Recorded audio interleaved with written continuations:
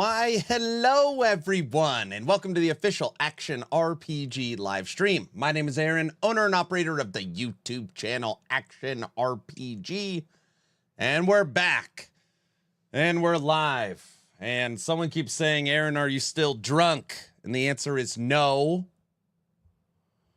I mean, I don't think so. I think I'm fully sober at this point.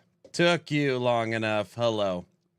Okay, before I say all my good mornings to everybody, let's talk through the last couple days. On Wednesday, I got on an aeroplane and flew to Viva Las Vegas. On Wednesday, I turned the age of 40. I'm 40 years old, and I met up with 5 of my buddies, and the rest of the trip was a blur. And then I showed up at home yesterday, and I could literally barely keep my eyes open. I feel wrecked right now. Just tore up right now. So anyways, welcome to my voice is gone. I'm all stuffed up. I'm just old. Is there a live stream from Vegas? No, I brought my whole mobile setup and never brought it out. Oh, gee, I'm hitting 40 in 4 months. Man, this is what happens when you get old. 49 here. I went out last night. I want to die. Sir, 40 doesn't mean you're 80. Oh my gosh. That's how I feel. We didn't have our daily dose of Aaron for too many days. I'm sorry. I'm sorry. Congrats, young man. Wait until you hit 50. Then your body starts to decay. Thank God I'm only 33. Welcome to the 40s club. I turned 40 in January. Everyone just turned 40. Yeah. This refreshed during Breakfast Friday XD. Guilty Summoner met me. We had breakfast on Friday. That was a lot of fun.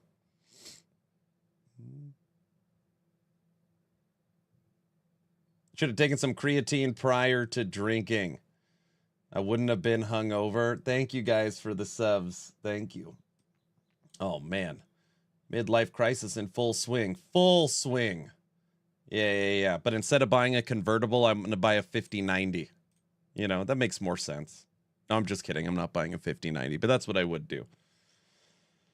So what did you do in Vegas? Well, no clubs of any kind, no shows of any kind. It was basically 5 of us eating, drinking, and gambling 20 hours a day for 3 straight days. I'm not kidding. Just non-stop. I was telling everybody, you're not that old, Aaron. I saw Elvis in concert. I see. What kind of gambling? Craps. Dice is my favorite. I played in a poker tournament. Oh, hey, you guys will like this. I didn't win. Obviously, I didn't win. Played in a poker tournament and came in 5th. It was like, I don't know, 8 tables. I made it to the final table. I came in 5th. I knocked out 5 people. I had a really good poker tournament. No, not out of 5. There's 5 of us. I don't know if you guys play poker. There was 5 of us left at the final table. Guy goes all in. This is prior to the flop. Guy goes all in. I'm big blind, and I've got ace king. So I put him on 2 7s, 2 8s, like low pocket pair. That's what I put him on. He had aces. The odds of a 5 players and pocket aces and ace king, it's like unbelievable. Easy call. Yeah, easy. I got crushed. Yeah. So that's what knocked me out. Pocket aces versus ace king, final table, 5th place. Ripped on the flop. Flop wouldn't have mattered. I would have had to hit 2 kings. 2 kings to beat him.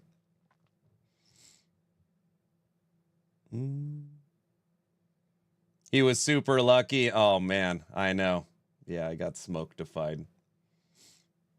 But the poker tournament was super fun. My birthday is March 19th, so it always lands on 3 things. This is like my 20th year in a row going to Vegas for my birthday. March 19th normally lands on St. Patrick's Day, spring break, but most importantly, March Madness. So for 20 years, every year, well, I guess, maybe 15 years, we have gone to Vegas because my birthday lands on that time. I got crushed in March Madness. Oh, I made, I don't know, 10, 12 sports bets, and I only hit 2. Yeah, sports betting was rough too this trip.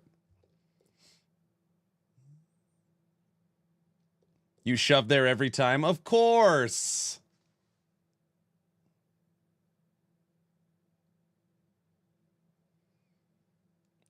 Something I've learned from playing a lot of tournaments is a lot of people, unless you're a major poker players, don't bluff.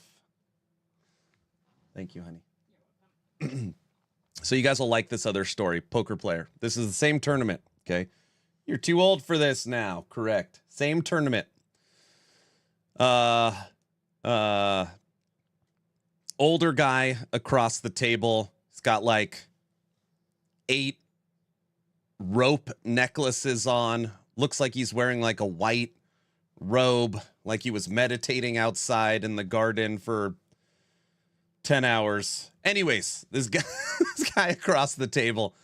Don't laugh. That was mean. I didn't mean it that way. Anyways, he's playing. I've got King Jack. King hits on the board. And I bet, he re-raises, I call. Next card hits, I bet, he raises, I call. And then an ace hits. I bet, he re-raises all in. And we're all joking, we're having drinks, we're having fun. And I'm like, what do you have over there? Do you have something good? He gets up and like leans across the table and says, I've got something effing great. I'm like, what? And the dealer's like, sir, you can't lean across the table and watch your language. I was like, all right, show me your ace. I call. I want to see what you have that's effing great. He just takes his 2 cards down, just pushes them to the dealer. Oh, man, he was so pissed. He rebought in twice. Oh, he kept getting killed over and over again. Yeah, I called his bluff. I called it. Maybe he had aces, right? But he didn't. Done. Crushed. Easy. Yeah, I only called 1 bluff during the tourney.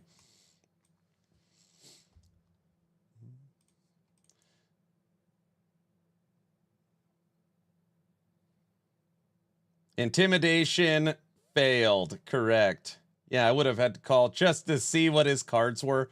Well, I hit my king on the flop, and I had a good kicker. So I was like, okay, even if we both hit kings, he's got to have queen ace to beat my jack. And I was already heavily betting. And he was aggressive from the beginning, so I felt like he was trying to buy the pot.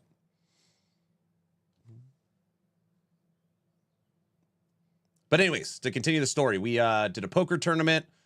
We were staying at the Venetian, so Venetian Palazzo. But we gambled at Mandalay. We gambled at Bellagio, MGM, Venetian Palazzo. We were all over the place. Had one good dinner for my birthday. The rest of the time it was just like food here and there. And it was a good trip. So I brought $2,070. That's what I had in my wallet. I counted at the airport. $2,070. At the airport, flying home after 3 straight days of, I'm not kidding, gambling 18 to 20 hours a day with Ubers, with tipping, with food. I came home in my wallet, $2,250. $22.50. So I mean, you know, it sounds like, oh, like, so you made $100. That's really hard to do, especially with like paying for food and tips. And I mean, Vegas is expensive as hell. Yeah. So I had a pretty damn good trip. And what's nice is that the Venetian Palazzo comps all our rooms. So literally me and my 5 friends had 6 rooms. 6 rooms. So we each had our own room. And the rooms are all free. So we didn't have to pay for our rooms. We didn't have to pay for resort fees. I won at gambling. All food, tips, and Ubers were taken care of. So weirdly, the flight, the only expense for the entire trip was the flight. March Madness, spring break, and St. Patty's, the flights are always crazy. So it was like $500 in airfare. So the whole trip was a couple $100. It's a free week. Hell yes, it is. I lived there for a year. Yep. Decent time away. Yeah, I just feel tore up. Good job, Rain Man. I don't know about that. I don't know about that. Did your family go with you? No, this is my 1 year or one time a year. It's a guy's trip. But Guilty Summoner in chat right now. We had breakfast Friday morning at Grand Lux. It was fun. Yeah, it was a decent time away. It was a decent time away. So anyways, I am I feel mildly tore up right now. Me and my daughter were watching TV last night. I fell asleep at like 8, then woke up, put the kids to bed, and then I slept like 11 p.m. to freaking 11 a.m. like just out like a rock. Yes. Everyone's probably mugged by everyone starstruck. Yeah, just my hand hurt from signing autographs the whole time. No one recognized me. No. You mean you didn't take your family gambling to the casino? Weird guy. Unlimited liters of cola. I mean, here's the thing. I feel like I've always been able to handle, for the most part, drinking, which means the last time I drank and got nauseous, like throwing up from alcohol, I can't even remember. 20 years, 10 years. Like, it's been a really long time. Like, I'll wake up and feel hungover, but I never get sick. So, you know, I feel like run down because I rarely ever drink. You know, I don't feel nauseous. I gotta ask, how many hours do you have in LE? I think I just broke 4,000. I'm right around 4,000. 20 years ago would be underage. Been a long time. I don't remember the last time I got sick from alky. Probably was a combination of something else. Could be. Aaron was bouncing back. Trevor was like, I want to see all your like delicious food pics. I was like, well, at 2 a.m. last night, I had a hot dog at the Casino Royale that was $2. So a Nathan's hot dog. And then the previous night at 3 a.m., I had Johnny Rockets. And then at the Venetian, the Venetian's got this huge sports book, and right to the right of it, they have this like sit down noodle shop. So we would get orange chicken, beef chow fun, Mongolian beef, and rice. And at like 8 o'clock, we would just eat all this greasy, fill your tummy food, and then go back at it. I get sick all the time if I drink way too much. OMG, you've got gray hair since the last stream. I know. I was always in big blind stealing / position guy, just chip away. Yeah, everyone calls. You raise 2 or 3x, just take all the blinds down. Yep. People trying to limp into the flop. See chat, Aaron trying to avoid my question. What did you ask? Did you have to go to a very long confession on Sunday? No, I was very good, like always. but I am going to church in, I don't know, 4 hours.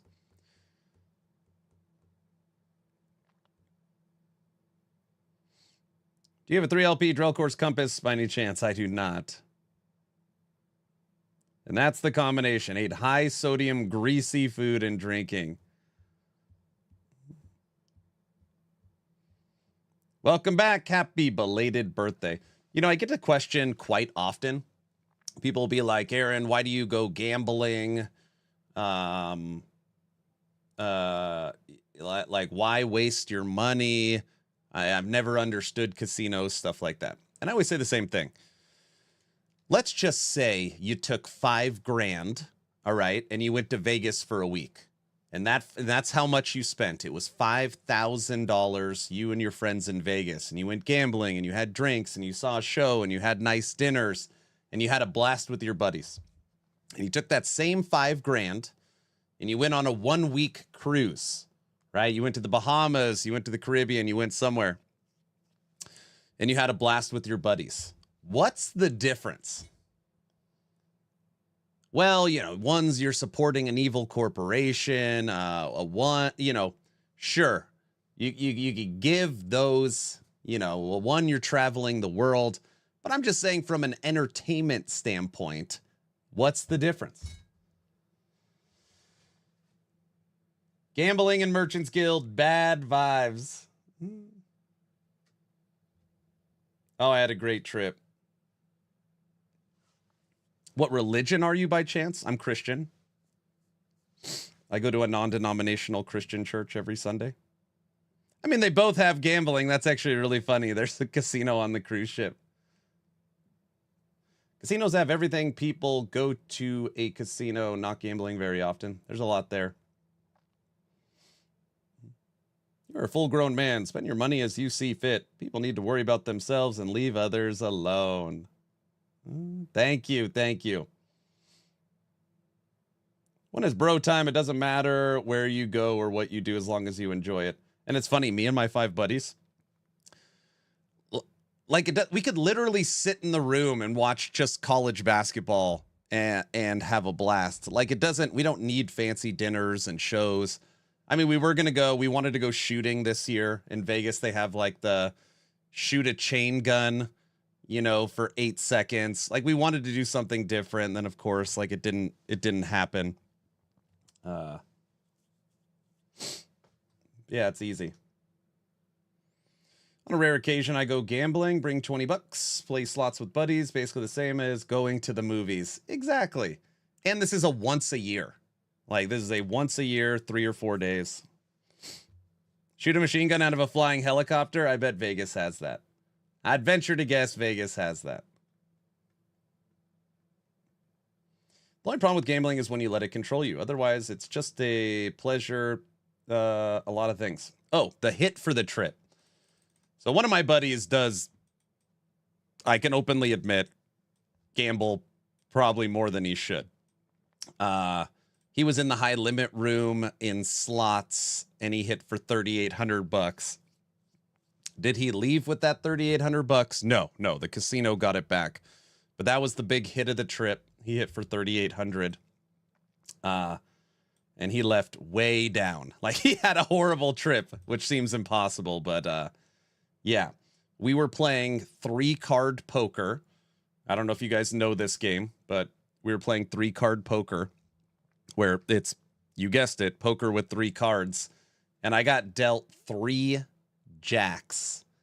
The chances of getting a 3 of a kind in 3-card poker are astronomical. So I got 3 jacks in 3-card poker that paid $1,100. Paid $1,100.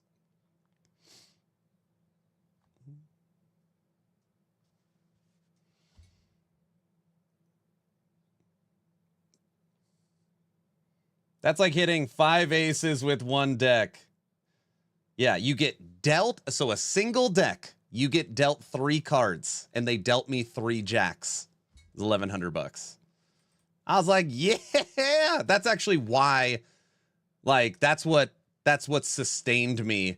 Because I hit the 3 jacks pretty early, which brought me way up, and then it just kind of slowly, Up, down, up, down, up, down, up, down, and then I left up like 150 bucks. Do you see the bank's cards? Yeah, it's actually funny. The bank had a flush. So in 3-card poker, a 3-card straight, a 3-card flush, those are hard to get to, but they pay really, really well. And I beat the bank because I had 3 jacks. So the wife got her Gucci bag. No, the wife did not get her Gucci bag. She did not. So birthday was on Wednesday. Spent 3 days in Vegas. Got to have breakfast with community member Guilty Summoner.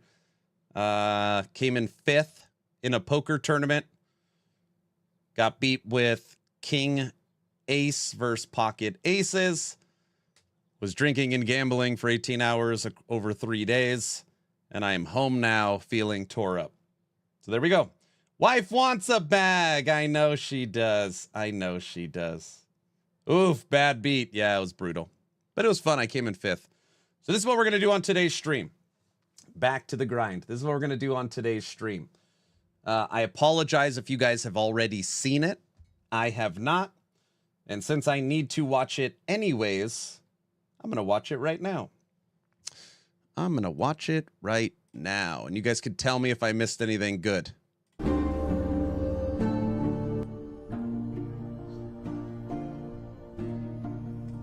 Friday's last Epoch dev stream. So I've muted the game audio. Have not watched it. There we go. We can make a live reaction video for the tube later. I need to watch it for the dev chat anyways. It was good.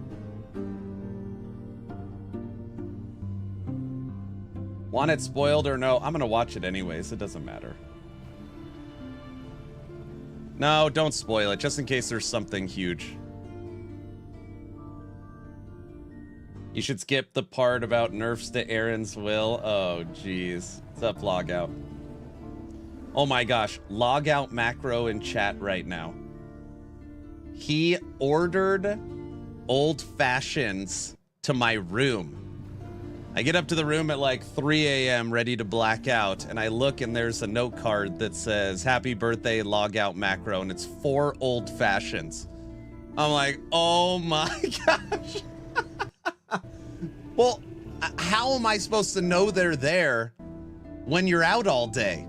I was like, that was so nice and kind of you. But like, I can't drink them right now. Can't let them go to waste. Oh my gosh. I was dying. I was dying.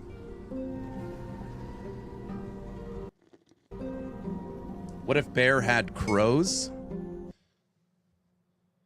How did you stay awake? I don't know. You can't transfer a sealed item on a legendary. So, supposedly this skill, Summon Bear, is the worst skill in this game. And it will be getting a massive buff in the coming season 2. So, knowing that it is getting a massive buff, I just thought, okay, well, let's just see how terrible it is. So today I'm going to be playing some Summon Bear. Not a lot, but we'll stream for 3 or 4 hours. Play some Summon Bear, watch the dev stream, go to church with the family, and then tomorrow we will be back on our regularly scheduled program. There is one game I want to play. And it's just funny because they reached out to I already had it downloaded. I already had this game downloaded. And then I got an email yesterday saying, "Hey, we're a small indie company. We just released a demo. If you want to try it out, we'd really appreciate it." And I was like, "Oh, that's pretty cool. I planned on playing it anyways." It is called Hell Clock. Hell Clock. Granted, Logout, I don't know if I like the trailer very much. Look at this.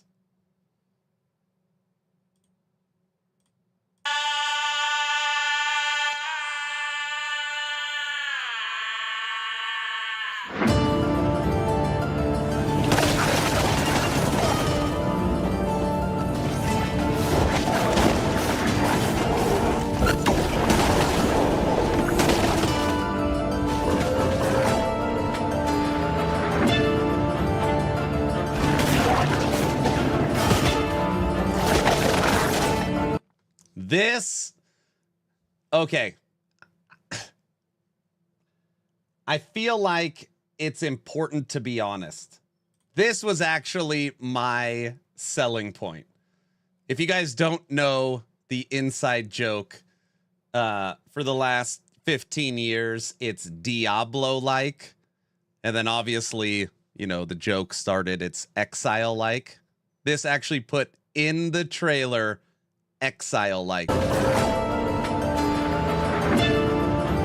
Rod-like.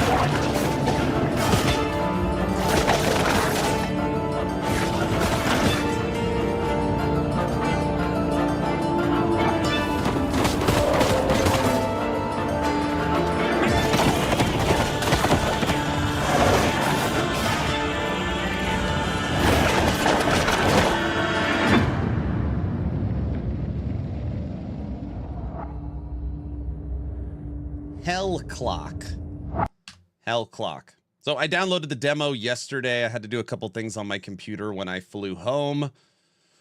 I saw this, I downloaded the demo, and then they reached out to me. So I was like, yeah. And not sponsored, getting paid. It was just like, hey, Aaron, we know you cover a lot of Diablo, Path of Exile, Torchlight, Last Epoch. We have kind of a game like that. It'd be great if you played. I was like, sure, I'll try it out. So I think tomorrow we'll start stream with Hell Clock, and then we'll move over to Bear. I think that's the plan. But yeah, back to our regularly scheduled program.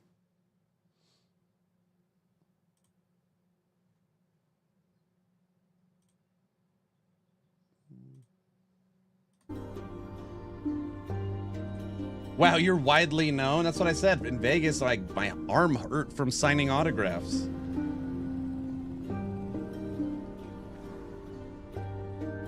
It is Asmongold's publishing company. Really?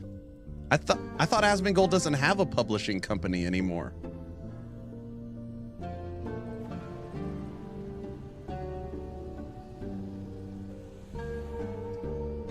Apparently it's inspired by actual folklore. Interesting. I mean, I don't know anything about it.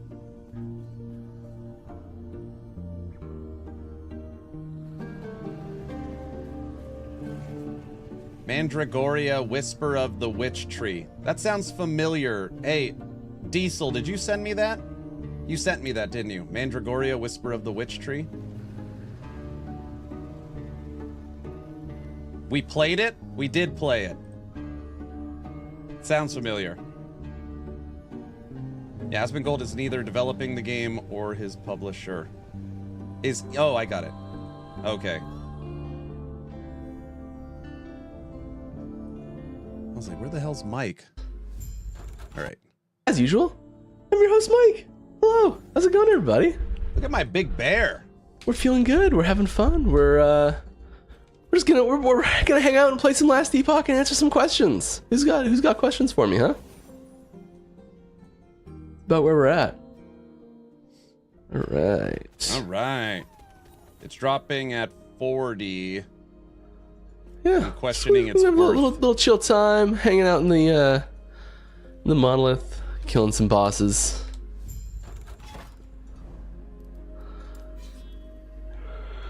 Right at the top of the stream, we've got a couple little housekeeping things. As usual, we do stream for charity. Our charity is right above my head right here, so everything goes to that. Second thing, if you have a question, please feel free to ask it. I'll be happy to answer it. Please put @LastEpochGame in the chat. We pulled questions from Twitch and from YouTube, so wherever you are, we've got you covered. And I'll get those, and I'll be happy to answer them. We do have, in case anyone missed it, I assume that most people that are here have probably heard, but we are moving our release date for Season 2 to April 17th. Sorry. Gonna be a fantastic launch. Looking forward to it very much. We are moving the Twitch drops that were going to be happening alongside the launch to the new launch window as well. So those happen between April 17th and April 21st. The same time window. Everything's the exact same, just shifting it so that it's makes sense. And the new, we are also We are also moving Hi, lady. the date that the old supporter packs are going to be vanishing from the shop. So that's these supporter packs. They are being replaced with new ones, but they are going to coexist with the new ones for a little while after the patch launches. So we're going to be... If you had to pick up one to buy, Diablo 4 or Last Epoch, which would you choose? All right, let me think about this. If I had to pick... Right. Take a second. This is a hard one.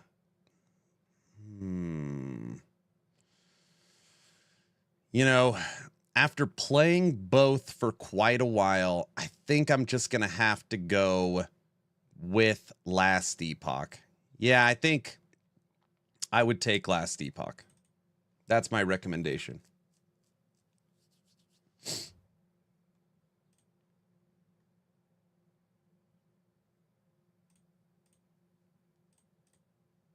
kind of weird watching this and being able to Those are going to be pause sticking it. around until May 2nd, sorry. So you'll have a couple weeks Half price, more to content. have both of those side by side and make a decision which one you like the best. And the last two dates on our podcast tour around the world. Oh, I know somebody on that. With Try and the second one with Aaron and Frosty. Those have been moved to April 8th and April 11th, respectively. So bunch of numbers, bunch of dates, lots of info. It's all available up on our news channels on Discord, on our forums. There's a post on Reddit, I believe. You know, so we put it out to all the places there's posts. If you want to review that again, check out one of those places. But we're pushing everything back about 2 weeks, and everything's being adjusted to be respectively the same time. Hope that all makes sense. I think I might need to pick a little bit harder content for this character because it's a little bit better than this. I'm kind of just cruising through, not even using my abilities. Oh, it's actually really weird. Mike is using my Raptor Pack build while I'm playing Beastmaster Bear. Look at that. Lots of Beastmaster today.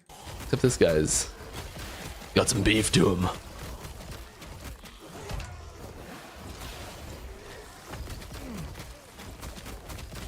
Yeah, I recommend LE over D4. There we go. Ooh. Especially with All what's right. coming. Let's start with some questions. Let's get it going. Especially with what's all right. coming. Any downside to Forge Guard, the two-handed weapon plus shield passive? Yes, there is. I don't remember what it is off the top of my head. I think know might what be it attack is. speed. Either damage or attack speed, I think. I don't think you've announced it. I can't remember what it is. I'm sorry. Or possibly both. We'll get the details of that for actual numbers because it's not a huge downside. All right, can we get patch notes sooner than later so we can theory craft builds? Just a little aside, I just learned where the term theory craft comes from, and I had no idea, so I thought it was cool. This is I saw a little Day 9 short and he was explaining this. I feel it's the sort of thing that he's an expert on, but feel free to fact check this.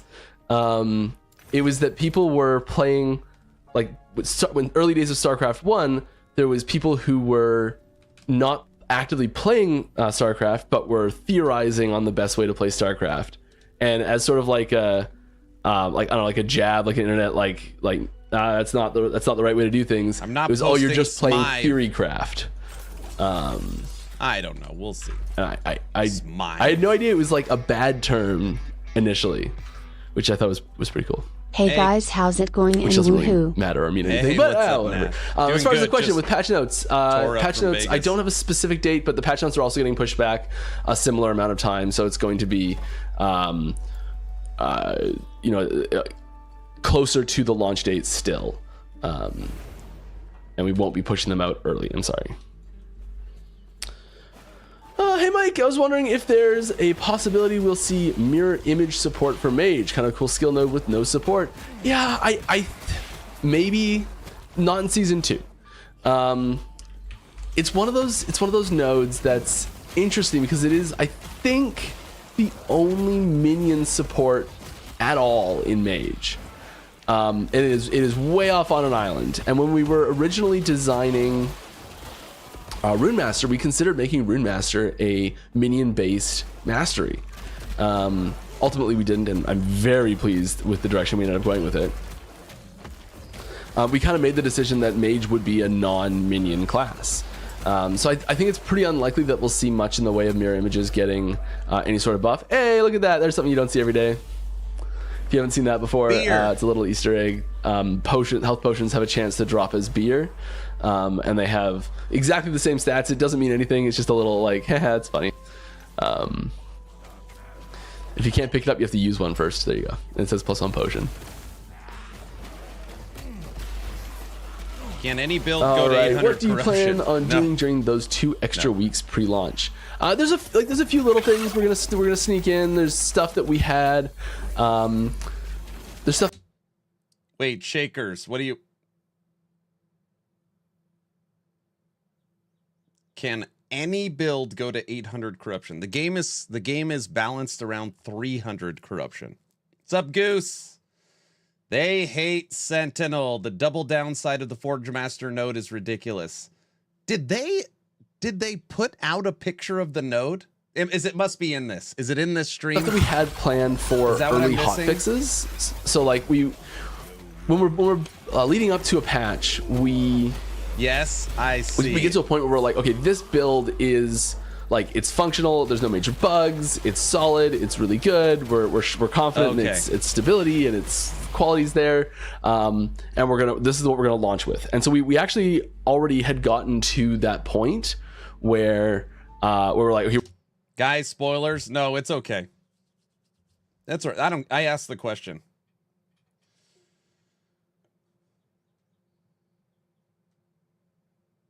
Hey, how was your birthday trip, Aaron? I see you did not make it big. Welcome back. Birthday trip was great. We played 1 poker tournament. I came in 5th. Guy goes all in with 5 of us at the table. I'm big blind sitting on ace king. I call. He had more chips than me. He had pocket aces against my ace king. Smoked. Knocked out. I did leave up, which was incredible for how much gambling and drinking we did. And right now I'm sitting here tore up watching the dev stream. But I had an absolute blast. Absolute blast. We're done adding new stuff for this build now.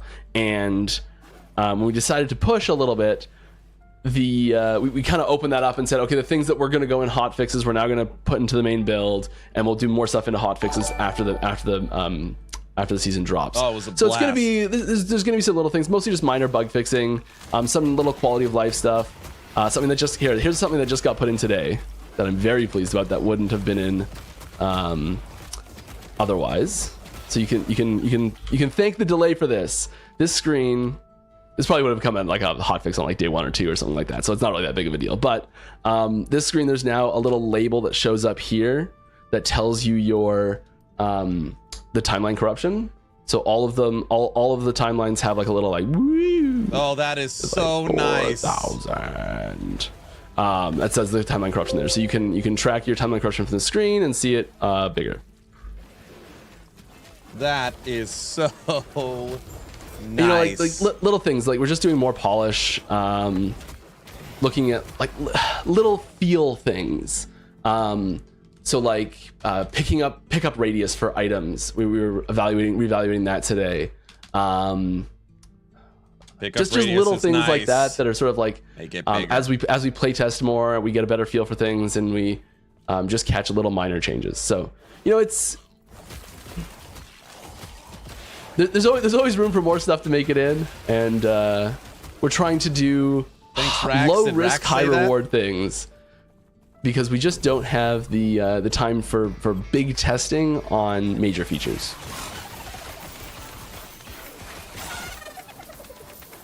Yes, to carve.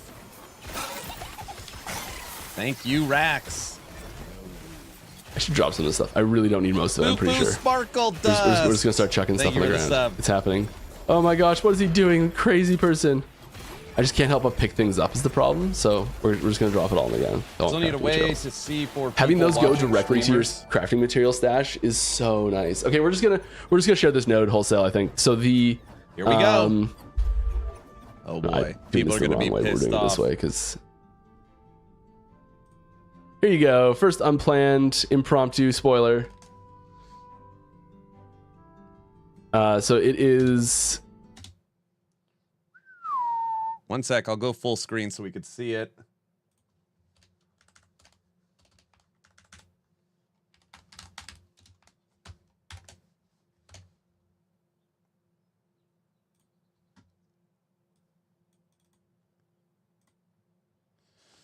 Forge Master's Might.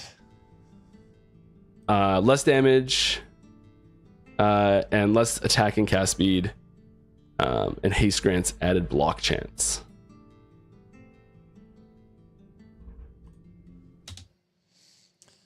You can equip a shield alongside a two-handed axe, mace, sword, or spear.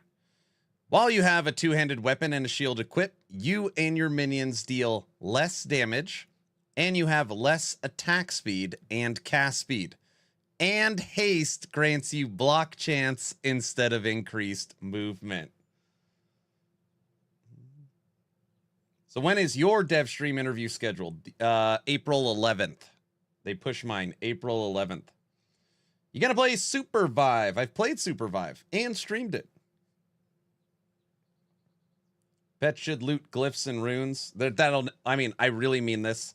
That will never happen. But I think pets picking up gold will. Less damage, boo.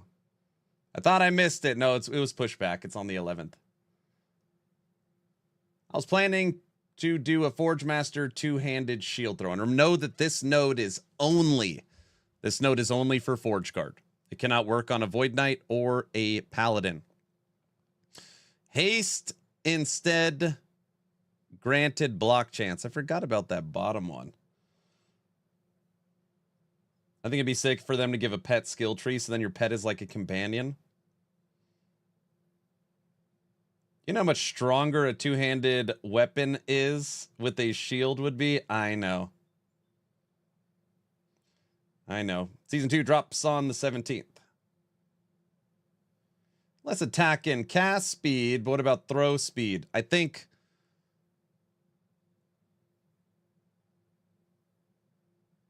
all attacks. I think it's all like throwing attack. I think it's throwing as well. Here we go. Yeah, it's All right, are there any plans for further improvements to the graphics engine of the game? Not necessarily. Why doesn't it look like not PoE 2? necessarily soon, just at some point. Oh yeah, definitely.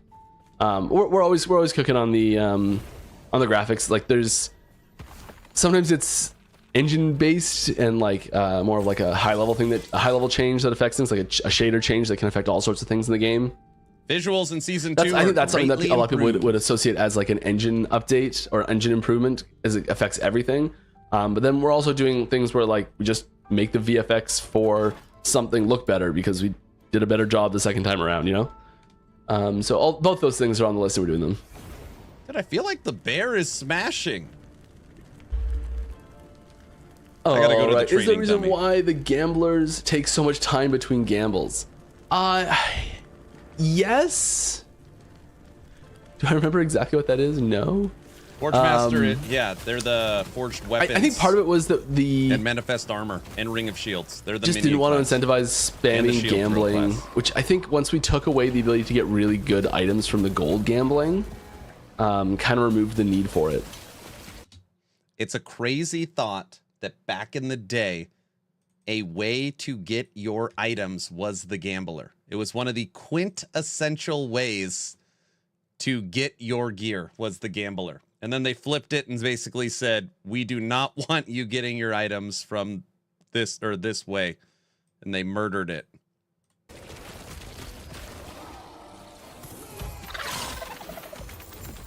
Mike's stream is running very slow.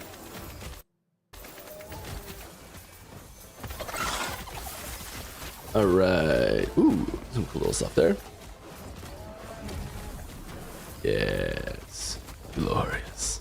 That's Yeah. Free freezing. Haven't been here in a while. Welcome back. it was OP. I know. Are more skins coming with the update? Oh yes. Oh yes. We've got new categories of MTX coming. We've got new new stuff for existing categories, new sets, new packs, new individual pieces, skills. I don't know if we've teased we showed a preview of the footsteps in the as one of the Twitch drops. There's a few things. This UI here got a bit of a facelift as well. It's like, By the way, Aaron DSLA is playing a Last Epoch Warlock. It is such an OP build she is playing. That young lady has skills. Yeah, she's great. Hog and I found the next big game title. Kingmaker. Yeah, we saw Kingmaker. these things got pushed up to the side, and the skills things takes up more space because you can equip like a whole bunch of different skills all at once, not just 5 for triggered abilities and things like that. Yeah, it's great. Oh, what do we got? Okay, I'm sorry to keep pausing Mike, but this is, I guess, what happens when we watch it not live. I have finished the passives, I think, and the skill tree. What do you guys think my bear is hitting for? This is considered the worst skill in the game. I'm going to say 300,000 on a perfect hit. 17 damage. 2,000. Oh.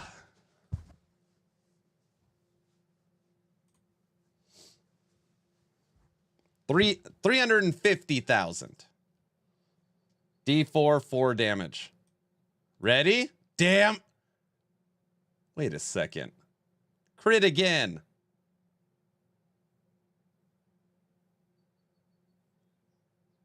What the hell?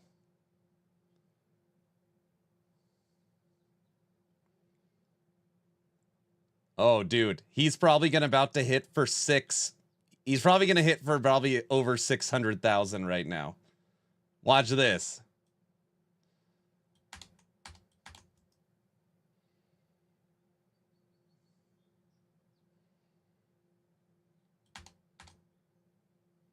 $588. 685. Damn. Oh, crap. Dude, Bear is going to be so broken in the new patch. Oh my gosh.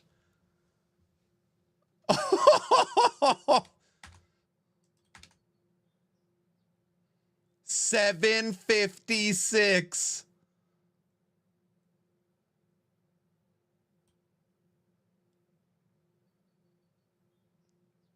Dude.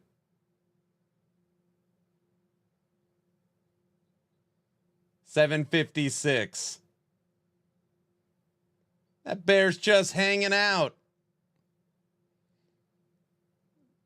Dude, Bear is going to be so damn good. So basically what they're doing is, first off, these big hits are when it uses swipe. Right now it uses swipe every 5th hit. So every 5th hit it uses swipe. New Bear is going to use swipe every hit or every other hit. Okay, so let that sink in. So right off the bat, every hit or every other hit, it's doing its big one. On top of that, they're giving the bear a modifier that your strength now gives base minion physical. So for example, if you have 100 strength, you get 300 base damage added. So it's going to be swiping more often, and it's going to be hitting for millions. Millions.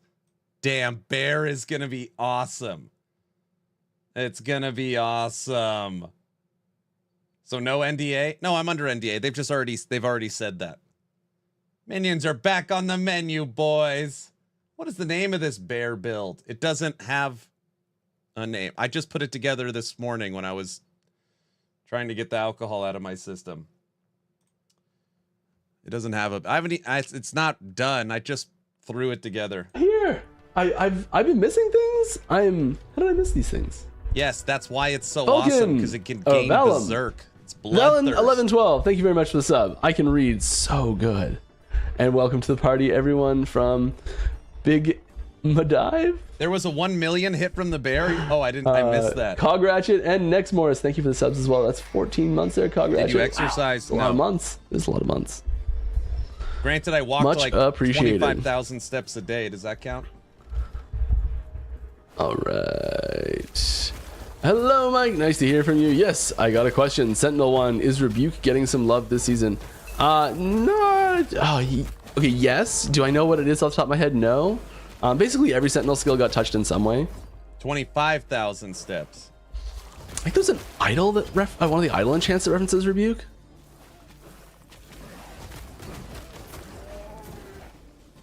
It's one of those problems of like, I don't remember exactly what got in.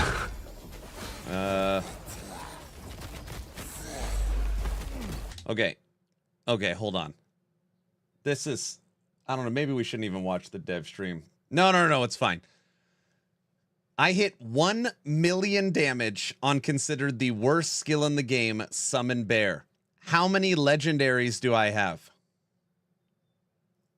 1. That's with exalted gear. 1. This thing is gonna be so good. I have 1. I'm gonna have to build bear next patch with reforged bear set items. Okay, so now we're talking. You guys probably don't remember, bear has a set.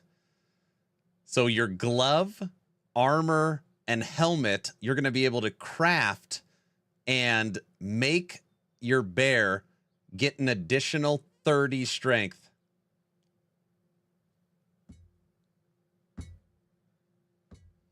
So let's just say with gear, you could get strength to 120.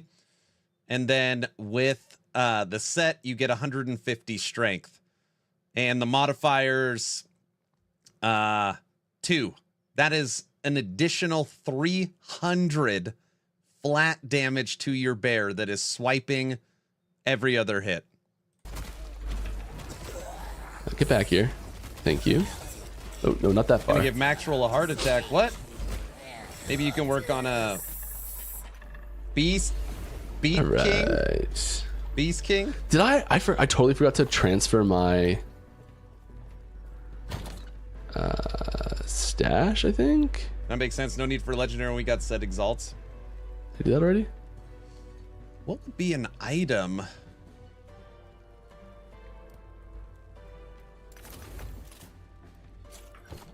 Sweet. Maybe I've done that already. Having these go direct is so nice. Any chance we will see timeline bosses turned into Uber bosses later down the line? It's possible. It's fully possible. Any build with bears. I think taking existing bosses and like putting twists on them a little bit, maybe a little bit more advanced functionality and a little bit extra stats is like, that's one of those low effort, high reward things that we love to do. Bear at 700. Not that we don't love high effort things as well, but good bang for your buck on development time is always nice.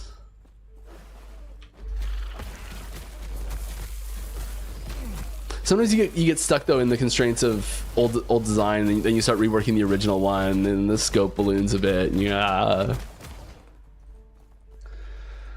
Are you guys going to try and squeeze in some extra stuff now that you delayed a bit? It would be nice to get a little more stuff, but all good if you're focusing on polish. Yeah, I mean, we're squeezing in some more polish stuff, basically. Can we have the cosmetics character in menu? My druid looks like poop. Yeah, sure. Sounds good. In a previous roadmap, transmog and dyes were slated for 1.4. In the latest roadmap, no time is specified. Is there any update time for this? And does the team have an updated stance regarding character gender selection? A few things in there. Happy Don't to do answer them and character not die at gender the same selection. time. So And thanks silly. for... Oh, you got a resub. Jarzul. 6 months. Thank you very much. I know Jarzul. Glad to have you here. As for dyes, transmog, and character customization, I don't have any timeline on any of that for you. Whether that's next season, whether it's the season after that, whether it's the season after that, I just don't know. I would.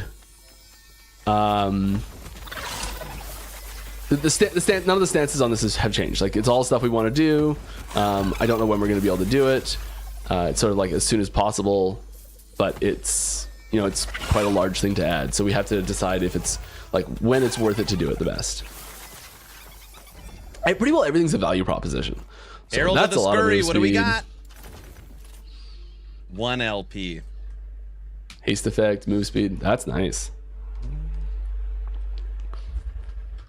It's actually really nice. You know, I know obviously more options are better. So I want to be clear. If I could create an insane custom character or not, and those were the two options, it would be better that you could. But Last Epoch still being a small studio, I don't want them taking their design teams and taking 6 months, a year, making it where when I build my character, I could change the eye color and pick male or female, or my body physique. Like that stuff, like, you're not big enough for that yet. Like, give us more endgame, more uniques, more activities. Give us clans and guilds and build up that part of the game compared to the eye color when you're staring at your character's back. Like, again, more options are better, but it just doesn't, we don't even have the skills. You know, Paladin's missing a skill, Lich is missing a skill. Like, we don't even have the skills done at this point. And that kind of stuff does get requested a lot, which always makes me nervous that they're gonna move that way. But that's kind of my stance on it. What are we using? Those are decent. PoE does not have that. That's true. Thank you for the follow. Thank you. Oh, Beastmaster builds. We have Raptor Pack, Lightning Retaliation, right. Wolves, Pick up your sets. Squirrels. Where are they? Here they are. Give me my sets. And Sabretooth and Bear would be done if I wanted to put them out. It just makes sense to wait till the update because Sabretooth and Bears are both getting updates. One of the really cool things with the set affixes that we were able to do is that a lot of set items have mods on those slots that you can't get anywhere else. So a lot of the set affixes, even if you're not using them for the set bonus themselves, just having that affix available on that slot in general is kind of a nice little thing to work into a build sometimes. So like, I don't know, I was seeing some like single set items even being functional on their own now. When made into a reforged set item. Train Bear's whistle? gonna be so strong. Oh, pumping bees, we got more. And Tahariel, 47 months. Oh my goodness. That's so many. Bear's gonna be so good. I don't know where the train whistle is. It might be my closet that's right there, but it is like Are there's your stuff. builds on your website? I'm still so, what does in the website process of suggest? getting my office My all set up. builds, Oh, the Curse I and almost Frozen forgot. If you Sentinel. haven't seen it yet, there is a They're all on the website. there's a post that went up showing the piece that's gonna go on my wall. It's gonna go right here. So excited for it. Thank you. Oh, I don't have a link. If anyone has a link for that, post it in chat. There's a video of like how it's made. It's a big sign. It says Last Epoch. It's all backlit. It's all hand carved. It's amazing. Yeah, it's incredible. Void Portal has been put in. Thanks, Orange. There's your Void Portal. Log out. The best way is that Bear can use Those guys ran away at the Berserk. exact wrong time. Berserker.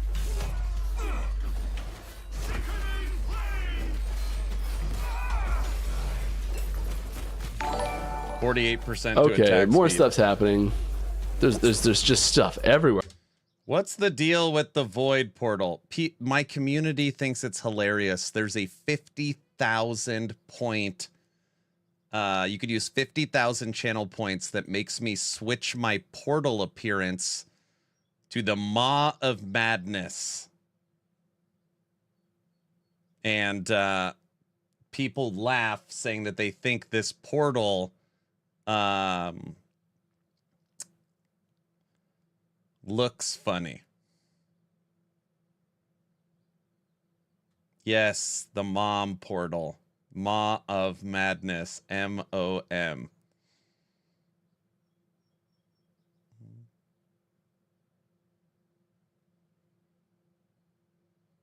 It looks like a female's reproductive organ. Oh my gosh. Here we go. Here we go. Freedom, that's not funny. Don't laugh at that.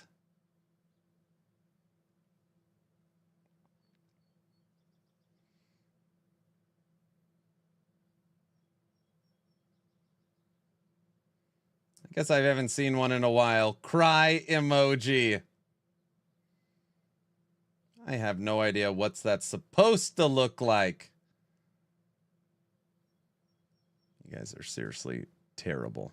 You're just all terrible. I love it.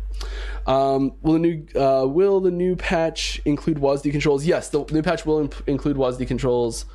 It is a beta implementation of WASD controls, so it is there's a lot of new things to add to it still. It is very much a work in progress. Please give us your feedback on it. We want to hear what it does well, what it doesn't do well, things you'd like to see it doing, all that sort of stuff. We have feedback channels set up on our Discord, in game, all these places you can communicate to us specifically for things like that we like, places we put, hey, give us feedback here. Be great. And Valtine, thanks for the sub. Oh, all sorts of people coming in today. Sounds great. It's crazy. All right. Will champion enemies have ward health shields? No, champions do not have the ward health shield. Nope. All Neither of the the nemesis that I just fought, this exiled mage that's in this rune prison, the champions, all of these like mini bosses. Or like elites that show up in just in the middle of an echo, things like that. None of those have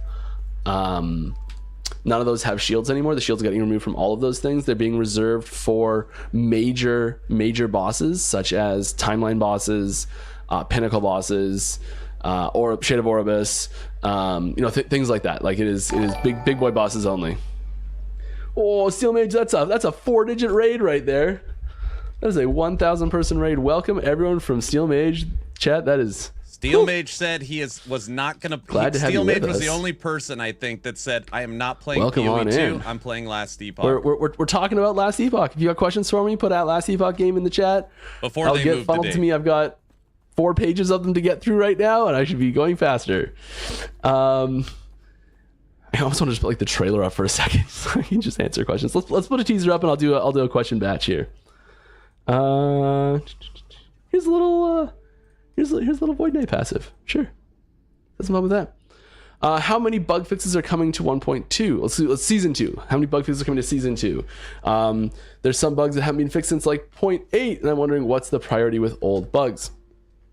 So the priority is basically it's the same as it's always been. It's how big of an impact does this have? How hard is it to fix? And it's all these things get worked in together to decide what the order of any individual bug is. There's tons of work that's been done on bug fixing all over the place, and we are doing more as well.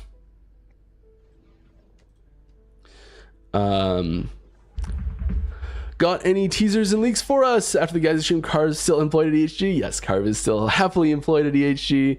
He received no backlash from that endeavor. Carve built a lot of bugs. Any teaser? Yeah, I got teasers. I got teasers. One right here. Yeah, this one. I think this is our second one actually from the stream. Maybe even third one. Because I think I leaked something else earlier by mistake. So I'm just being told. When you craft.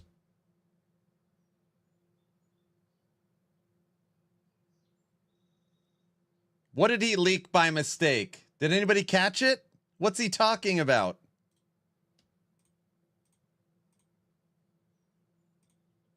I don't know.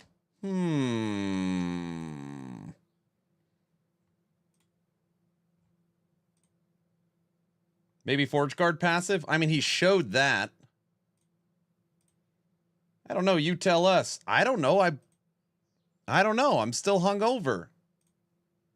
I have to set shards on to an item. Oh, wait. I skipped one.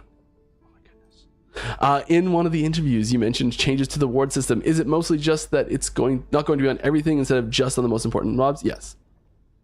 Essentially. There's some number tweaks as well, but not huge changes to the system itself.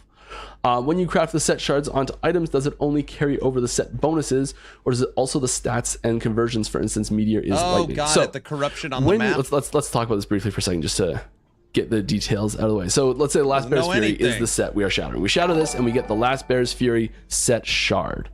Thank you, Sidney. Appreciate the sub. Welcome. And so you got the Last Bear's Fury set shard.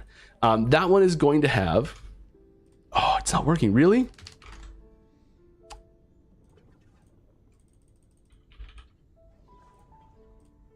Great. Cool. Managed to make it work. Okay, that one is going... So there's these 4 affixes here, and we have picked 2 of these 4 affixes to be the 2 affixes that the shard has. And then it's always... And we've picked 2 of these affixes. Thank you, Kane. Or as Sorry. hello. We've picked 2 of these affixes to be the affixes that are the Last Bear's Fury set shard. So I'm not gonna tell you which 2 of these 4 we've picked, but we've picked 2 of them, and those are the 2 that shard gives. And that shard will always give those 2. And because it is something that has 7 tiers, it can go all the way. It can be exalted. You have to do that a little indirectly with some of the new crafting materials, but you can get exalted set affixes. We've often picked ones that are thematically strong, so things that really feel thematic to that weapon. So like, or that item that really brings forth the feeling of it, so that when you put it on an item, it still feels like the same item or a similar item usually. Things that are exciting, things that aren't normally found on that slot, stuff like that, and things that do scale nicely with 7 tiers of affixes. So something that's just like, it said like +1 strength. That's not on any of them, but it doesn't scale great because you can't have decimals of strength. Good breakdown, Mike. That's a bad example because we can just put more on the swing at my bear. It's just not doing its job. job. Trying to go quick. And then if you have multiple items of the same set, whether that includes the base set items, so I can have like the Last Bear's helmet and chest piece, and then a reforged Last Bear's gloves, and I would get the 3 set bonus because I would have 3 pieces of the set. When you put a shard from a set item onto an exalted item and make a reforged version of that set item, for all intents and purposes, that item is a set item in that set. So it counts towards the set bonuses, and it has some set affixes on it. Every game has a completion point. Woo! If you've beaten Aberoth, all right, playing a meta build, so I don't forget, and have perfect gear, you won. You did it. All right, let's keep going. When you guys when doing gold, Monolith would be possible to buff the gold pickup range. Would it be possible to buff the gold pickup range just for that mono, so we can actually pick up all the gold that drops? We are looking at pickup range in general, not just for specific situations, because I think it's a little too small. It is. Are you considering small. any changes in the game's UI, more specifically the skill bar and health resource orbs? Not huge changes. There's some minor adjustments here and there, but for the most part, we're very, very pleased with it. I wanted to ask if you do have any suggestions, please feel free to head over to our suggestions channels. I'm not going to say that every time, but it's sort of implied. I wanted to ask if there was any thoughts adding hideouts. Yeah, we've definitely thought about adding hideouts several times. Yes. The short version is that we don't love the idea of pulling people out of communal spaces if we can avoid it. But having places that you're already going to with friends to show off your hideout and customize location is something that we really love the idea of. It's not coming in season 2. Sorry. Aww. Now you make your own build. Stop no hideout. I know it's pretty, but just stop picking it up. Like, come on. You can do it. So wait, you don't have the option to get an affix off a set item. The devs have chosen 2 affixes off the sets, and those have the potential to go over. Yeah, when you put your set item in this forge, whatever the hell the forge is called, and you break down the set, there's 2 potential affixes that can drop. When you put that affix on the same item, helmet, helmet, staff, staff, the item turns green, and it could go up to tier 7. Strain yourself. Hideout or Riot? Glorious experience. Hey, we leveled up. Or at least they. Aaron, be happy your kids. Did. Your kids are out of diapers. I miss the youngsters. Sure. I don't really know what the build was doing, but it was working fine before, and it's going to work fine afterwards.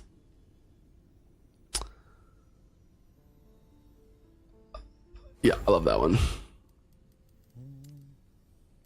Yep. Well, you get crap. Right. Brow. Mike just said you could craft it to tier 7. That doesn't make sense.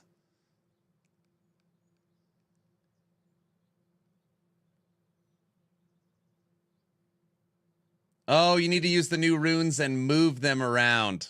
Is Summon Bear getting improvements for the new season? It's getting some better swipe functionality. So, yes, nothing gigantic. Who talked about Bear? What are the odds of that? Yeah, you could use Havoc.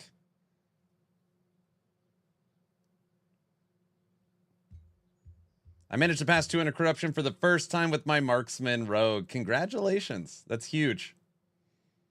Ellie all the way, baby. Can't wait for season 2. Me too.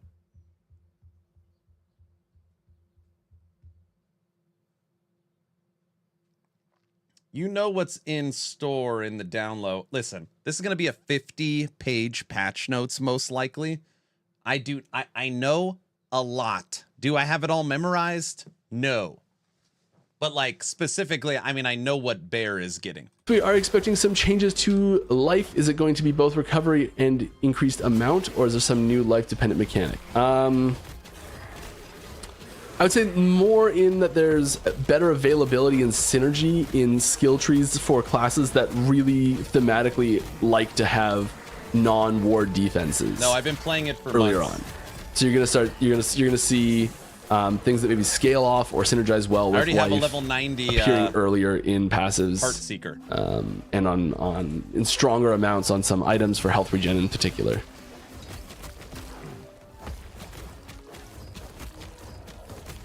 Hey Mike, are there any changes coming to COF or prophecies this season that you can talk about that you can change how we can target specific uniques?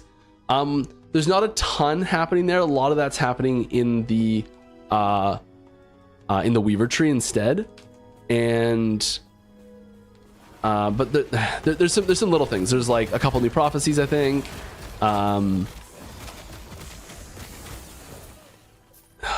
I can't remember the exact thing. Removing the need for one of the lenses. No, I didn't mean it like so that. So you have less pressure on your lenses, so you'll be able to customize better there. Did I? Something else we did too. There's a few minor tweaks, nothing gigantic.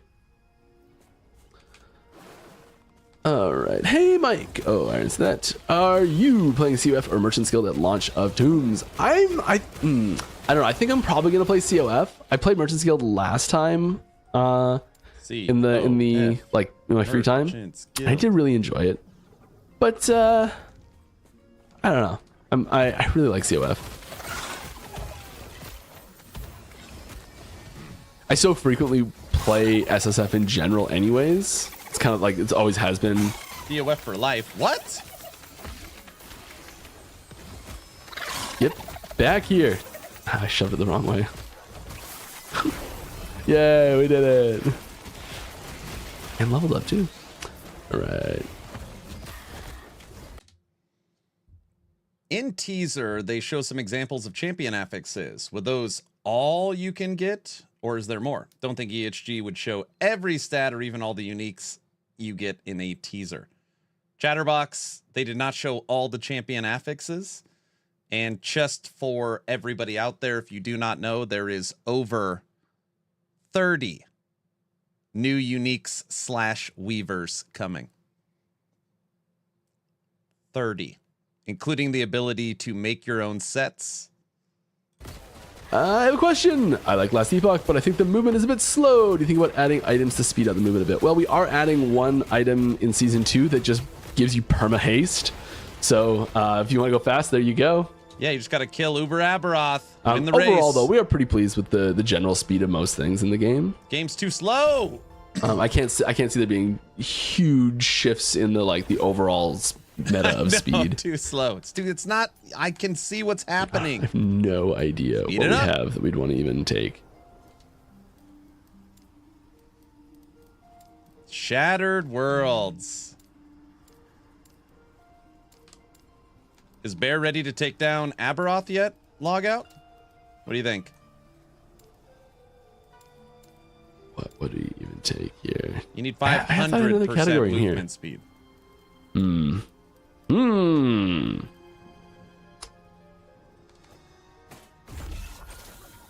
Let's try and slap some stuff on that. Why not? Only way to know is if you try it. Oh my! I can't wait for Try's podcast for this. There's so many things I want to talk about. I almost just spoiled one of them right there, and I was like, nope, not allowed to say it. All right. Any updates on bringing new MTX into offline play? I have no info on this. I'm sorry. They're working on it. Will there be a revamp of the Necromancer Mastery? Yes, not in Season 2, though. We're going to be focusing on some new stuff for like Lich and some stuff for Necromancer. So Acolyte will be a bigger focus in our next season after this one. That's going in the dev chat video. There was at one point planned to be a new Lich skill coming for Season 2, and that got shoved to the next season. And so I think we'll see a bit of Necromancer stuff at the same time. LE playing with it feels right putting them together.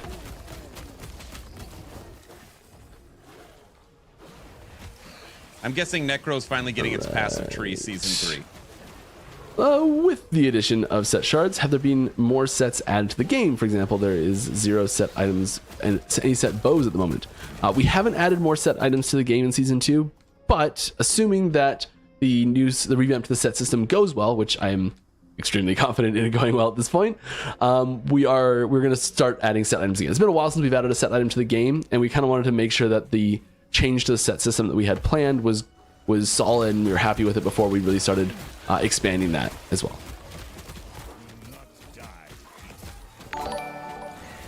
Hey, thanks for the follow combo. Now that you're following, type in is also exclamation predestined to point be played giveaway. on the go on Steam Deck. Will there be further improvements from your side regarding LE performance on Steam Deck, or are you concentrating on the PC? Yes, we are adding more stuff for Steam Deck. There's more features coming for Steam Deck. There's so controller updates are so nice for what's happening on Steam Deck for gameplay right now. We are looking at performance as well. We're also looking at UI scaling options. So you're going to have multiple options in the settings for UI scaling. I think it's around here, something like that. There's like you can use small, medium, large, gigantic, tiny. I think there's like 5 or 6 options for UI scale. So much stuff happening. My goodness. Yes, you could play LE on Steam Deck. It's a huge gift pack. Oh, that's a lot. So is it 10? Wow. I am Sam. Thank you very much. That's fantastic. Thanks, Sam. Some other ones before that too, didn't we, that I missed? Mind bombing. Thanks for the sub. Appreciate you. Pretty sure it works on great. all of them. And Salmon So also subbed. There's subs all over the place. I'm just gonna turn this off soon. It's just keeps ringing. You can still hear me though, right?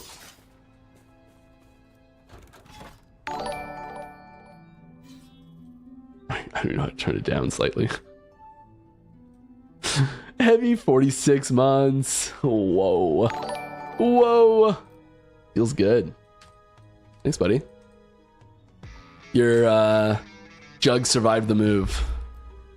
Why is the 17th so I'm quite far pleased away? about. That's what I'm saying. All right. It was like one of the 4 things I wrapped up nicely. It feels too far away. All right. I know comparisons are always a bit difficult. It's okay. Hey, we do them thanks all the for the time. But still, what's something you think PoE does better than LE and one where you are better. Ooh. that's a Okay, what do we do better than Path of Exile? Our inventory is better by 100-fold. Loot filter is better. Stash and organization is better. And crafting is better. Crafting, inventory, loot filter, stash. Last Epoch is #1 across the genre. What does PoE do better? They have the best end game ever. Probably the best end game ever.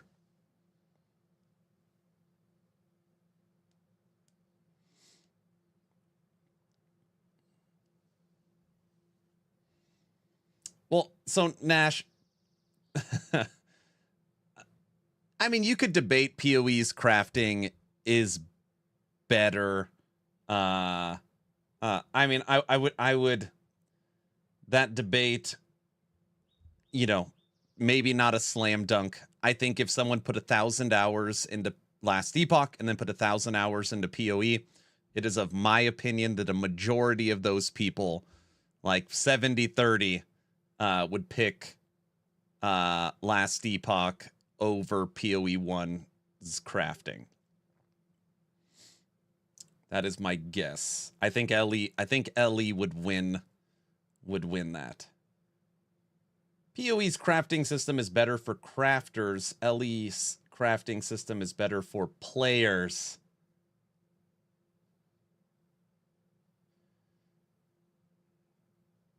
I love Ellie's crafting. It's easy to understand better, but PoE's crafting is much more better. Like it's like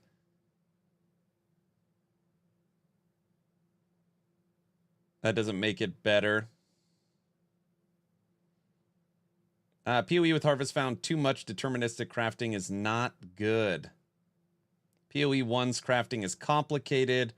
More options doesn't mean better. Plus, you need to engage with trading, which is a turnoff for a lot of people.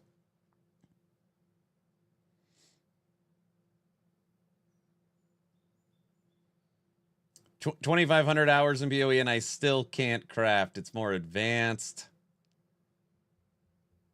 Any crafting system where you have to farm up 1,000 mats for random chance click at an item for an hour is not good. It's not even an argument. No, I mean, hold on. Let me I do understand. Let's just take for someone, I am a master crafter in PoE, and I'm a master crafter in Last Epoch. I know the systems in and out. I don't need third-party tools. I know exactly the numbers and the roll ranges.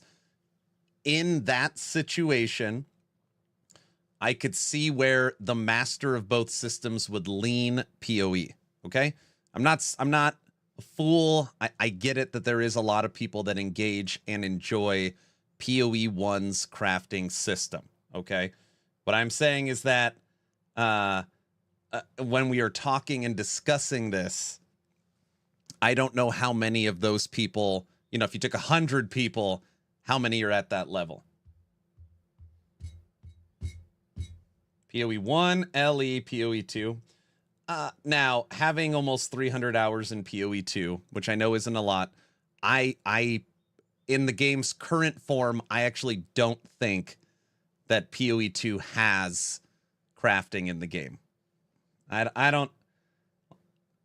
PoE 2 is missing what made PoE 1's crafting so great. So, it's a slot machine. Yeah, it's very different. It's very different. PoE 2's crafting is bad. I'm talking about PoE 1. That's what I'm saying. I'm talking about PoE 1 as well. PoE 2 isn't crafting yet. Yeah.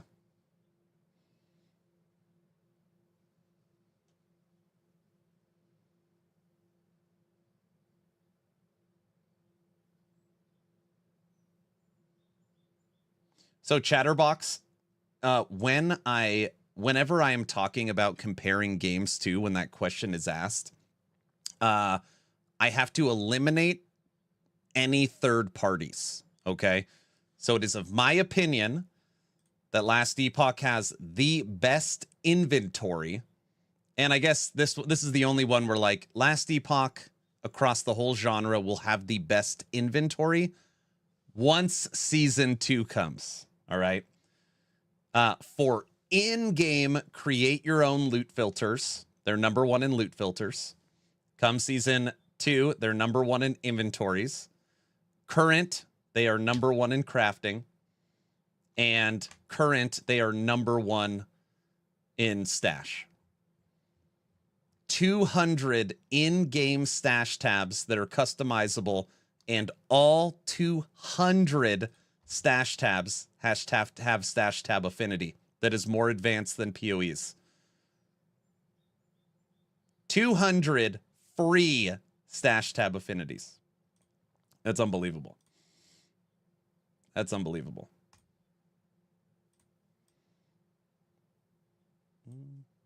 Number 1 in dev streams. More is not equal to better. No, hold on a second. Let me just. They are better. So 1, of course, you can name. You have a name. You have a tab. You have categories, and you have colors. On top of that, you can have like, you could have subcategories. On top of that, you can auto transfer stuff in by type, rarity, class, level, and faction.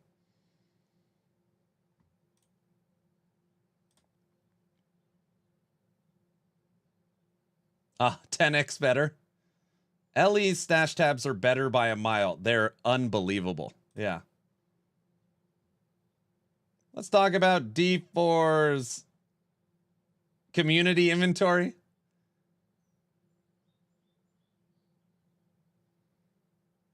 And don't forget, Last Epoch's on its 2nd season ever had PoE had so many more seasons. Yeah, but I mean, I get it. PoE's had a long time to cook, but still, I can, whenever I'm rating, I can't talk about the future. I can only talk about the now.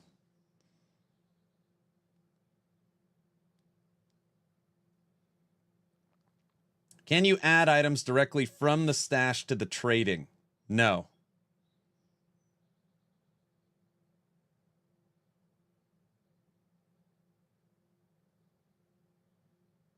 Bro, you got 1 million stash tabs in D4. You just can't access them. Me too, Nash.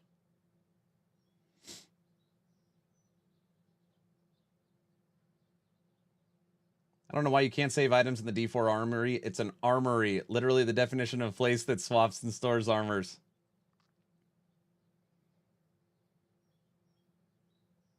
LE's loot tab affinity is way better. You could say purple one-handed weapons and they go there. Yeah, it's unbelievable.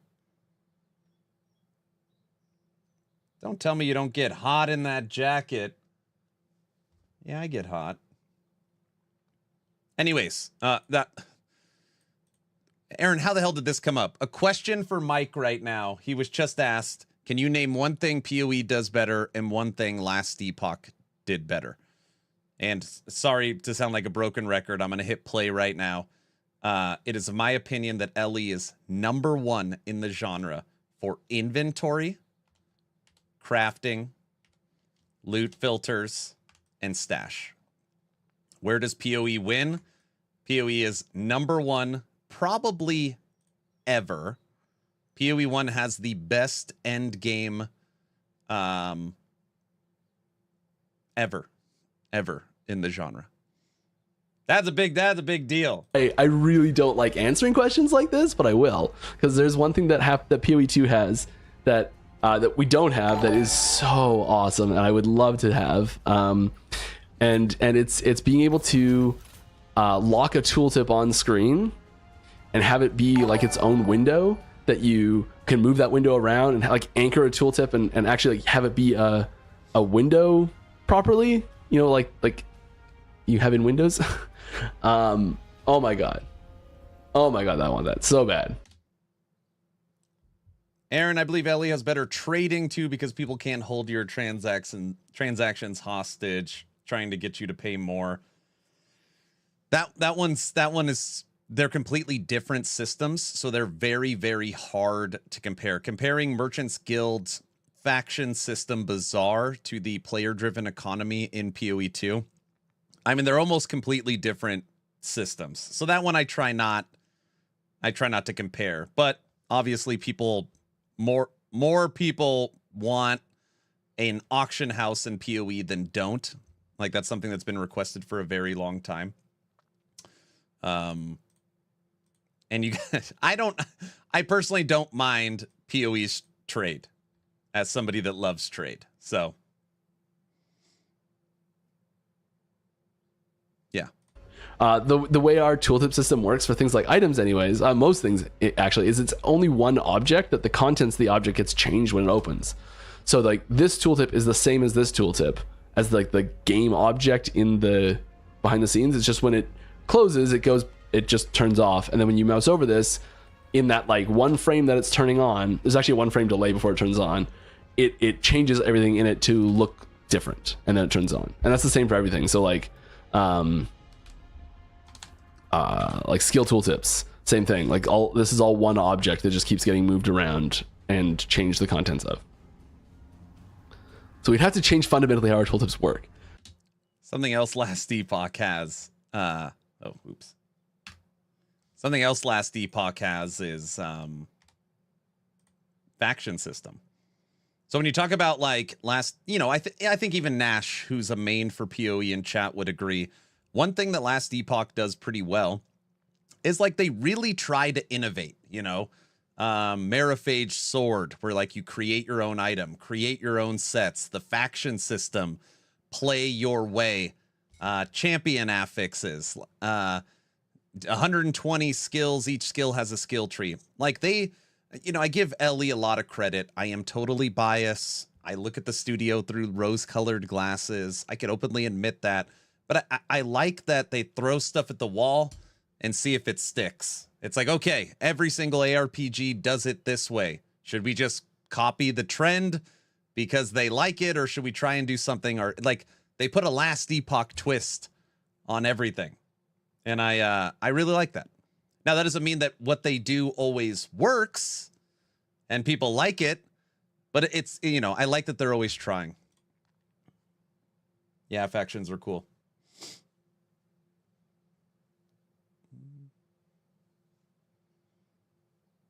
I agree on the bonuses. COF is cool. Yeah. PoE's solo self-found is a joke. Yes, faction XP is shared across all characters. You just have to unlock them, Teddy. So if you started a character, once you unlock your faction, which technically you would do at the first camp, you would instantly be 12. Unless you are playing solo self-found. So the way they do it is any character that has access to the same stash will be shared.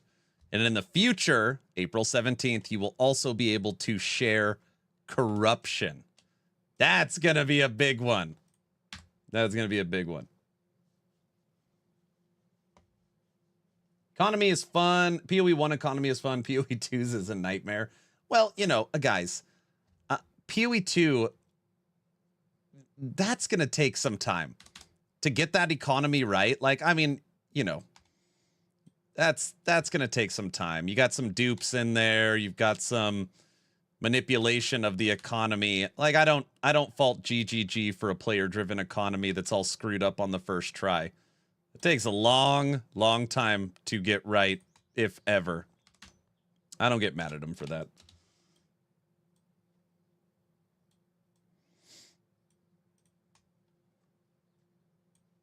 And one where you're better. I like our crafting system better. I do. I don't think it's a controversial thing to say that you enjoy one or the other more. And I think a lot of it comes down to preference there. So I don't know if, as you say, do better. I don't know if it's actually better. I enjoy it more. Yes. Any chance we get a new look at new uniques coming? I don't think I have any new uniques prepped today. I got some of the cool stuff. I got some very cool stuff for you. He's got some cool stuff. I started slow on the teasers. What? All right. When will the new supporter packs be available, or you get sneak peeks? They'll be available when the patch drops, so not before the patch drops. they will. I don't know if we'll show them off early. I hope we'll show them off early.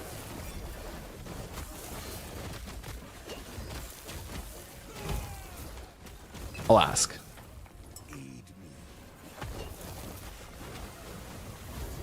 All right. Avalanche is my nemesis. He hates Avalanche. Avalanche is the one ability that will like always somehow kill me. I don't know how I survived that. Do I have a ton of cold res? No, I'm even. I have so much fun with LE, 650 hours, never beat Aberoth or got over 300 corruption, but I have so much fun, very casual. That's cool. OMG, I also hate that. Avalanche? Undercapped on cold res. Okay, cool. Any chance the Acolyte gets another melee skill? She's still missing a Lich skill. Yes, that's what I was just talking about a minute ago. I know this question was asked before I said that, but yes, we are looking to post season 2 for another Lich melee skill. Okay. We no details other than that. I don't know what it's going to be. We got like.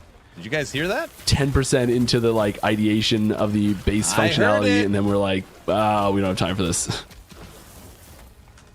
I heard it. Maybe a little farther than that, but not much. No, he said a very key word there.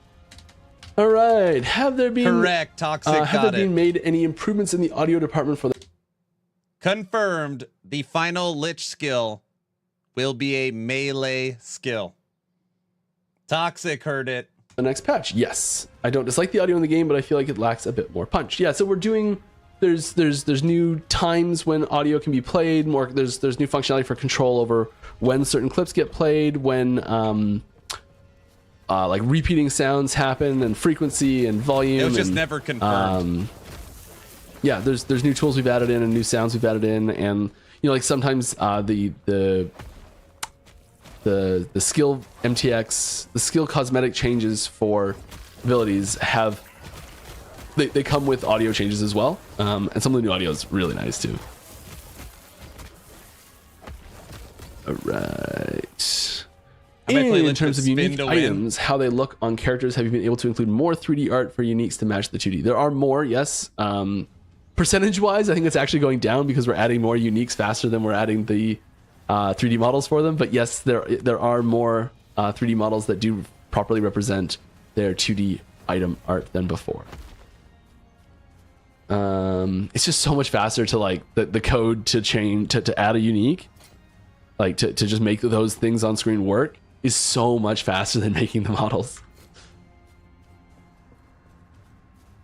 I heard you get customizable item sets. Will legendary affixes be extracted and be customizable? So I reference you back to earlier in the stream. Hey bud, was awesome stream there. How's the bear going? Chaos, I hit at the training dummy for 1 million damage with bear. Insane. Should I be scared to look for Aaron's will? I'm running minions. Don't be scared. Don't be scared. You'll find it. So the fact that I am hit 1 million at the training dummy with bear, this is before the massive boost we're about to get, makes me think bear is going to be ridiculous. I'm using the term ridiculous because not only is single minion getting a boost with gear, it also has a set you're going to be able to make and a boost to the actual skill tree.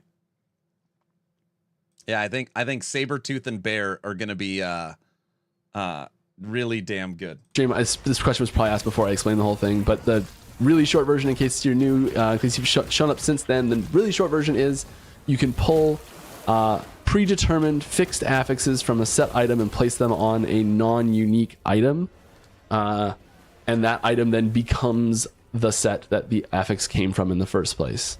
Yes, Winfox, you can basically take a purple item and turn it green. You can create your own sets with the new season.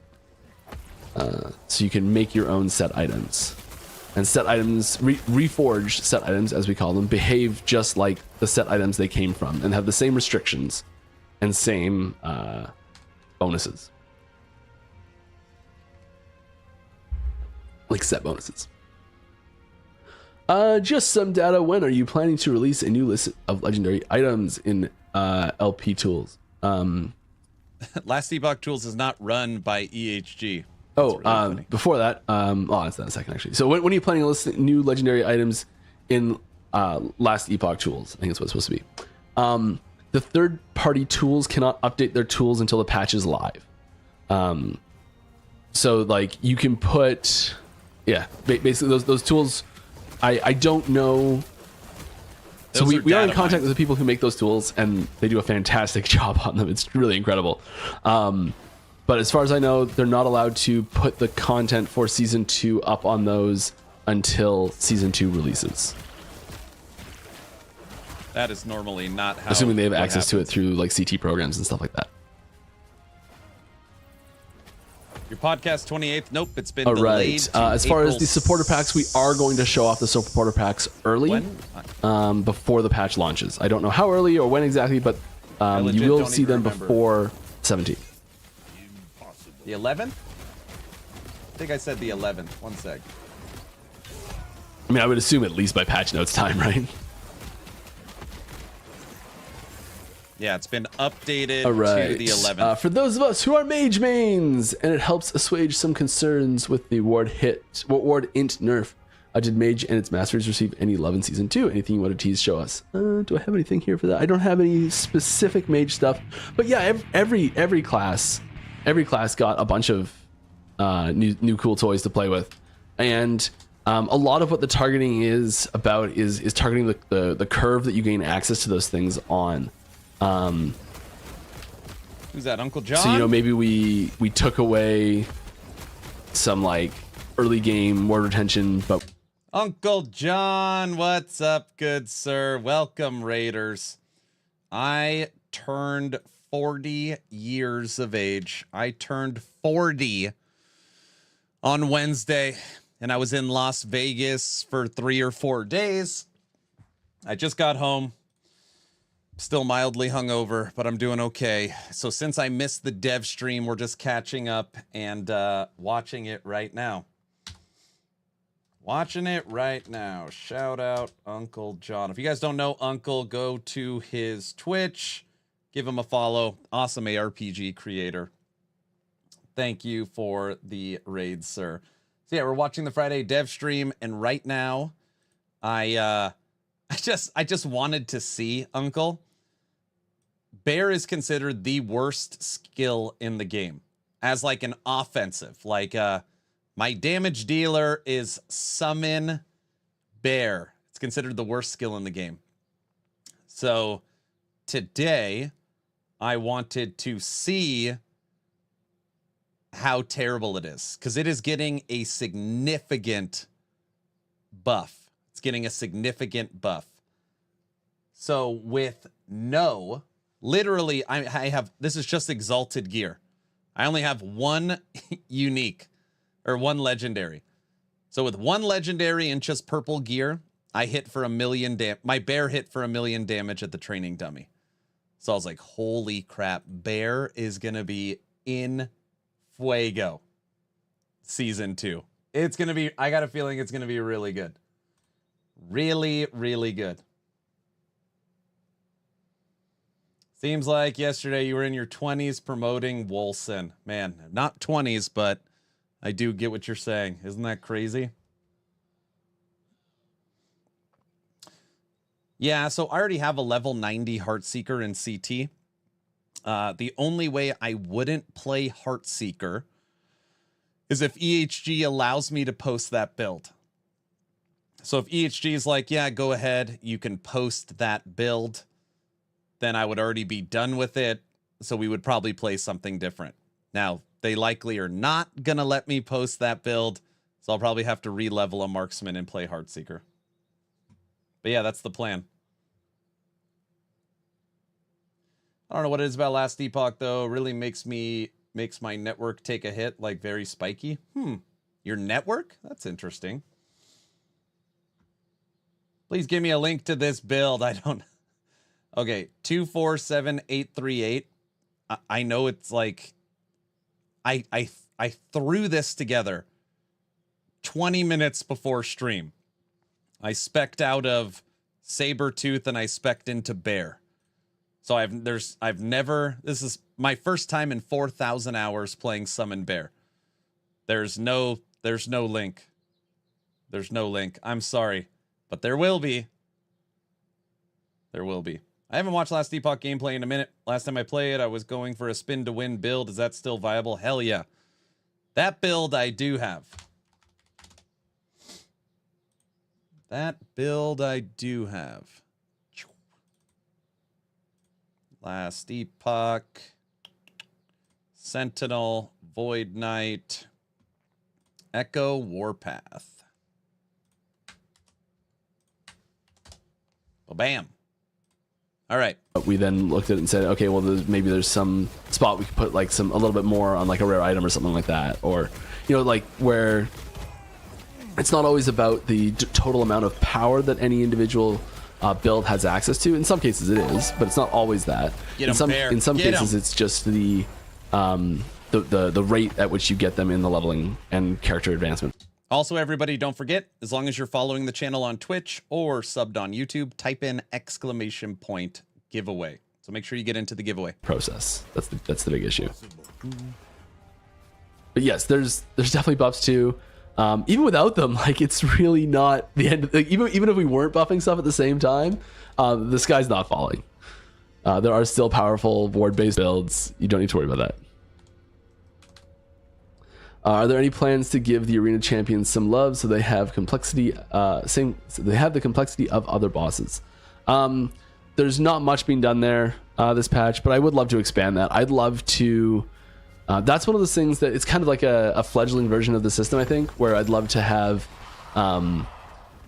like a reflection of builds that placed high so on previous ladders show gear, up as the arena bosses for subsequent seasons. That's sort of the thing we've I don't sort use of ward. I use internally been like, my builds. oh, wouldn't it be cool if one day we could do this type thing? I still hold out hope for one day that being a thing. Chuck some stuff on the ground here. Yeah, Spellblade's amazing. I'm a terrible hoarder. What do you think the best life-based melee build in the game? Void Knight. Oh, let's do a shade. Why not shade? What makes Void Knight so special is 1, it echoes, so you can echo your skill. 2, it's really focused around melee. And 3, you scale your damage with vitality, which builds your life. I used to be so low on Void Knight. Like, oh, Team Paladin, Druid. Like, you want to play melee, play Blade Dancer, play Druid, play Paladin.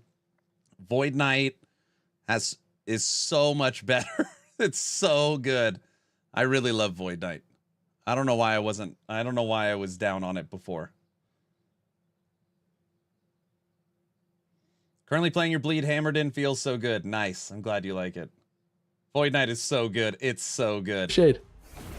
Not as good as Summon Bear. Oh, this display only shows empowered corruption. It doesn't show normal corruption.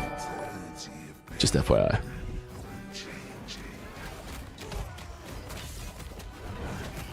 This is a good Friday stream. My face. Mike did good on this wanted dev that. stream. Dire Prism, what's up? We are watching very slow the dev stream because I'm pausing every second while getting excited. Frenzy, or Berserk. What's it called? Berserk, yeah. Lost it. It's okay. Oh, we got a Siphon at 1 LP. Oh my god, huge drop. Oh my god. No. You need 3 LP on your Siphon. I'm sure everyone who does Shade has a bajillion of those. Yes. 6 corruption. All right, our forged weapon living skins coming. Not for season 2, but that is something that I would love to do more of. What are your thoughts on changing or mixing up the idle grid? Love it. It's something that so the idle grid actually does have these spots. The 5 blocked off spots in the idle grid actually do exist in the code. Like there's hidden spots right here.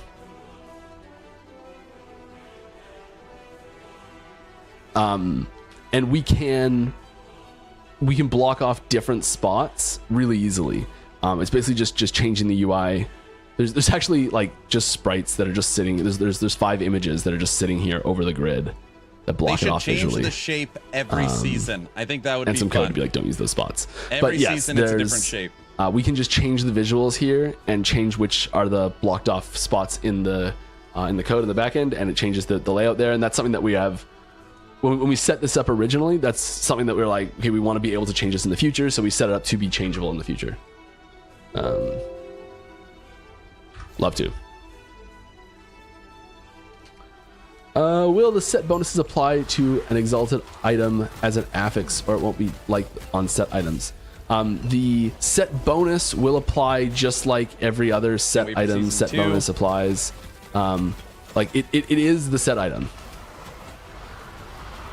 Theo says, I can't wait for season 2 in LE. I hope that they will put their business in order and have more seasons coming soon. So Theo, I literally ripped it, saved it, and put it in my dev chat video a month ago.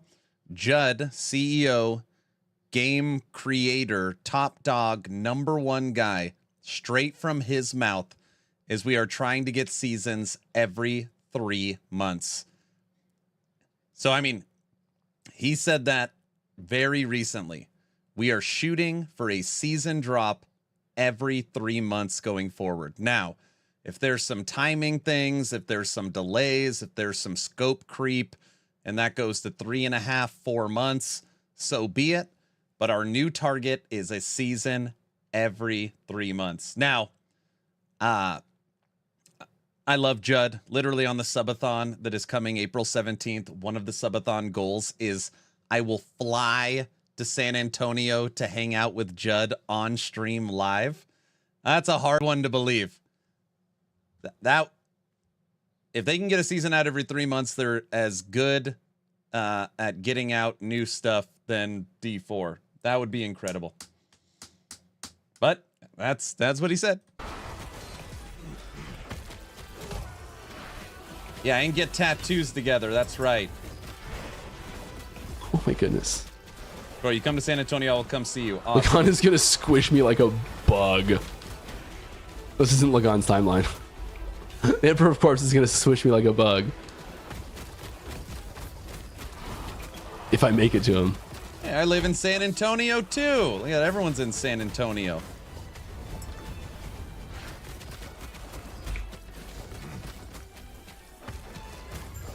Okay. That was the wife's idea. Do more Put some questions, crazy goal. If they hit it, now you'll at fly 7 to San pages. Antonio. Okay. Like, I ain't flying to San Antonio. Then I hit up Judd. Judd's like, yeah, we'll figure something out. I was like, oh, crap. Uh-oh. Judd said yes, and it was the wife's idea. There we go. Oh, it doesn't get rid of those.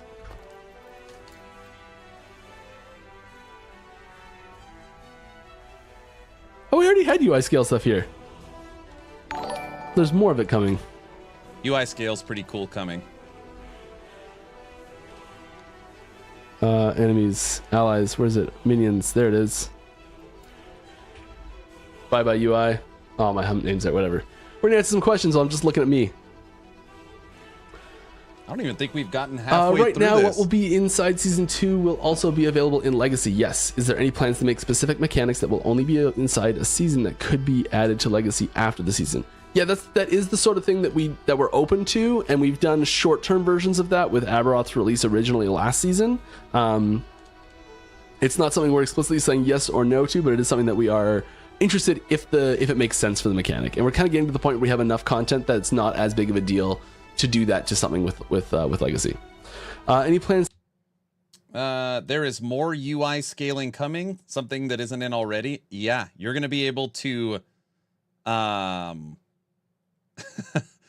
yeah, I mean, I could share. You're going to be able to fully customize your UI smaller or bigger. Unfortunately, you can't make like this bigger and this smaller, but you can bring the whole thing and make it miniaturized, or you could blow it up.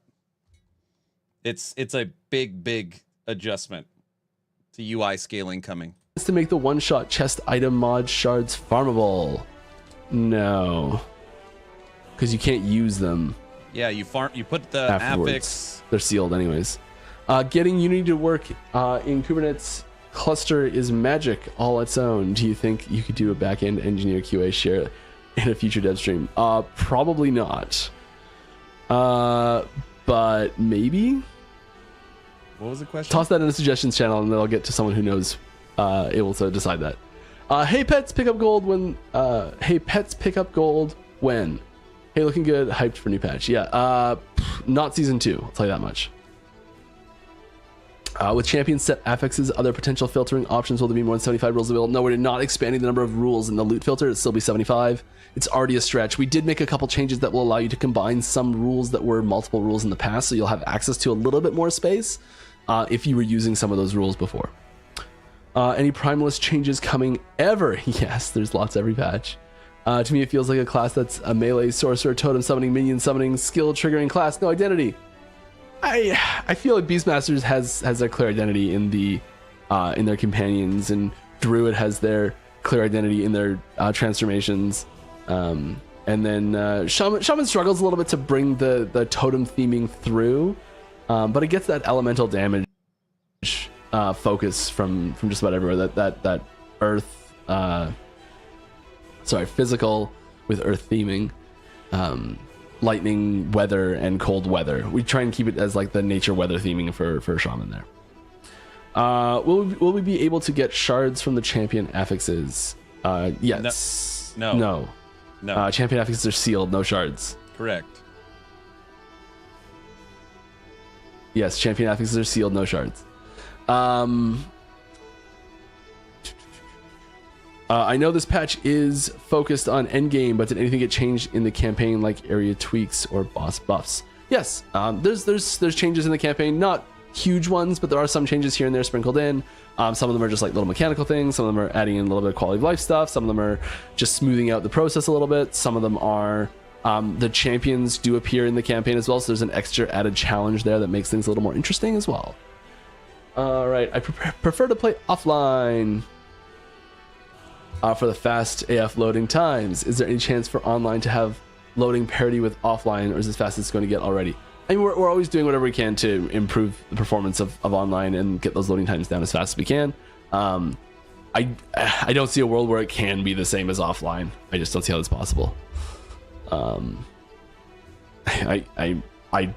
don't know enough about the... Right now I'm trying to see if there's any way to go double bear.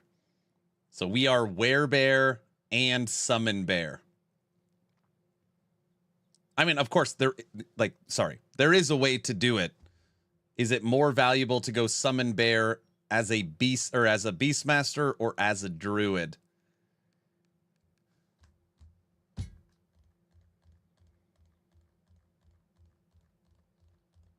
Zatheus, have a good one. Can't wait to see the new graphics. Super good with the engine. I think it'll be crazy.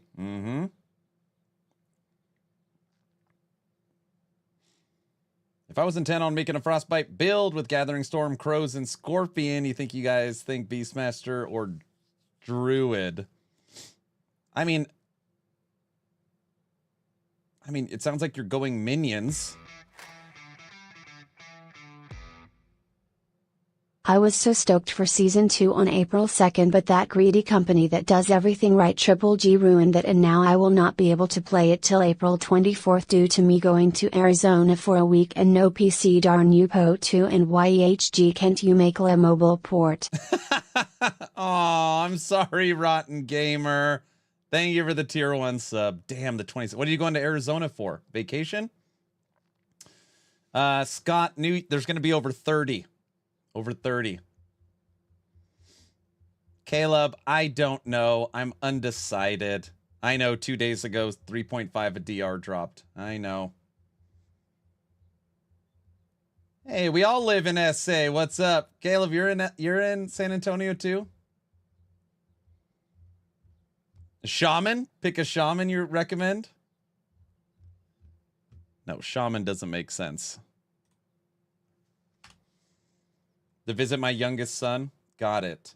Double bear. Well, bear is cool. And we could get... we don't need Maelstrom. What would Maelstrom do? Frenzy and haste. Chill life. I just think that the theming of double bear seems cool. but we can't leap as far. We lose Frenzy Totem. So you lose Frenzy Totem, basically lose Leap. You gain Rampage, which is cool. You gain Rampage.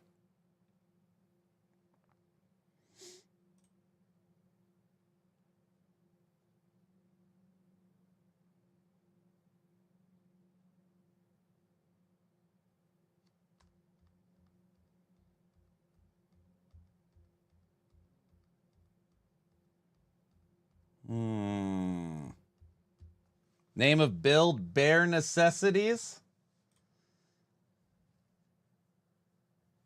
The back end of how loading happens to know if that is possible or not. I want to say something that I noticed from every podcast you've been in, and it's something quite unique, but your smile and happiness whenever you talk about Elite is contagious, and it's amazing. Thank you very much. Appreciate that. I'm probably smiling a little bit less right now because I'm talking so much, but I wanted to say something. Oh, I already answered that. Will we be able to cast and move with WASD controls? If the ability is instant cast, yes. WASD does not give you any new functionality that you don't have already. So anything that you can do now, you'll still be able to do with WASD, but it doesn't open up new functionality for casting abilities. If an ability has a cast duration, which almost, or the vast majority of them do, it still will with WASD. Will the nerfs to ward generation and retention, can you give us any more details on the types of nodes that were hit? Most of the ones that say like that trigger on hit, on crit, things that are like there's some rings, some. No shouts to buff pets besides totem. No Warcry, you can get 100% crit chance, and if you have a cold minion, you can get 250% damage and an additional 100% crit. So if you have a cold minion, 200% crit, 250% damage. And if you happen to have a raptor or bear, they can also get your berserker. So Warcry is huge, especially huge if it's a cold minion. Some set and unique rings that have like ward on hit or chance to ward on hit or ward on crit, things like that. There's no way. Lots of them are given It has no more conversions. per hit or crit and Physical. a capped frequency, or just one of those things. Last Epoch on PS5, please. I love Last Epoch, and I can't always fire up my PC. Yeah, we'd love to come to console. We don't have any info on when or anything like that, or which consoles it'll be, or anything like that. But yeah, that is something we're still hopeful for. Still working on. After season 2, what's the next top priority you'll be working on? Still Endgame or something else? I think let's focus on season 2 for now, and we can get into post season 2 stuff later. Good answer. I'm just, yeah. I've been working on something for post season 2 for a while now that is going to be awesome, but I don't know if it's the top priority. Probably not. All right. The guess is, because he leaked 5 words, I don't even remember what the 5 words were, that he has been working on skill sigils, which is a way to modify all 118 skills in the game for the next season. Just a rumor. Set items are reworked? Yeah, they are. Set shards, so awesome. The actual items themselves didn't change much. There were a couple items that we adjusted a little bit here and there while we were going through and picking out which affix to put on each item. God wants a werepig in the game. We kind of were like, oh, this could use a buff, or oh, maybe this can use a little change in what it's doing to make it more thematic. Like there's a few minor changes that happen with a few sets, but nothing major. Oh, you know what? Let's put something up on screen because I'm just talking here and this is boring to look at. Uh-oh. Leak time. Here we go. There's something else. Sorry if anyone asked before. Last time I remember it being... I could just make myself bigger too if you want to see that. Nah, that's not a big deal. Remember being asked, not entirely clear. Did the team get to improve further on controller support? Oh yeah. So the big thing the big issue controller has right now, and I know I'm blocking myself. Do I have projectile abilities? I can show this off with you. RF Pally. Ooh, bear bad. Yeah, it's not very good. No, none of these are going to work nice anyways. Okay. But it's way better than I thought. With controller support. By the way, everybody, we will attempt by the end of this stream an Aberoth fight with Summon Bear. Since we did it with Sabretooth, we'll take the worst offensive skill in the game and see what we could do. Sorry. Let me just shrink this over there. With controller support, currently, because my character is facing this direction, if I use Fireball, Fireball will fire in that direction, period. So if I'm running in this direction, I'm facing this direction, and if I use Fireball while I'm running, it will shoot forward. The new controller support, because say there was a mob over here, and frowny face, I'm angry, little evil goatee, spiky hair. Okay, that's enough. Because there's an enemy over there, because the context is there's an enemy nearby. If you are running this direction with controller and use Fireball, you'll stop for a brief. You would stop anyways for a brief moment, turn around, and shoot Fireball in this direction, and then keep moving immediately afterwards. We killed Aberoth, so you get a proper with stutter step with which proper is smart targeting that happens because the context is there that this is the enemy you want to hit. Now we also have specialization specific targeting as well. So if we can use Ballista as an example, Ballista has a node in its tree which says, like if you're near it, it gets a buff, I think is what the node is. So you want to cast Ballista right beside you. Bad Ballista. So you want to cast Ballista directly beside you so that it gets the buff. But say you take the Ballista node that says when it dies, it explodes. You actually want to put that Ballista near an enemy. So that's the specialization specific part of it. So it's context and specialization specific because it will see, hey, there's an enemy over here, and I've taken the specialization that says I want to put it near enemies, so I'm going to put it near enemies, even if you're facing this direction. So there's context and specialization specific targeting for every ability on controller that wasn't there before. All right, any new Ancient Era stuff in Season 2? You would be my toddler's favorite person if you put in new dinosaurs. I think technically there are... So, Mr. Orange, you can go look at a short on YouTube. I posted it last night. First attempt trying to beat Aberoth with Sabretooth. I am not kidding. You can go look at the short. He had 1% life left. We killed 99% of his life. And we died at 1%. Second attempt, we mopped him up. Killed him second chance. Our new dinosaurs? Dinosaur? Technically, I can say yes, but not really. No, I'm sorry, not yet. Ancient Era stuff's going to be the focus of a future patch. Yeah. Learn to make filters in for Game 1.0. Is there anything that we need to have to do for our filters with the new patch? There's a couple things that you'll want to update with filters, but nothing gigantically mega different. But updating them will be useful because there's new types of items. There's a couple new things you can do with them, stuff like that. Any plans to add new skills for current classes, or will those only come with a whole new class? Fingers crossed for new skills. Straight from D3. We will be adding new skills to existing classes. For example, D2 Guided Arrow pre-nerf is getting added into Last Epoch in the form of Heartseeker, which is the one new skill this season for Marksman. Next season, at least, Lich will be getting one new melee skill. We haven't said anything else, but that will be happening there as well. That's the plan currently. You know, everything can change, but that's the current plan. Give Paladin its final skill. I want to see that. I should do the boss or not. Was adding different class supporting mercenaries ever a consideration? Absolutely. Yeah.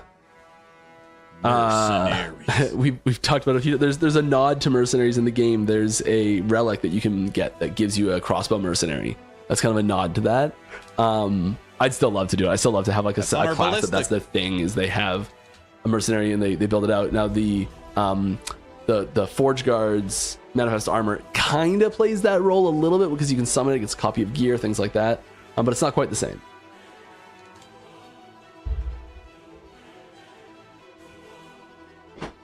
Ducko, Need more water. I'm only streaming a few hours my today. I camera needed to watch autofocusing? the dev stream because I just got back Thought from I turned Vegas. that off. So, yeah, for tomorrow's video. So we're just playing. I'm just messing around with summoning bear. Was adding different class watching the supporting. dev All right, answer that. Gosh, this is not gonna go well.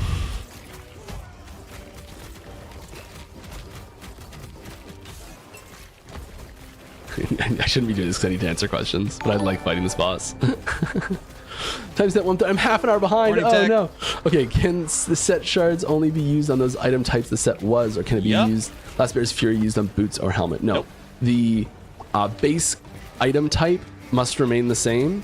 Yep. The base item category must remain the same. So you may put the Last Bear's Fury, the gloves. Make sure I got that right. The gloves can go Do you on have a any unique tier? gloves. Wait. Do you have a unique tier list? No. They do. They do cause There's like class requirements 400 to be taken into uniques. account. So you can't create a conflicting class requirement.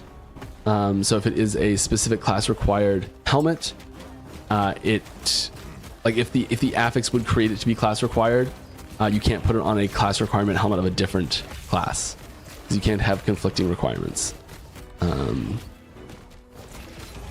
Tier lists are really hard. Very hard to make tier lists. And it's always opinion based. I don't know. It's a tough one. Tech, how you doing? Good evening. Afternoon.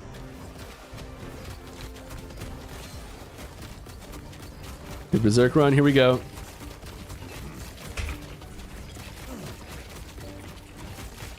I don't know if the bear has taken damage this Come on. entire time. Yeah. Its life Maybe. has never gone That's the down. same icon. That's what the same icon for Aldrez. Oh yeah, Leech. We'll do Leech. Any changes coming to characters being stuck when walking into / through enemies? I don't know. I don't know. I'm sorry. That'll be in the patch notes if it is. Good afternoon. Off the top of my head, I do not remember. I'm sorry. Right. Thoughts on higher monster density? I think that in certain situations it is awesome and very much interested in doing it. There's some fairly high monster density in a few situations in some tombs that you'll see. Monster density, I would say, is improved. Has in an the new option season. to increase cursor size been added yet? So YOLO mouse isn't required. No, unfortunately, we do not have the functionality available to us to do that. Once we are able to do it, we will. But there's no sign of it happening anytime soon. I apologize. It is something that we are very interested in, but it's just not. It's not a like, oh, we just don't feel like doing it, or oh, we don't want to do it. It just doesn't work right now. Can we still upgrade normal affixes after we turn a rare exalted item into a set piece? Yes. So reforged set items can still be crafted like regular items. It's kind of required to be able to put multiple set tiers of the same set affix on. So you'll still want to be ramping that up to 5 or using runes. Achilles Unchained? Dude, I played that years ago. Years ago. The first fight is fun. In order to shuffle exalteds around to get it into 7. Any thoughts to making the UI editable? Yeah, it would be great. Move stuff around. If the answer is no, is there a reason for it? It would be nice to do, and I think once we're done doing more standard updates to the UI, it's something we'll try to look towards. But we just don't have the bandwidth to do it right now. There's more important things to be doing in UI work at the moment. All right, are we getting Overleach or something cool like that? I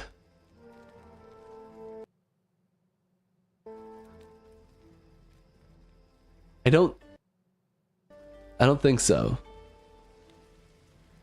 Oh, this is one of those things. It was a topic like a while ago. Almost happened. And I don't think it did.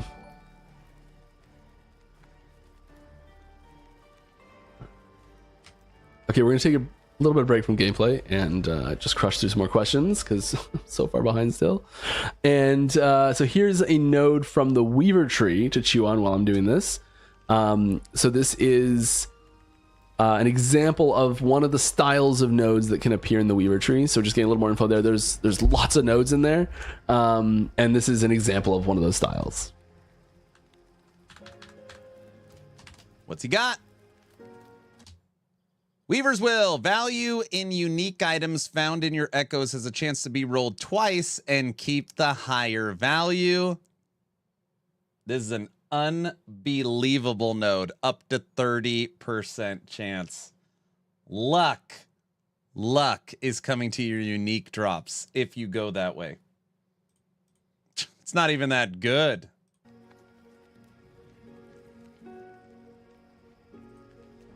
I like that one. Hell yeah. I wanted to hop on my character to play around some, but it's been moved to standard, and we can't wear half my items anymore because I don't have the COF. Any thoughts?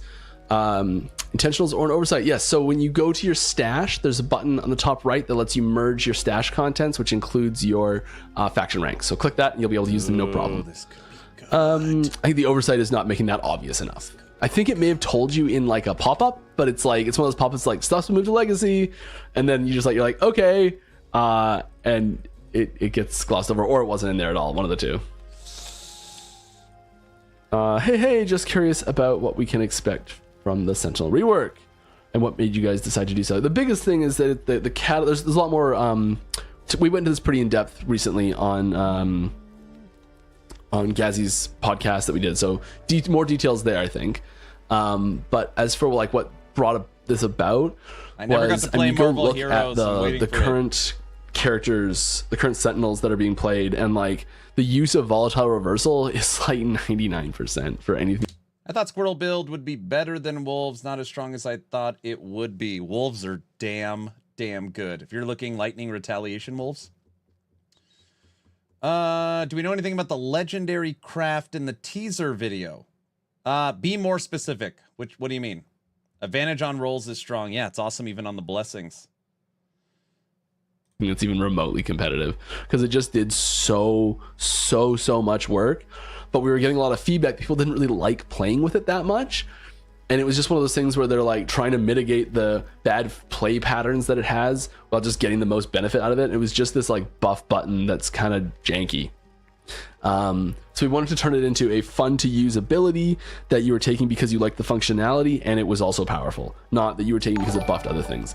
And because it was so far reaching, it affected every other ability in Sentinel, and so they all needed a huge, some of them just number changes, but some of them functionality changes, and it caused a bit of a knock-on effect. And we reworked like sigils is now symbols, and there's some updates there as well to make less busy work. We're targeting the fit and finish, the play, the feel, that stuff a lot, while also trying to make it a little bit stronger, especially at endgame stuff.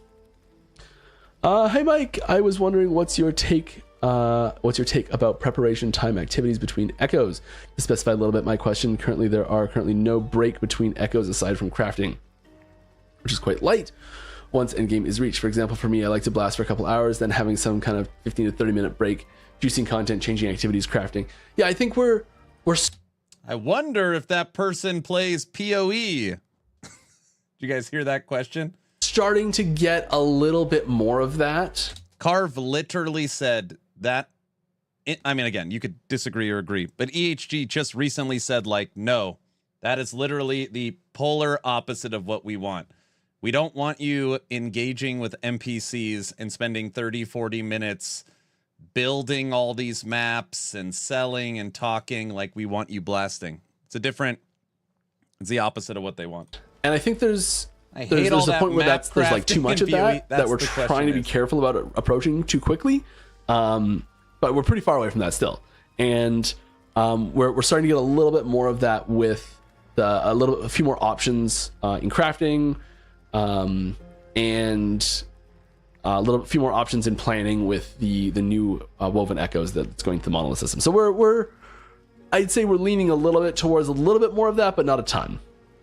All right, have you touched upon loot dropping off screen? It's difficult to play dot and turret builds. Nothing specific really to share. Did I miss Peasant Dev? Peasant Dev, you subbed like 20 minutes ago. I apologize. Thank you very much. As far as loot dropping off screen, we are trying to address some instances of loot being missed in certain situations. but I don't have anything specific for like minions killing stuff off screen right now. Hello, how's everyone doing? How's it going? Did you fix the memory leak on scene change? As far as I know, there are no current. Spend more time probably than playing PoE. Really looking forward to LE. Nice. Memory leaks in the development builds that are being used to prepare for season 2.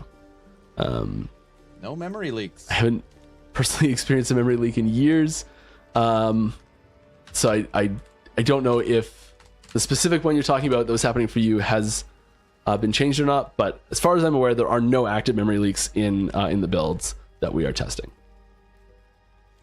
Do you at EHG plans to come to Gamescom in Kelowna again this year? I don't think we are. I would love to. That was one of the most fun times I've had doing anything. I don't think we're coming because I haven't heard anything about it yet. I feel like we were already planning it this far out last time. We talked about an Epoch Con some time ago jokingly. When can we come and visit you? Well, we're so spread out that we use conventions as kind of like a meetup for the team. But I'd love to. I'd love to. I just want to do more conventions in general. They're so much fun. Exhausting. So much fun. How many people do you have working at EHG at the moment? I don't know. It is a triple-digit number. A low triple-digit number. Studios at triple digits. It changes. It's tricky to nail down as well because you have people who are like a company that gets contracted in to come do a specific thing. Now they might be contracted for like 4 years. And they feel like part of the team, and they basically are part of the team, but technically aren't. So like they're part of the team, but not working for 11th Hour Games. They're contracted to work with us. So it's tricky to define sometimes the exact number of people, but the number of people that are like their day jobs is working on Last Epoch. It's a low triple-digit number. Will you guys one day add Falcon skins? Oh yes. If like I think the fastest selling cosmetic we could possibly make would be like a Phoenix Falcon skin. I think that would just be like Bald Eagle. Murica. 100% adoption day one. Up and down. All Thanks for the right. Prime sub. Hey Mike, can't wait for season start. Any chance the running all over the screen when surfing through your stash has been addressed?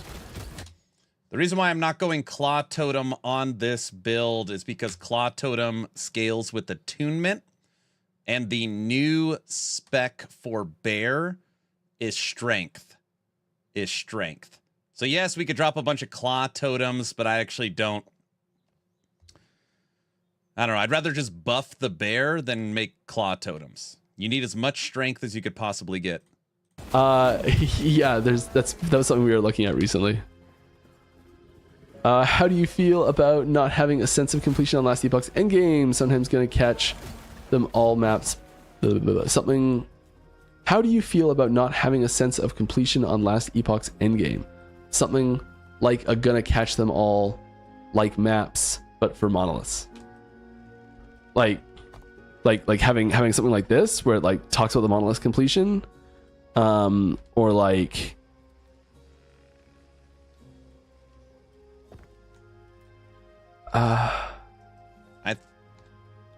Like maybe a codex I think for uniques. Having like an achievement system would be really good for this, and we don't have that right now.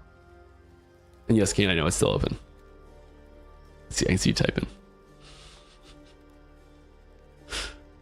All right, Ellie is my favorite ARPG, and I will definitely be buying new supporter packs to support you guys. However, I do think cosmetics will be improved. Is there a consensus effort to improve them? Yes. The new cosmetics. I don't care if they get mad at me for leaking this. The new cosmetics coming to the MTX shop are, I'm going to say, a 3x compared to the originals. And I know the original, maybe that's still not good enough. They are way better. Way, way, way better. Way better. Oh. Okay, look, going back a little bit, the Weaver, I was wrong, I was cheeky. Can't you tell me something else? The Weaver echoes do track your completion for the Weaver maps. So there is that.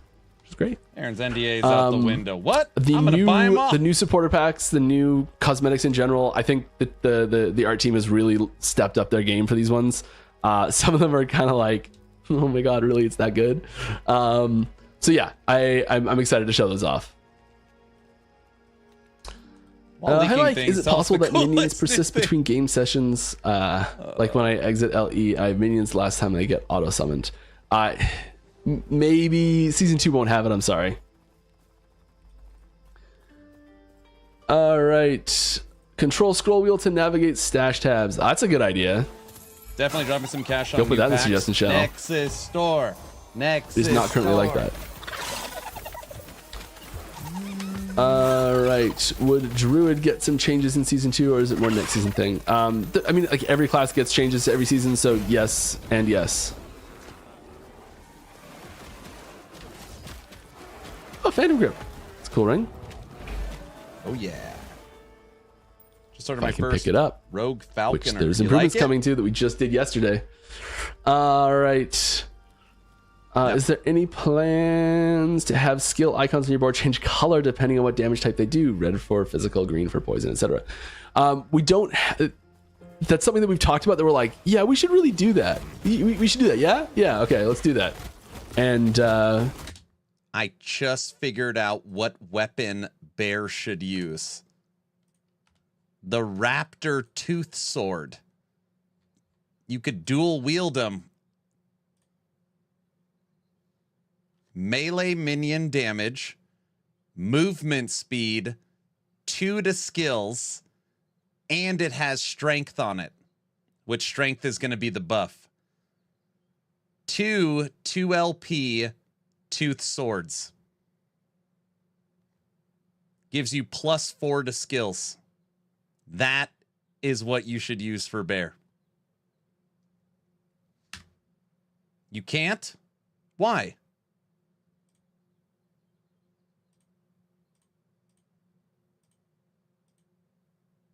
You could dual wield, see? No?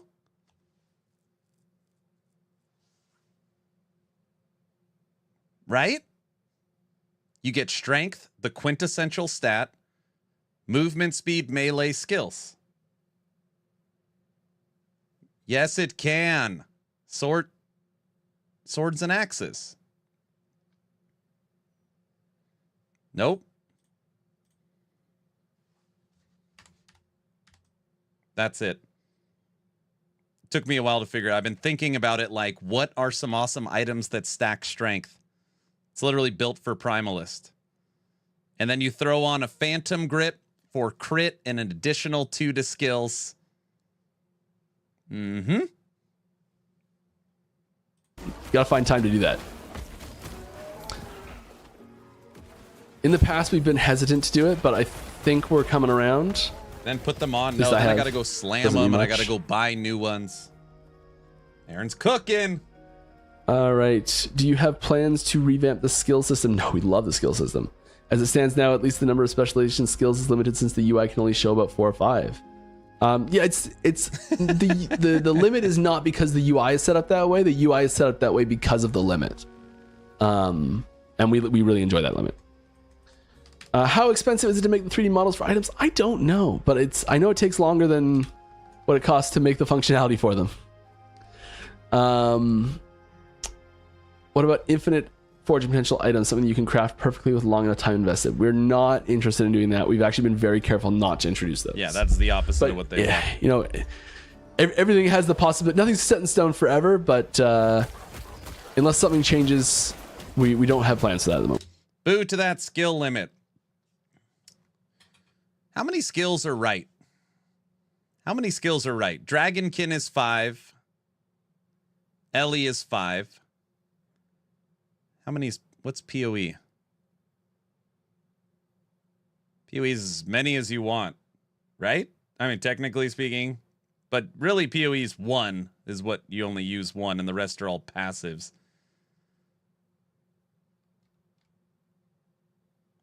PoE has like 10. Yeah, but how many active skills in PoE? Come on, be realistic. How many active skills? Titan Quest 2's demo had 8 in Titan Quest 2.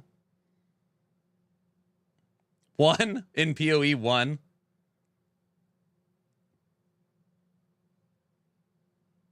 One damage skill, a lot of buffs, 1 movement. Yeah, that's true.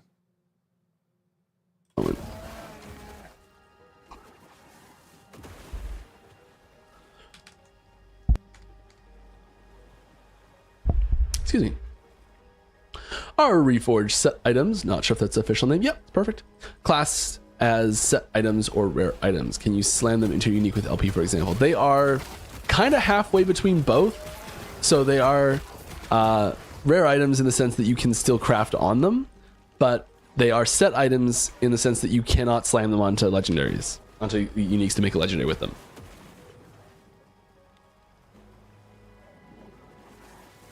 And there's other systems too that kind of rely on them not really being either, and it treats them a little bit differently. I'll actually show you one of those in like 10 minutes. I'll explain what I'm talking about. I mean, yeah.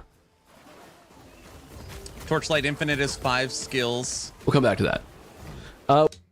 Ghost Lore over Hero Siege. Got it for $2. I only like using 1 or 2 button builds. They have like 10 if you want on a controller at least in PoE 2. Ellie doesn't have passive only skills, so it doesn't need a lot of slots. Yeah, since the entire passive tree just automatically works, you don't need like an activated system. So literally, like, for example, if they said, hey, we're extending the UI, you now get 6 skills. For this build, my 6th skill would be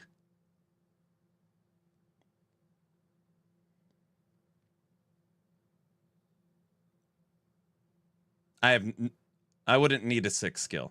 I had nothing. I have no idea.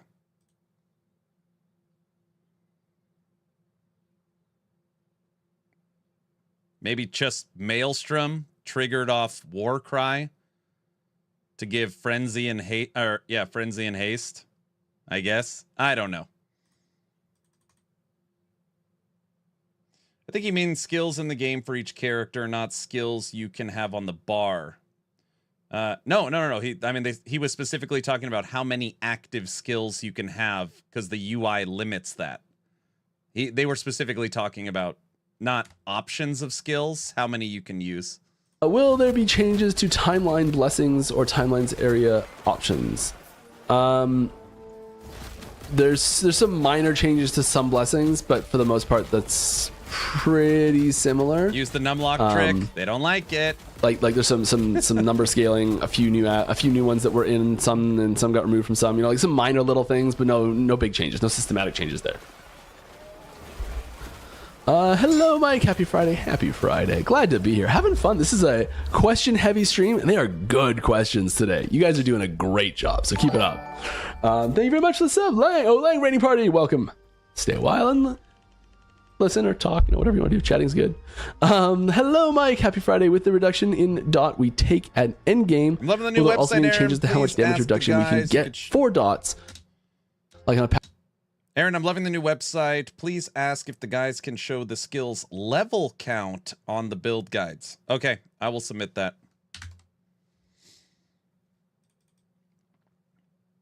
Yeah, I just worked through, man, building a website.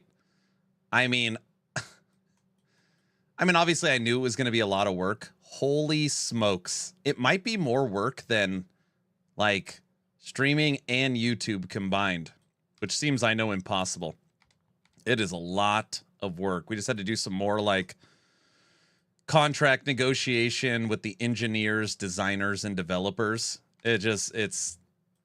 Yeah. Tech, read Mikey's. Yeah, join the Discord. There's a submission if you want to be more specific to help out. Even if you want to take a screenshot and like just, in Paint mark up where you think it could be better, like feel free. It helps. Passive tree on items. There's a little bit, I think, somewhere, but not really. It's pretty scarce still. The reason we're doing this is because we don't want to put too much more pressure on the other systems. Because we could have just put it in those places in general, but we want to keep, we don't want this to be adding too much of a new defensive layer that you're required to heavily invest in as much, which is why we're doing it globally. We're at 145 time, so we are a little over half an hour behind in questions. So if you're not seeing me answer your current questions, because I'm half hour behind. All right, Mike. Will there be an Uber Aberoth race? Love the last one. I really hope so. Keep an eye on the news. With the addition of didn't somebody I don't want to say it out loud. Wasn't there somebody that was going to put a cash prize on first one to kill Uber Aberoth? Somebody messaged me when I was in Vegas.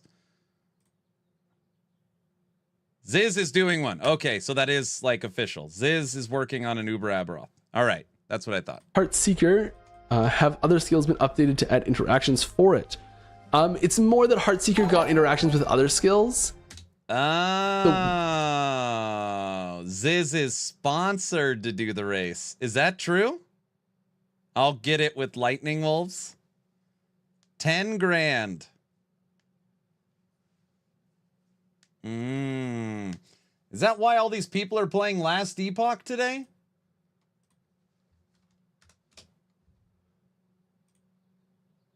Have any of that? Oops. They're all preparing? Everybody's been practicing.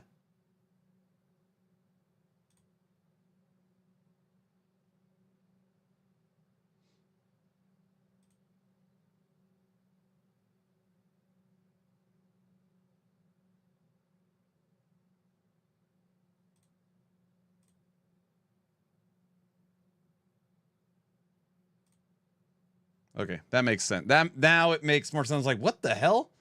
Why the hell's everyone playing Last Epoch? Where did that come from? That makes sense. Because the style of ability it doesn't practice. fit great to be triggered by other things, but it does well triggering other things. So like, for example, it can trigger puncture. And it has a couple little integrations here and there, but not heavy. Rogue's a tricky one with that in general. Right. Let me take there's a couple items, I think. Let me take a wild guess. Solo self-found hardcore COF? Is that the rule? Yep. Oh. There's gonna be a lot of people wasting a lot of time. Never mind. How about we have a new community item event? A set created by the community. That would be really cool. That'd be really cool. Wouldn't be for season 2. They don't need to worry about speed running. That's for sure. Is Fissure going to finally convert with Smite conversions?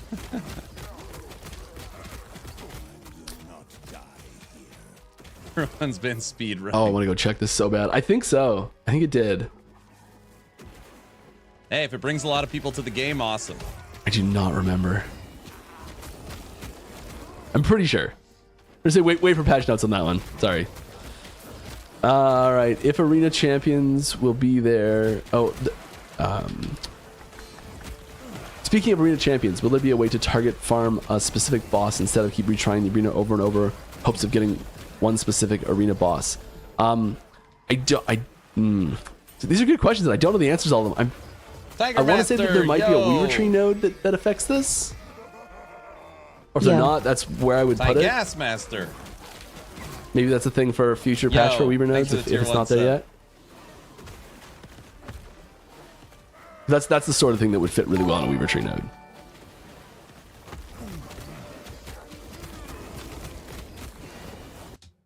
Okay. Obviously, at some point, someone will win the race. Solo self-found hardcore.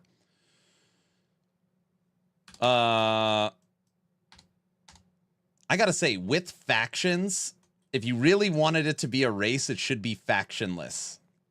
It should be factionless. But either way, just because COF is so powerful now that the race would actually go longer if you were Merchants Guild. So, hardcore Merchants Guild Aberoth. I think that would actually take longer than COF, truth be told. COF's actually like a cheating mechanic probably this season. But anyways, that means you need to play the absolute most meta build. Beat Aberoth. Aberoth needs to drop the key and then go into Uber Aberoth. First attempt win. And because it's hardcore, right?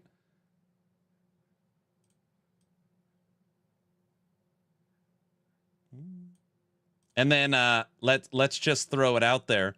Are the people currently in the CT program that have access to Uber Aberoth and know the fight and have fought him 100,000 times, can they be in it? They can't.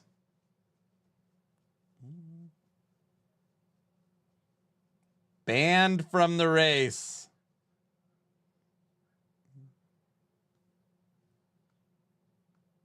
Aaron is already banned. What? Yeah, you only need to do the campaign once, really, Adam. Why is it awful? What's wrong with it? Which campaign's better? How was Vegas, man? Vegas was great. Vegas was great. I've already broken down the Vegas trip a couple times on this stream. If you ask me tomorrow, I'll give you the breakdown. Is there going to be a battle pass type of things on the season? Always love that grind kind of stuff. It's the style of thing that I think can be done well.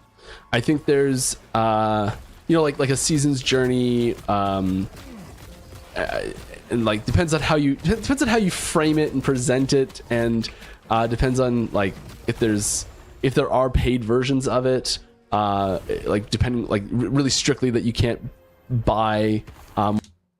Wouldn't be that hard to have a friend play on your CT account to practice. Oh, there is one of 1 trillion ways to cheat. There's hundreds and hundreds of people in the CT program. Because Uber Aberoth is also not the same fight. So if the first person fighting Uber Aberoth is playing it perfectly, it would be you would have to be have a crystal ball.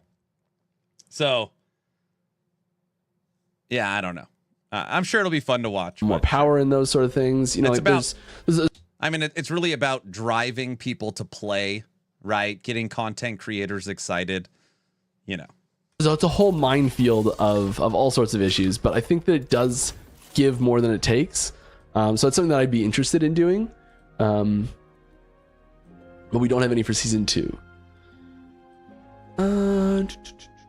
Yeah, they're going to watch in softcore first. No, the racers will be the first one there. Squint a little bit. Thank you very much for the sub. That is 20. Supposedly, I don't know, 99% of the 2 million players have never fought Aberoth. I'm not talking killed Aberoth. I'm saying literally tried to fight Aberoth. It's 1% of the population has attempted that fight. So now you add in, you have to kill Aberoth, get a key to drop, and then attempt Uber Aberoth, which is like a 3x. That's tough. That's going to be tough. I'm one of the 99%. That's me. I know. That's what I'm saying.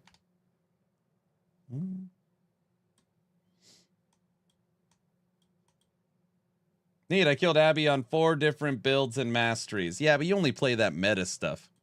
21 months. We're getting close to 2 years there. Kill him. Go kill. That's so cool. You see these huge numbers that pop up. There's a Sabertooth. 47, a 46. It's just wild. So I really appreciate you guys. Thank you. Will there be improvements to Bazaar? Price check, less NPCs? Not yet. Price check's one of those things that is, it's like if we could wave a magic wand and it goes in the game, it would be in the game. It's not something that we have the access to at the moment. I apologize for that one. Right. Will we be able to somehow use Singularity Unique Idol at last, please? I mean, you can. Yeah. Just will it be strong enough to use? You'll have to find that out yourself. It's way I don't better know if than I it's thought. You can definitely use it already, but I understand the sentiment being that there's builds Helllock that demo? aren't strong enough Yeah, to I go said with I it. wanted to try that tomorrow. Will every class can use any skill? No. Like using outside the class. No. Can't they just practice on non-seasoned characters so they know it going in? Hard to prove they cheated the system. Oh yeah, that's true. They could try it on... Yeah, that's actually probably the best way. Spend a week knowing the build and exactly how to kill them, and then all you have to do is just level that character in gear. Dude, that is literally exactly how you win the race. As soon as the season drops, you take that meta build and fight Uber Aberoth 100 times until you know the build, the gear, and the fight. Then you start a seasonal character, and all you got to do is just get to that point. Duh? Yeah. Of course you could fight Uber Aberoth in Legacy. Oh, you think they're going to limit it? That's how it's always done in all ARPGs. Get to work? No, I'm not.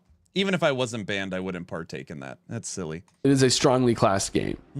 Unequipping a Weaver's Will item and the way it allocates the skill points is highly frustrating, as it can pull points from other allocated skills. Is this by design, or are there any changes to the way this works?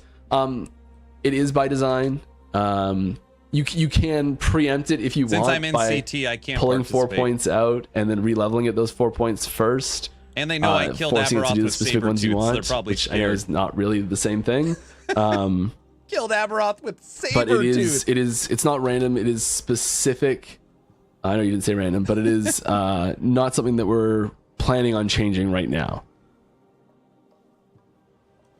All right, is Mike on live, or is this season 2? This is the live version of the game. This is not season 2 right now. I'm sorry. Yeah, after Carve went rogue last time, I was given strict instructions. I had to delete it off my... No. I wanted to focus on being able to answer questions, and worrying about if I was showing leaking anything extra was not worth the stress for me. But you know what I think it is time for? I think it's time to show this one that I'm excited for.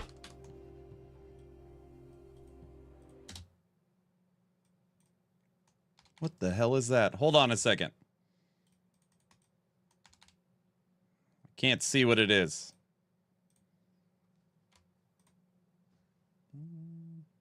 Mike said he's excited to show it.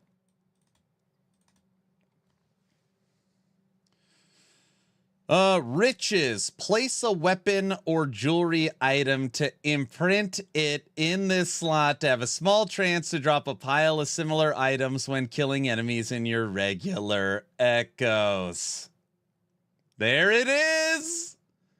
There it is. Oh, they finally showed it.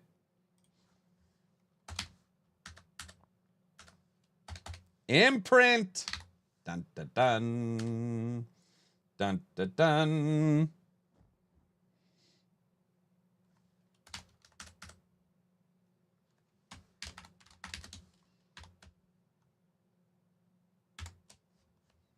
What does similar mean? Oh, so would that work with unique farming? Meh. Does it place a weapon or jewelry item to imprint it? It does not say rarity. It just says weapon or jewelry for this. So hold on. You guys might be wondering, like... Okay, so you see in the picture here, this lock. You see this lock?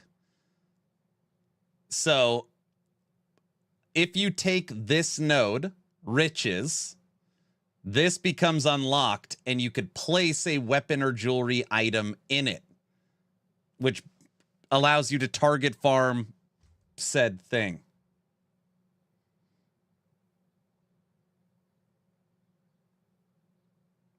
In the trailer, there was a world splitter in the box. VC, you're very, very, very correct in that.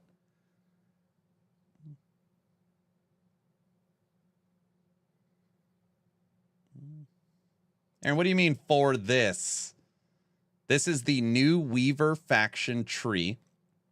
On the Weaver's faction tree, you can imprint a weapon or jewelry item in here, basically for target farming said item.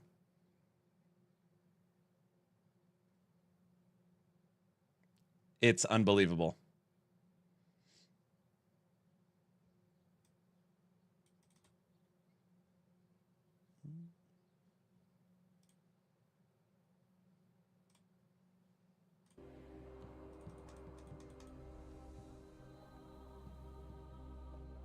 Nope. Come on, Mike. Figure. Before you unpause, what? Can you hold Alt to see more info from it for us? I know. I wanted to hit Alt. Browse comment. It's similar. It's not exact duplicate. So you could read it that way. To drop a pile of similar items when killing enemies at your regular echoes. So if you're target farming a sword and it's going to drop a pile of swords, there's a chance you're going to find the sword you want. It's not going to drop a pile of the said item you put in it, but basically it's an enhanced way of target farming. There we go. That's what I want to do. Okay, so these nodes that you in the trailer, you could see. Yeah, Kane sounds good. We're gonna stop taking questions at. Will sets finally be useful? Fancy. This game will have the best set system ever created in the history of action RPGs. You will be able to create your own sets, items. It's unbelievable. Yes. In 7 minutes, or in 17 Division, minutes. So at 20 minutes before the stream ends, in 17 minutes from now, Finally. we are going to stop taking new questions. So if you want to get a question in to be answered, because I have 7 pages of questions still to answer have here. 31 minutes We're going to stop left. taking new questions, and I'm going to try and barrel through these as fast as possible. And I do apologize that I'm not going to get through them all. I'll go a little over time probably. But yeah. So this is a node in the Weaver's tree that when you put a point in the node, so you put 1 point in this node right here, and this slot up here opens up, becomes unlocked. You can then place any weapon or jewelry, I think. Yep, that's the weapon or jewelry slot. You can place any weapon or jewelry in that. Did anybody catch what he just said? Anybody catch that?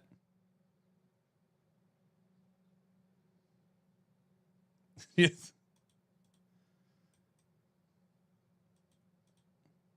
There's going to be other slots. I cannot confirm nor deny if there's going to be other slots. Never mind. That slot.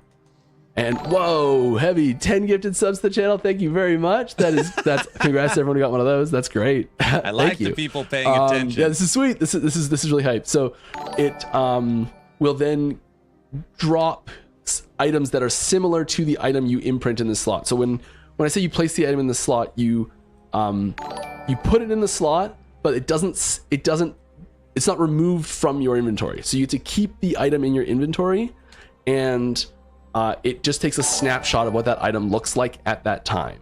So you can I don't remember saying that. You can imprint the item into the tree.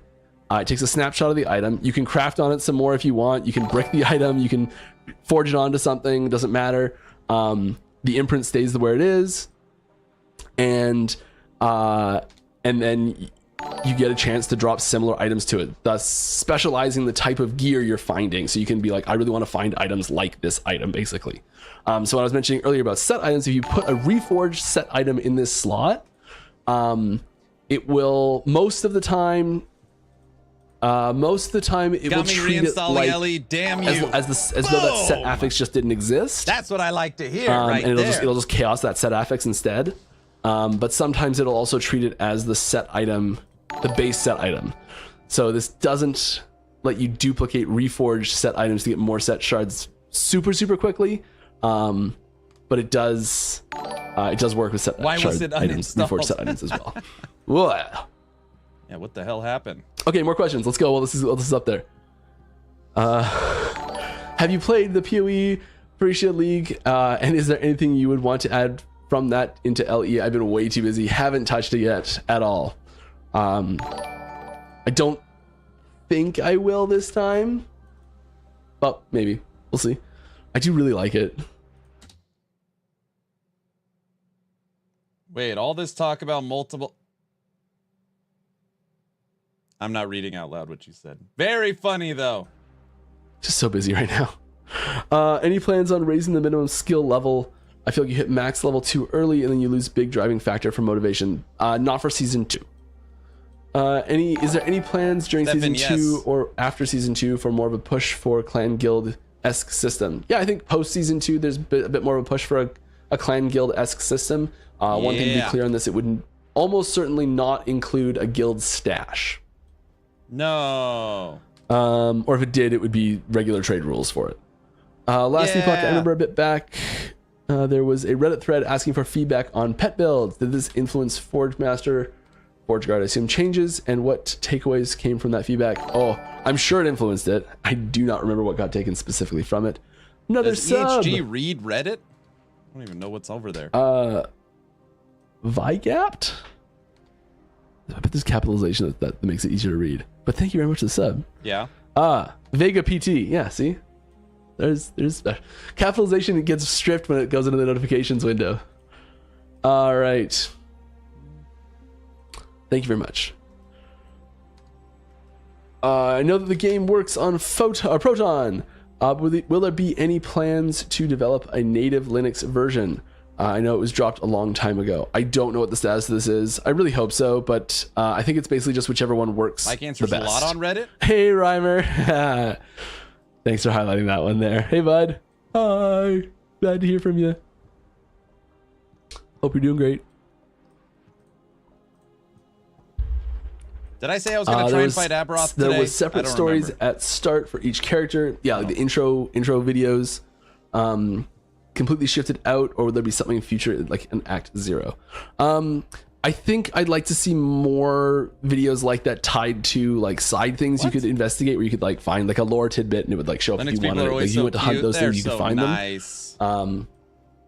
They just didn't play in with how we reworked the start of the game.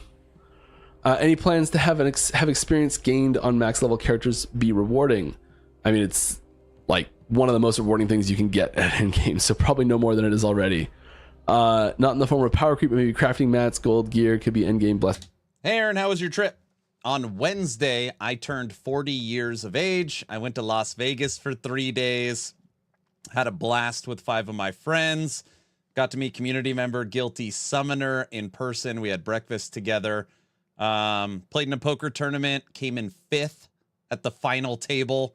I had King Ace as big blind, and they had pocket aces. Knocked me out. As somebody that doesn't drink very often, like 1 drink a month, I was drinking very heavily for 3 straight days, gambling for 18 hours a day, and came back with positive money in my wallet. Had an absolute blast. Blessing tree possibility. I mean, it's what generates favor. So you want as much as you can right now. I don't think we're adding it in a secondary scaling system. Will That's the what's element important. attack immune to mobs? Will be element attack immune to mobs? Or always capped at 75%? Basically, will mobs be some immune to some elements, like fire dragon should be immune to fire, as an example? I understand what you're talking about. Yes, we're adding more of this stuff. Some champions you'll see will show up and they'll be like extremely resistant to fire and that sort of thing. And it'll say on them and they'll be like a fire themed mob and that sort of stuff. So yeah, we're adding a little bit more of this on really specific situations. No family. But just walking into Endgame and a Friends zombie's that are like immune to family. cold and a goblin's immune to fire is not something we're interested in doing. So there will be sounds for different items in season 2 loot Where filter? was I don't know any if chance of getting the know. tab priority function work for whole categories, so you don't have to make separate rule for each of the tabs in the category? What? Tab priority function. Oh, I see what you're saying in the stash. Yes. Oh, that's a cool idea. I don't think we've tried that. So not for season 2. Did you guys remove the Lagan safe spot? I sure hope so. I don't know. I don't actually know. I would assume so. If not, I'll try and look for that in the hotfix. I wish affix shards auto picked up when you walked over them, especially with all the ground effects that you have to dodge in this game. Not unusual feedback. It's not something we're planning for season 2. Is there any plans to allow casting and moving with WASD? Not specifically. But PoE 2 has it's something that we might consider. Should be mandatory. Yeah, so the rest of the question is spells locking you with WASD feels really clunky and for the most part defeats the purpose. There was no way we could have done that for season 2. There's no way. With when we decided to put it in and when season 2 was scheduled to launch, there was. This is such a big concern for me because it's not an if, it's a when this thread starts on Reddit. EHG never. Welcome back, Aaron. Hey, thanks, Wookie Bears, for the tier 1 sub. EHG never planned on putting WASD movement in last Epoch because of the overwhelming success of Path of Exile 2 and the overwhelming feedback that I can't ever go back to point and click. Point and click is dead. Hundreds and hundreds, probably thousands of requests for WASD movement in last Epoch. They have put together and are implementing a beta version. Obviously, WASD in PoE 2 is like the best WASD's ever been in an action RPG. It was built from the ground up with that system. Give me WASD, but this is what's going to happen. People are going to immediately switch from point and click to WASD movement in last Epoch, which does function and work fine, but it is not even close to PoE 2's version. And because of it not being close to PoE 2's version, instead of the community being like, man, thank you for trying, thanks for the effort, we're excited to see it, they're just going to get grabbed and just raked over the hot coals for having terrible WASD movement. It's going to happen. Makes me feel sad. Having that functionality to change to every single skill at that point in development was a fool's errand. It would require us reworking the casting and functionality of every single ability and so many nodes that affect the functionality there as well. That it's we'd have to be really 100% certain that's what we wanted to do, because it is every ability that's been created in the game has been created with the understanding that that's not a thing you can do. And adding that in now is such a mammoth change that it's daunting to say the least. All right. Hi, Mike. I'm really thrilled to play the new season. I understood class-specific idols will be craftable. Is this the case? Yes. You say, yes, I want my adorned Aftershock idols, and that's my Aftershock werebear will be stronger. Yes. Class-specific idols are the only idols that are enchantable. Enchantable idols. Kind of crafting idols. Season 2 coming. One thing EHG has been asked recently, well that's quite all right. But is there any new info on the ability to select specific uniques with the loot filter? The current requirement level base is very limiting. I thought it. This is where I'm like, didn't it do that already? I guess obviously it doesn't. Is WASD really that popular? Maybe I'm thinking of people love it in PoE 2. So that's. I might be thinking of in the bazaar. People don't appreciate the effort EHG puts into making it happen, let alone the work. Yes, but like, let it sink in for a second. Who is requesting WASD movement? People that love it from PoE 2, which means the people that from PoE 2 are going to be the ones using it the most. Which it does not function like PoE 2's. It's going to be. I'm glad they are working on it. I just hope it goes well. I can picture a list of picking uniques out of a list, and I might be picturing the bizarre list. I'm sorry. 50-50 on that one. I hope so. I'm back to making the same question. Lol Moxjet 200 hopped on my game server months ago and said I'm down for a dragon class. There we go. You guys want to actually play a dragon? Yes. Is this something you guys talked about since then? And yes, I still have the proof. Yeah, keep that proof. Hold on to it. I don't have any info on potential upcoming classes in the future or anything like that.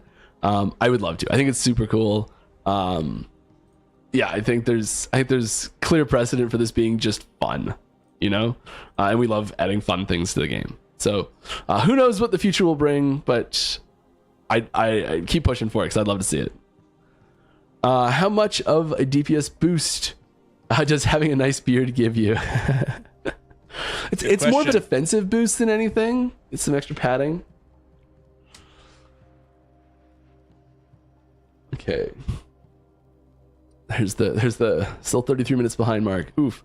Will we be able to filter by roles within the range of a tier for an affix, or any way to filter within a specific unique? I should have looked up. You know what? I will look up filter changes for either Try's or Aaron's podcast, and we'll get some more details on filter specifics for those.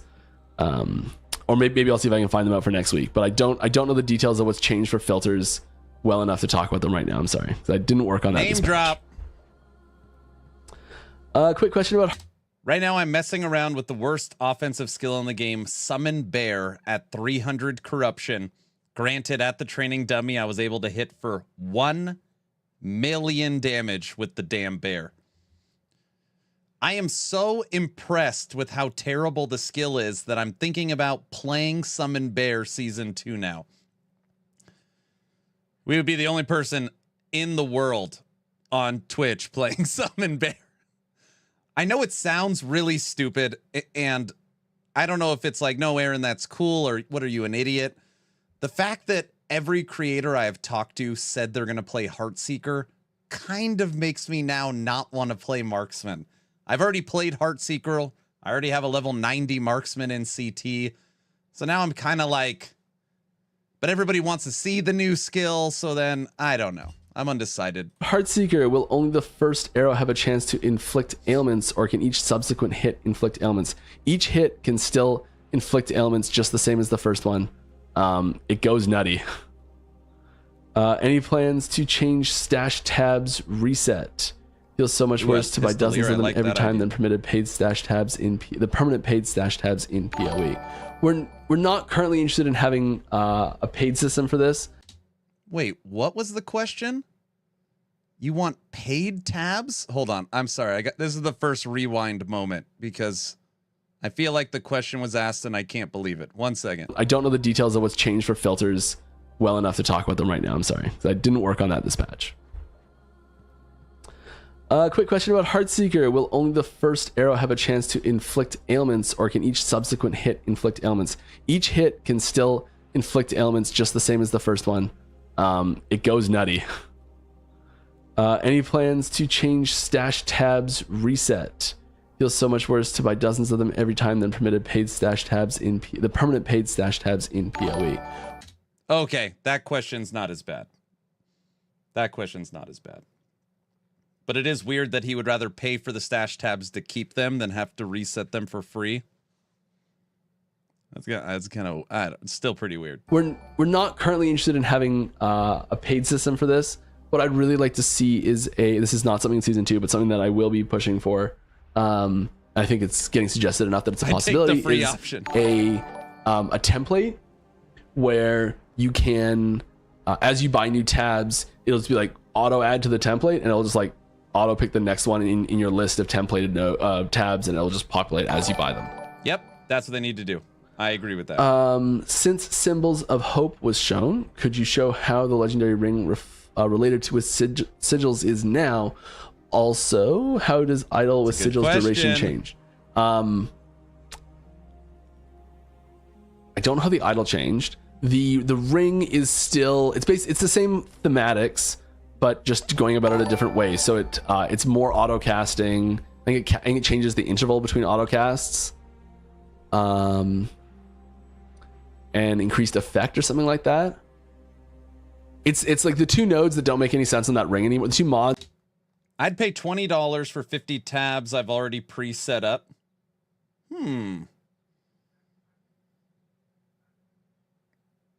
So $20 and every season, or $80 and 200 tabs that you have created and set up auto-populate every season.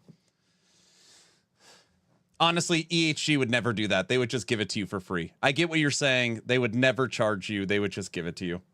On that ring that don't make any sense anymore are just like tweaked versions of the same thing. I can't remember exactly how they were tweaked, but it's more conditional, infrequent automation, just like the ring was before. All right. Do you have any plans for Blade Dancer in the near future? Yep. Not huge changes. I think it's on the list for a new ability.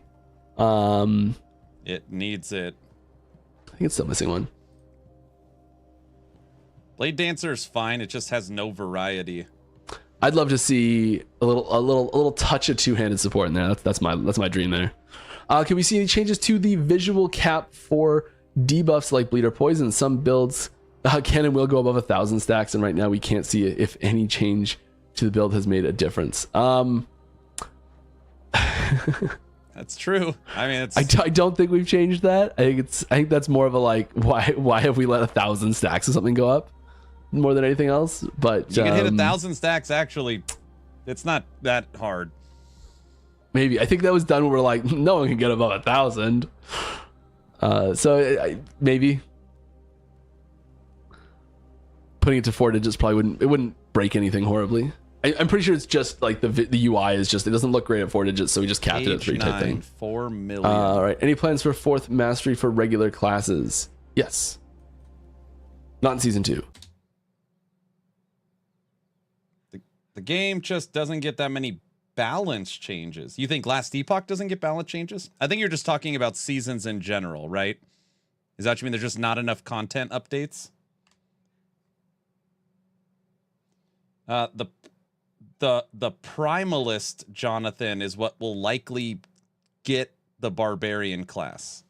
But I mean, there's not, you know, like they haven't finished the skills for the existing 15 masteries. So, you know, we're not getting a new mastery before they've finished the other ones.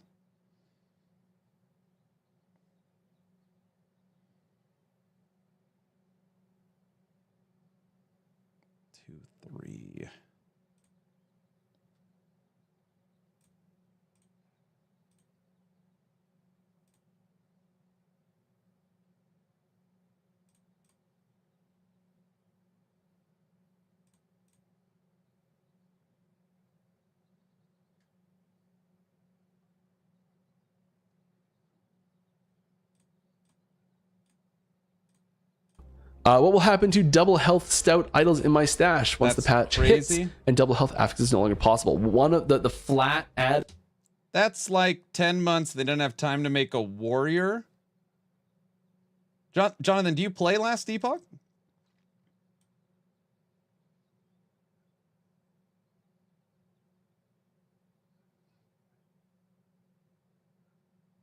I think a lot of people that play Path of Exile, and I'm not saying you play Path of Exile, but it's like Path of Exile, you know, they added all these ascendancies. Like an ascendancy in Path of Exile is not like a class in Last Epoch. So if you're kind of using that as your reference point, they're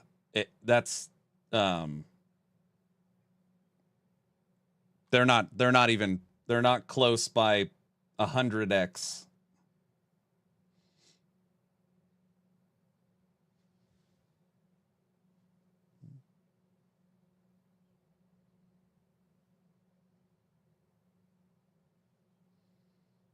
Yeah, so in the 9 months we had to wait for season 2, in that 9 months, They rebuilt the entire Endgame.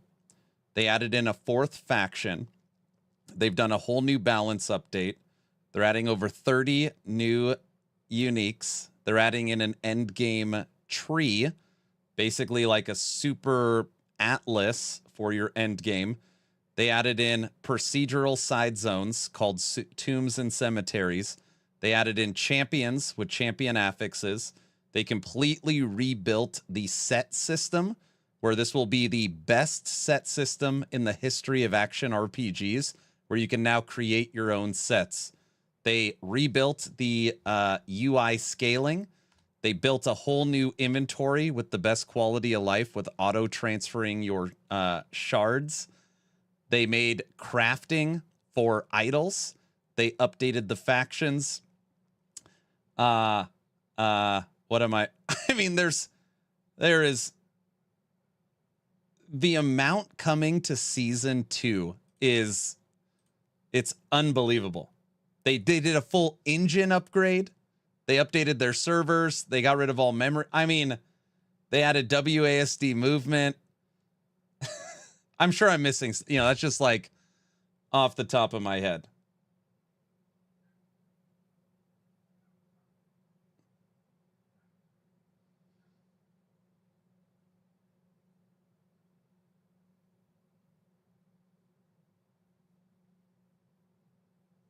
Added health on that will change to a different.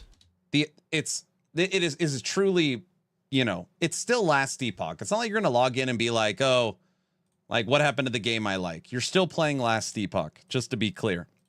But it really is a relaunch of the game. The campaign feels better. The balance feels better. A complete rerun of all skills. All new controller support with auto targeting. WASD sets, like the list is just, I mean, it's crazy. I would guess that this update will add about 100 builds. Probably about 100 builds. Uber Aberoth, new Pinnacle boss.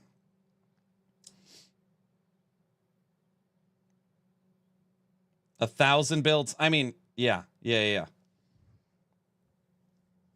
could literally re-roll uniques. You can add LP. I mean, there's just so much. I can't list everything off the top of my head. Yeah. Like, it is... I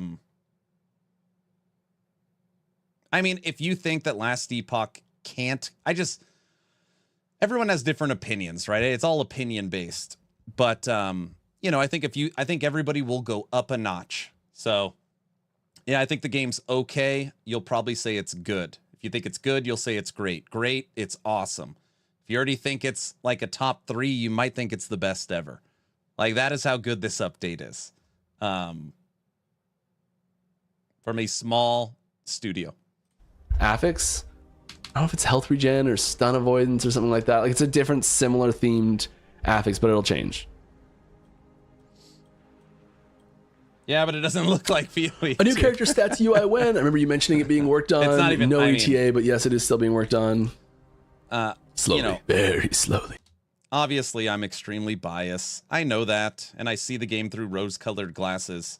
And maybe 020, the first real season for PoE 2 will be unbelievable. But current PoE 2 compared to season 2 of LE, it is of my opinion they're not close. They're not close. But I mean, the new season of PoE 2 could be unbelievable. So, who's that? Flying Energy, what's going on? Welcome, Raiders. Hello, welcome. Thanks for the raid. What were you playing today? Little last Epic? Let me give you a shout out.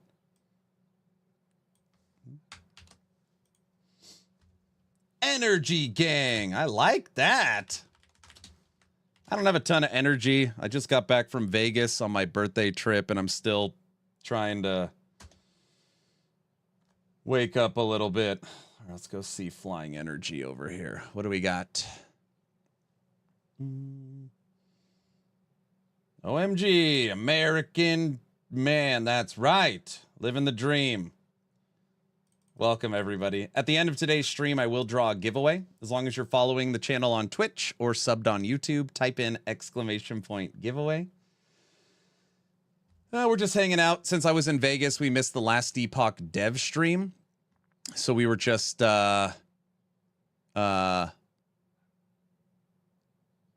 watching it right now while I mess around with Summon Bear, considered the worst skill in the game.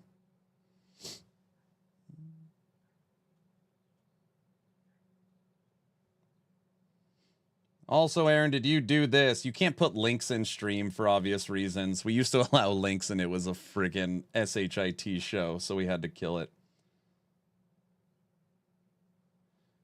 So they listened to the community and delayed so they could provide this massive update. Correct. They felt forced. Happy birthday! And welcome to the 40s. I don't want to be 40. Ugh. Don't say that again. Hey, Mike. It's already been mentioned 39. that the new Weaver stuff interacts with COF. Is the only COF rank perks, or is that there also some added synergy with proxies too? It's that like when the Weaver drops items, when the Weaver's Will Tree drops items, like for example with the node that I'm showing right there, that one. If you have something on your Circle of Fortune that interacts with drops, it interacts with those new drops as well. So if it's like you get more drops, you get more drops. Old Volatile Reversal was fun with a lot of skill expression, but it wasn't a buff button. Okay, it was a pretty big buff button. Is there plans to bring back the old VR in some form? On your 12th year turning 25? Yep. When it was. Correct. When it wasn't a buff button. I see what you're saying. Sorry. Mm-hmm. I can read so good. Don't worry about it. But I think, I think it's fine to expect that. In the genre, like Jonathan asking, hey, there's no warrior class. It's been 10 months. Like, what the hell's wrong with them? I think, D4 added in the Spiritborn. Every season of Torchlight Infinite, they add a new class. PoE has a ton of ascendancies. PoE 2 is adding new class, new ascendancies. So, if you're playing a lot of different games in the genre, and it's like, how long do I got to wait for a warrior class in last Epoch? If you don't follow the game and you don't follow the development, I get the questioning. That's why I'm just trying to explain that what is coming is substantial. Like, it's going to be huge what we're going to get. Like, I don't know. My biased take, maybe the biggest update a bigger game in this genre has ever put. I mean, it's like 10 D4 DLCs. It is a massive, it will change how you play this game forever, is what we're getting. And I think people are really going to like it.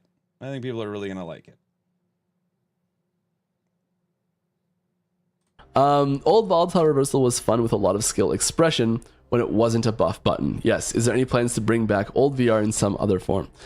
I would say the new VR has room to play the way you want it to play.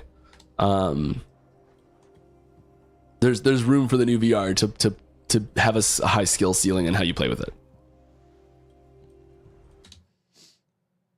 New class would be good for the game. You may get annoyed by people complaining, but it's the truth. If they added a new class, it would make more people play. Oh, I mean, I'm not annoyed at all. Not even in the slightest. I just have played and know the internal conversation and I've been screaming for a void caster for a while and a barbarian that could hold two-handed weapons and a void unarmed monk. I always say I want a Street Fighter Akuma in the game. I understand the importance of getting more classes in. I just know it's impossible. So for example, Shaman doesn't have its last skill.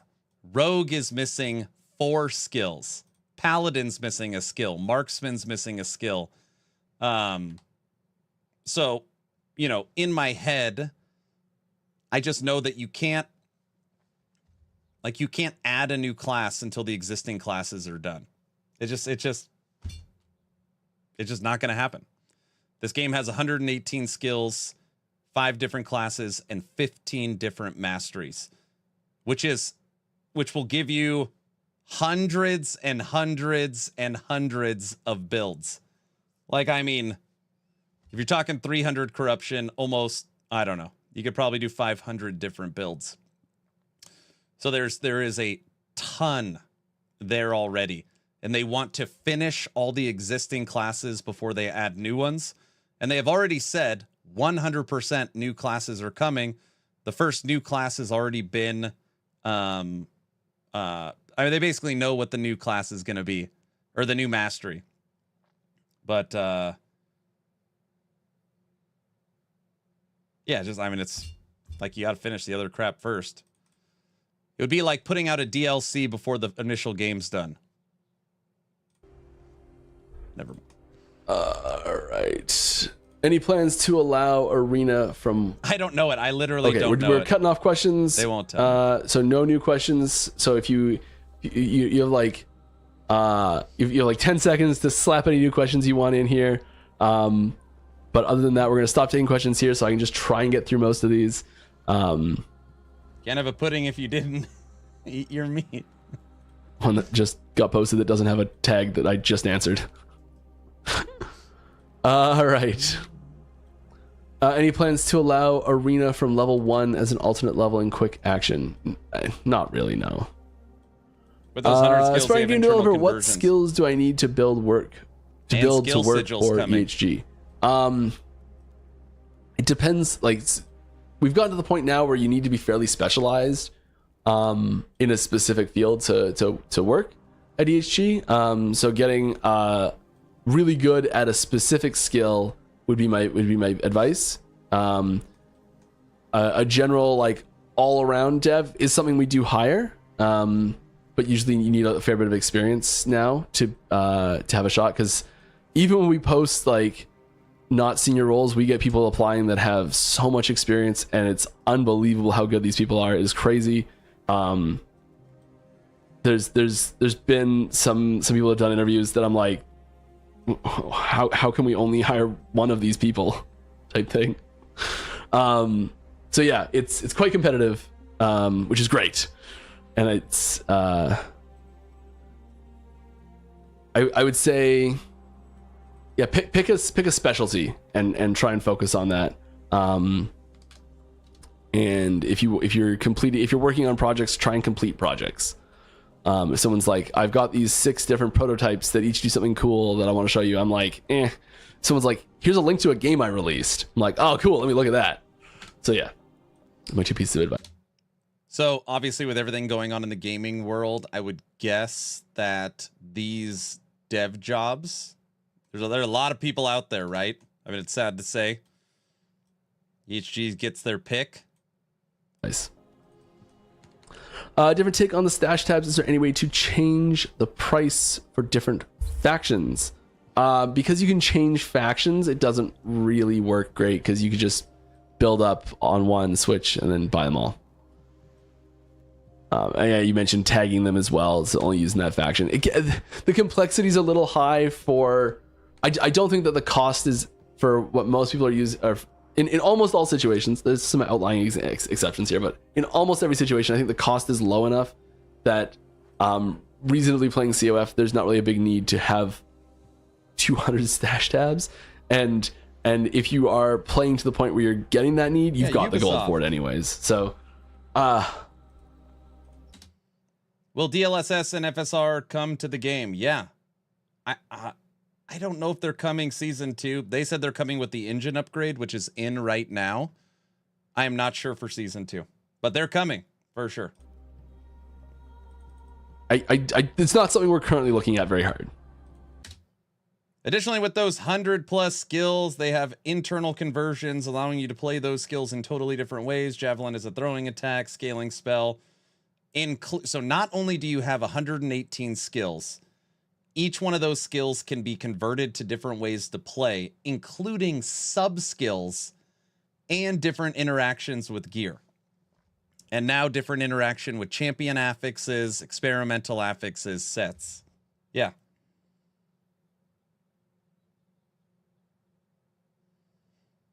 Dev is kind of wrong. Stash tabs in COF is just horrible if you play multiple builds.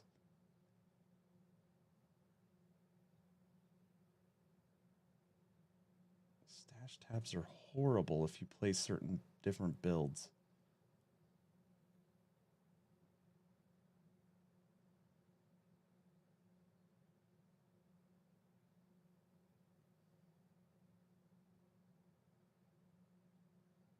Yeah, Sentinel has like 5 or 6 traversal skills. It's crazy. Are you talking about the search feature on stash tabs? I've never heard anybody call... 4,000 hours in this game. I can't think of one instance someone has called the stash tabs horrible. Horrible? Horrible is a pretty strong word.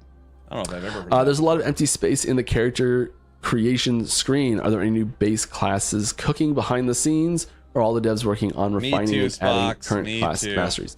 It'll be okay though. Trust me. Like the big thing with a class pipeline, there's 2 main categories in the class pipelines. It's the art side of things, so the visuals, the animations, the models, all that sort of stuff. And then there's the functionality stuff, where like the skills and all that sort of stuff. I can tell you, because I work on the skills side of things, there's no work actively being done on new classes for new new skills for new masteries right now. We are still focusing on existing ones and new classes. Gotta finish existing skills. But that doesn't mean focus can't change. All right, hi Mike. Will be the glitch during the Lagan fight when the tentacle blocks the minions, companions, or other players outside fixed for the new season? I sure hope so. You may. I don't know. I have the last time I tried fighting Abby. I know. Was last time I fought Lagan was on live. Last several times I fought Lagan was on live actually. I promised everyone I would fight Aberoth with Summon I've Bear been playing today. a lot of Marksman, so it doesn't matter. Heartseeker's great. Any chance we can get a tooltips added to minion abilities? They're working on Let's it. us They've know been what working on it skills for off 5 of any years. internal cooldowns for these moves. Well,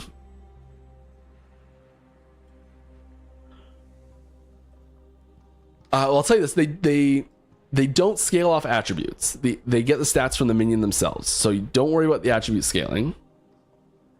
As far as getting cooldowns and stuff, some of them have that. If you hold Alt on the nodes that they're affected by, some of them get that actually.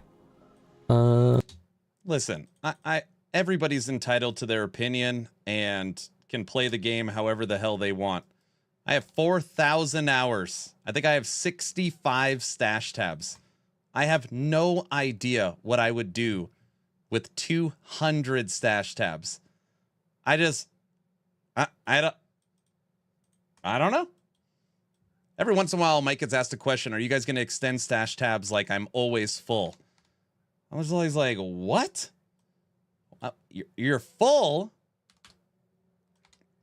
I know as action, I know we like hoarding. I know. That's a lot of space. That is a lot of space. Like this. Oh. Well, we have a Smythe build page. I agree. Please Let's do that. Let's get it done. I have 60 tabs. If they were cheaper, I'd probably have 100. I was really hoping that would just show the tooltip there. If I held Alt there, I pick up almost every exalted just in case. Yeah. Do you consider the possibility? I'd love to. Do you consider the possibility to end prophecies manually outside of the monos to not skip / lose drops? We've got something for this.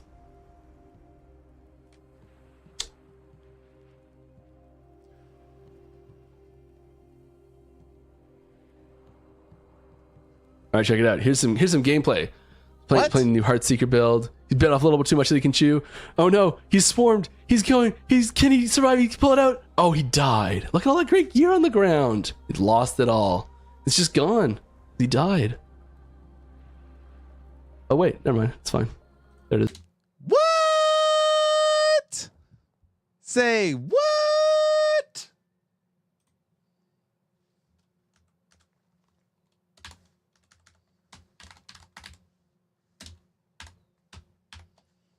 Oh, they're showing off some stuff, and Mike's bringing it. It's all good. That's amazing.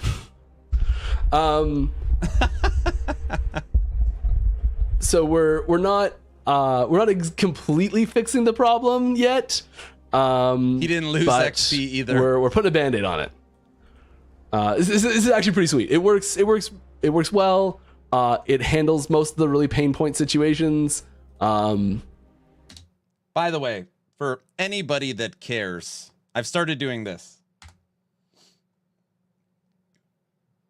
So since I have so many different builds, I've gone down to the bottom here.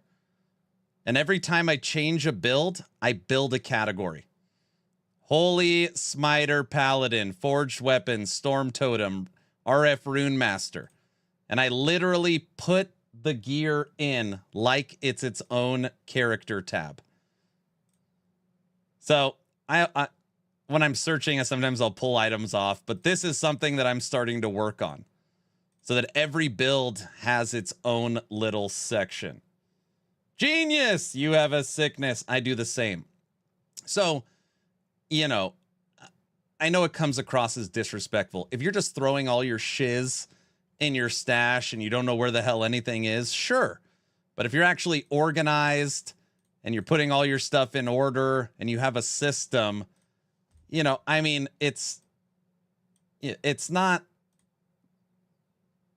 I mean, they give you all the tools, including the way to automatically sort all your tabs through Stash Tab Affinity. I don't know. Anytime I hear a complaint about the inventory, I'm always like, what? Like, what are you talking about? Sir, there's a search input box at the top. I'm aware. Cleaning my room wasn't hard, but I did it. I so want that stash. If you saw my stashes, you would slap me in the face. L-E. Cha-cha-cha. L-E. You could clean my stash. Here we go.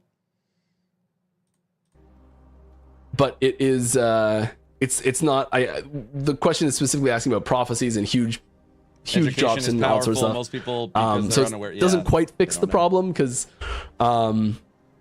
you know, you kind of, what you have to do is hide all the tags with the prophecies issue. So we are going to keep looking at that. It's still something we're keeping an eye on. But here, I'll see if I can restart it somehow. Can I do this if I show it again? There's also another leak in there too, if you find it. But would you guys ever? Hold on a second. What did he? I heard that.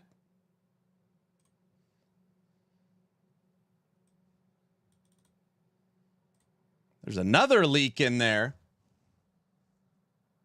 Add pre-made basic loot filters. Yeah, this is something that I would love to do. I really want to. This is I keep mentioning this and talking about it. I really want to add a loot filter, like share and sort. Search, share, and sort. Eagle wing? Is that what it is? That has to be it. I mean, I don't know. I'm not sure what it is. I think it's Eagle Wing, right? Eagle Wing. I can't find it.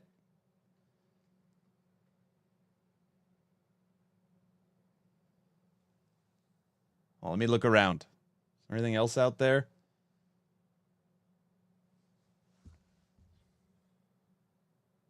He broke NDA. Get him. I didn't break anything. I'm just looking at the screen and reading. I thought Eagle Wing is an axe. Search, share, and sort. Yeah, functionality to that in game, so you can just like find ones that other people have made in the community. Because frankly, the community made ones always end up being better than the dev made ones in just about every game situation like this. So, yeah, I think having in-game sharing system for them would be the ideal way to do it. Ways off from that though. Hey Mike, any teasers today or in later streams for the remaining Sentinel skill buffs? We can talk about it. I think I put a little bit of stuff in here today, but not much. We can play some other stuff later.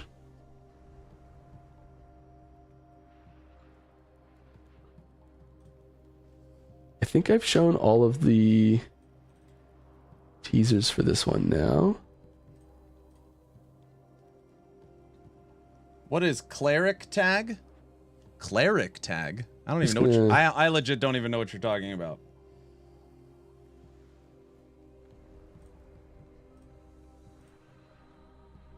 There you go. There's a bunch of stuff You on can screen read, while I he's a finish these witch, questions. I We've got know. 15 minutes left, and I'm going to try and power through these last only 3 pages. 3 pages only. All right, we'll go back to Mike in 1 second. I've got about 25 minutes left on this stream. I promised everybody I would do this. It should only take a minute. Summon Bear, considered the worst offensive skill against Aberoth. All right. I still haven't sorted. See, this is what my stash looks like right now. This is the 3 pages of new stuff from season 1. So I got to sort all this into my existing tabs. Like, people think I'm crazy because I have, you know, 2 of every one-handed weapon in order by level. And I'm like, that's not crazy. Most people do that, you know, because you could dual wield, right? You can do it. We believe in you. Thank you. I'm about to get skinned. No? Sure. You guys don't do that? Can't dual wield wands, Aaron. I keep 2 of every one-handed thinking that in the future you might be able to. It's just a system. I just sort my stash just like you. Everyone else is just lazy. See? There you go.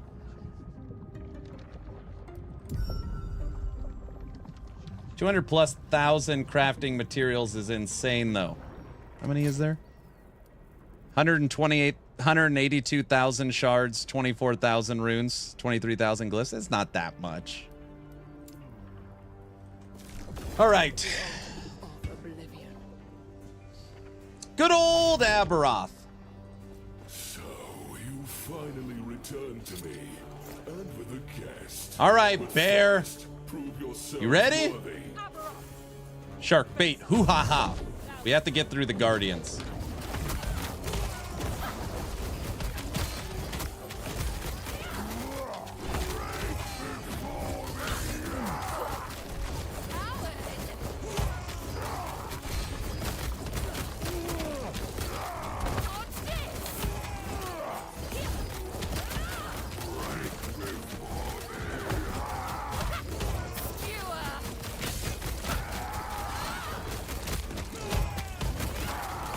Tear him up, Bear!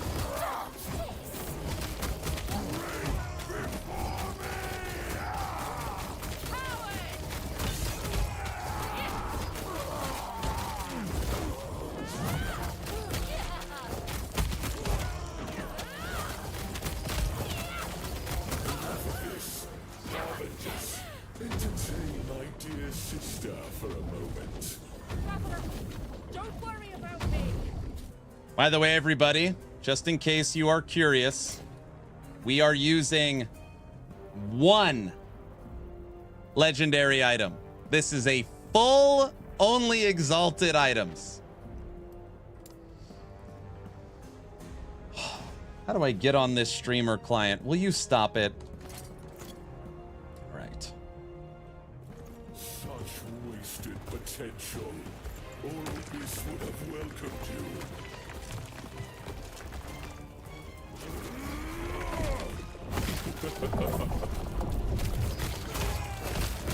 Fight for nothing. Bad start. All right, tear him up.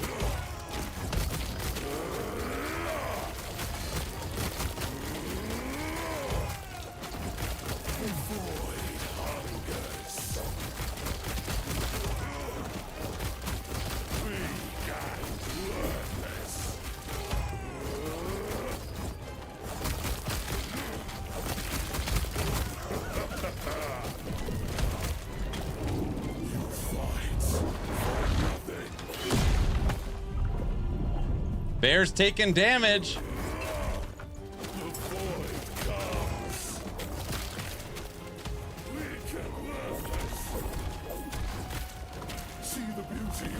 Phase 2. Phase 2.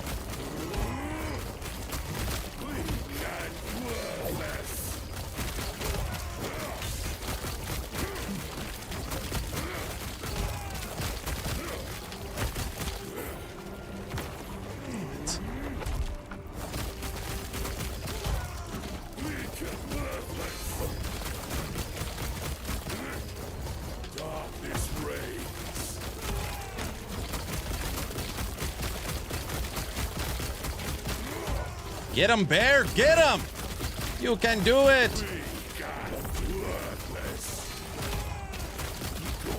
Phase 3! Alright.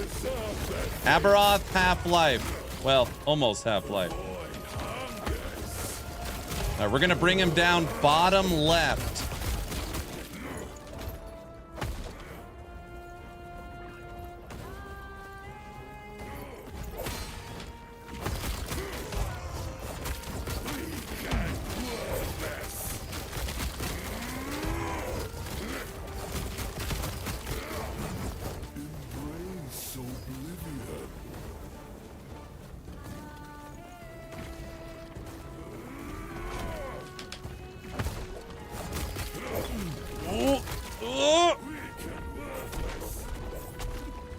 Too much crap over there.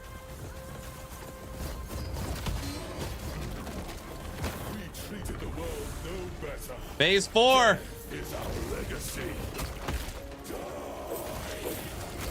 All right. Got it back.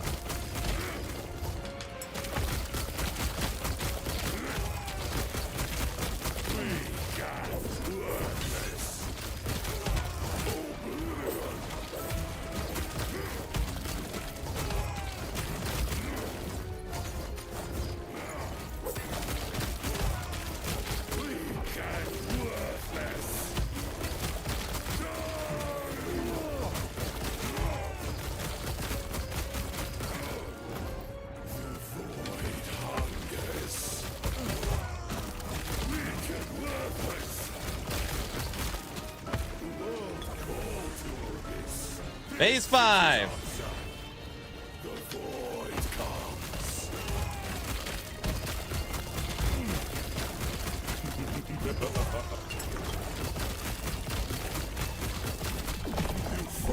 Damn it. No! Oh, we jumped way too far.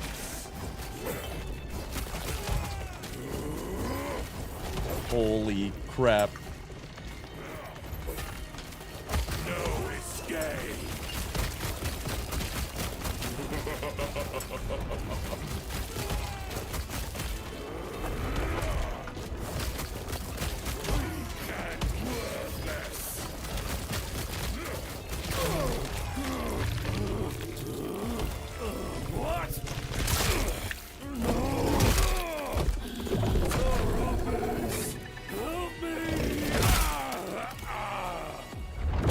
Can summon bear kill the pinnacle boss Aberoth? No. Damn! Yes, considered one of the worst offensive skills in the entire game. Summon bear. Just took down pinnacle boss.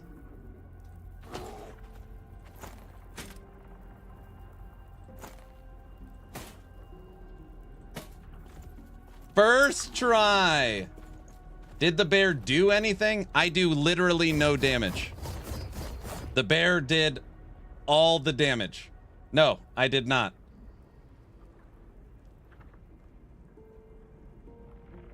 Run it back on controller.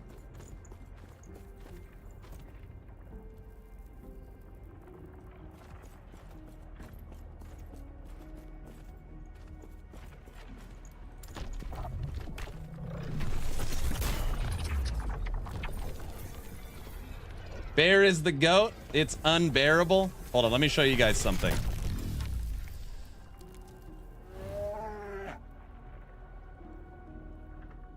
The bear can do 500k to 1 million damage, correct. So hold on. Let me just show you really quick. Yes. Stay safe. Here is me.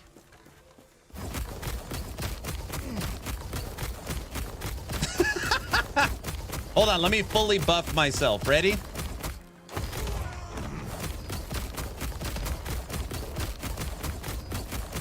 Okay.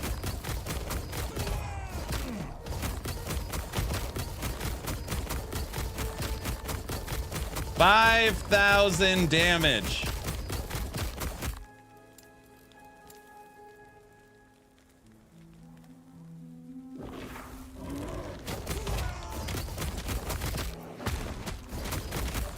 Do you notice any difference on the numbers?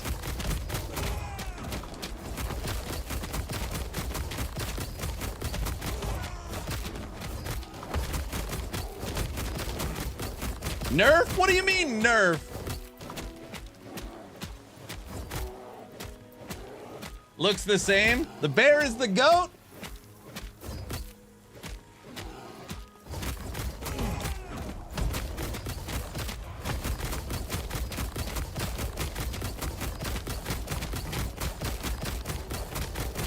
Nerf the teddy bear. This is the worst skill.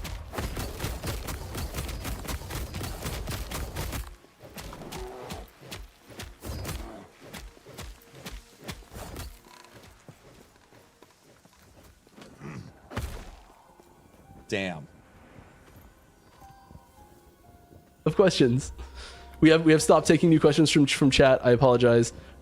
Just because we are flooded with awesome questions.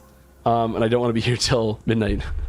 I got confirmation from Mike that Ancestral Sabertooths can be buffed through minion affixes. Woohoo! Abby did not need to be tuned for 1-2. Okay, I'll admit it. The bear's great. Okay, now, just before we continue with Mike for a second. The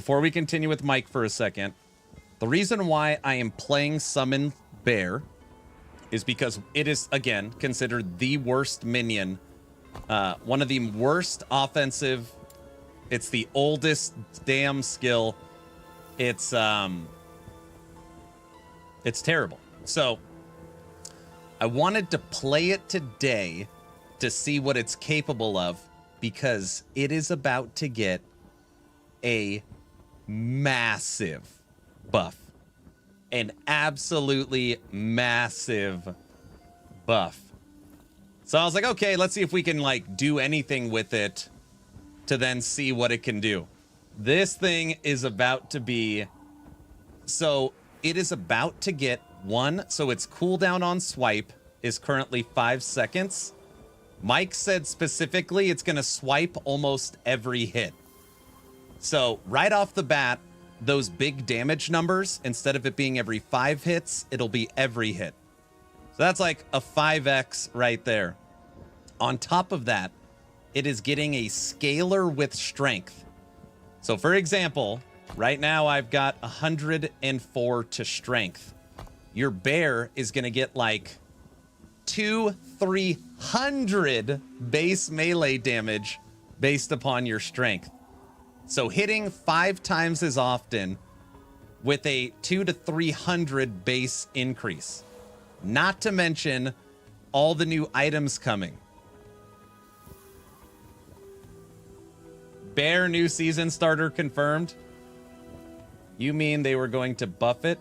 Until they saw this. Oh my gosh. You just beat the Pinnacle boss with it. So what are they gonna buff? Okay, double bear will be my build this new season. Oh my gosh. Maybe a great starter?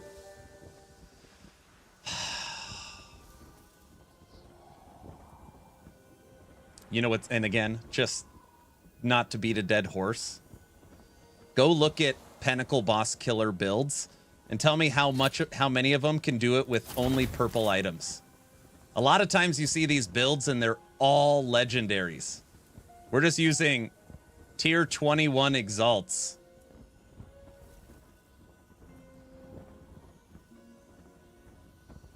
So that's what I'm talking about, Iron Forged. Another reason why this thing is going to be massive. Bear has a set that gives 30 strength. player skill is a factor. You're talking about with the Aberoth fight. I've gotten a lot better at it.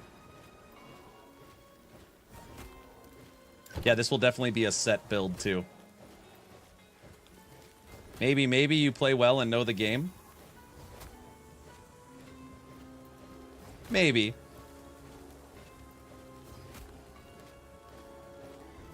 So this build has room to improve. I would venture to guess that this bear will do close to double the damage with its buff. So you guys see that swipe where it does its big damage? That's going to be almost every hit.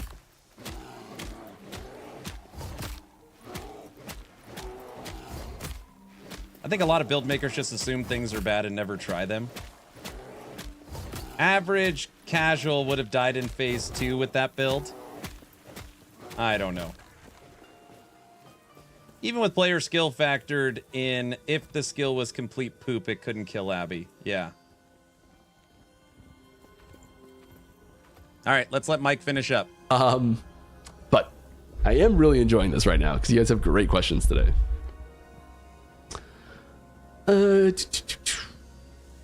Any plans to add branches to existing skill trees? Yes. Not in season 2 so much, apart from some select skills. Are there any new forms of meta progression for players who like to play exclusively hardcore, kind of like a roguelike? I mean, yeah, the Weaver tree progression is a huge part of this patch. It's a huge meta progression system that's tons of fun and lets you customize your endgame experience. There's lots of drops, lots of changes in the content you're going to be playing with it. You'll progress as you go through and get higher tier woven echoes as well. So like you'll notice the UI for the woven. Are you going to do a build for? Are you going to do a build video for this? So I recently killed Aberoth with Summon Bear and Summon Sabertooth, which by the way they're literally the exact same build. Well, they have different passive trees a little bit, and obviously they're different skills. Both of the builds use my 4 setup for leap. Well, did we use swipe? Yeah, I think we use swipe. Yeah, I think we use the exact same 4 skills. I just switched these out and change up the passives. But yeah, I mean, Sabertooth and Bear will get a build.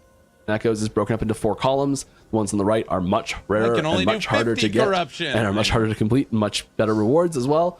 And so you'll be progressing through those as you get more of them and get farther into it. I would call that a meta progression because you can use them on multiple characters as well. Those are shared. The echoes, the woven echoes, are shared in your stash. So like they're not physically located in your stash, but when we say shared in your stash, it's that all characters that share a stash have access to the same ones. It was a rating party I missed. Thank you very much. Appreciate y'all. Would you really love seeing UI MTXs like different designs and themes? This is something we've gone back and forth on so many times. I'm currently on the side of yes, I would love to see that. Do I think it's going to happen anytime soon? Probably not. Love your loot filter creator. Any improvements coming its way? Label size, sound effects, minimap icons. Not much. There's some little things. You can change the size of all of the labels on the ground with the UI scaling because it is a global UI scaling. I'd love to get that split out, but right now it is all together. All right. Hi, can you add DPS meters so the puppets by the arena? No, sorry. Can an item have multiple set shards added? No. Single set shard per item. Once it becomes a reforged set item by adding a set shard to the item, it is no longer eligible to receive set shard affixes. For example, a belt with Pebble's pockmarked sash and Isidore's tomb binding. If so, does it count as both sets? No, it does not. It does not work. You can only have one set. Now we want double sets. That's actually hilarious. I like that.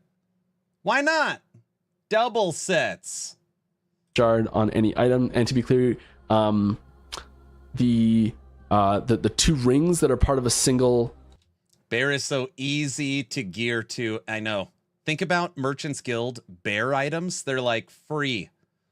Set Static Touch and something else that I can't remember. Static Touch is a good one. 4 raptors, 13 squirrels, and it only took one also bear to getting beat nerfed. Abby. Rate limited on the ward gain. I think it gains more ward, but it's rate limited.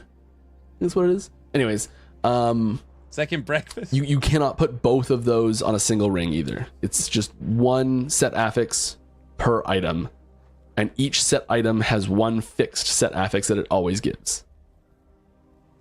All right. Are there any plans to add special stash tabs like unique or set? Vague plans, I would say. This is something I was talking about in the past with the new. I've talked about this. I said there's something coming for. I kind of teased this before. There's something coming for. That bear looks OP. Oh my gosh. The Weaver system that's going to allow us to do like a unique tab easier. This is this imprinting thing that I've been talking about. So by allowing us to like imprint items into the slots, but still keeping that item usable, this lets us.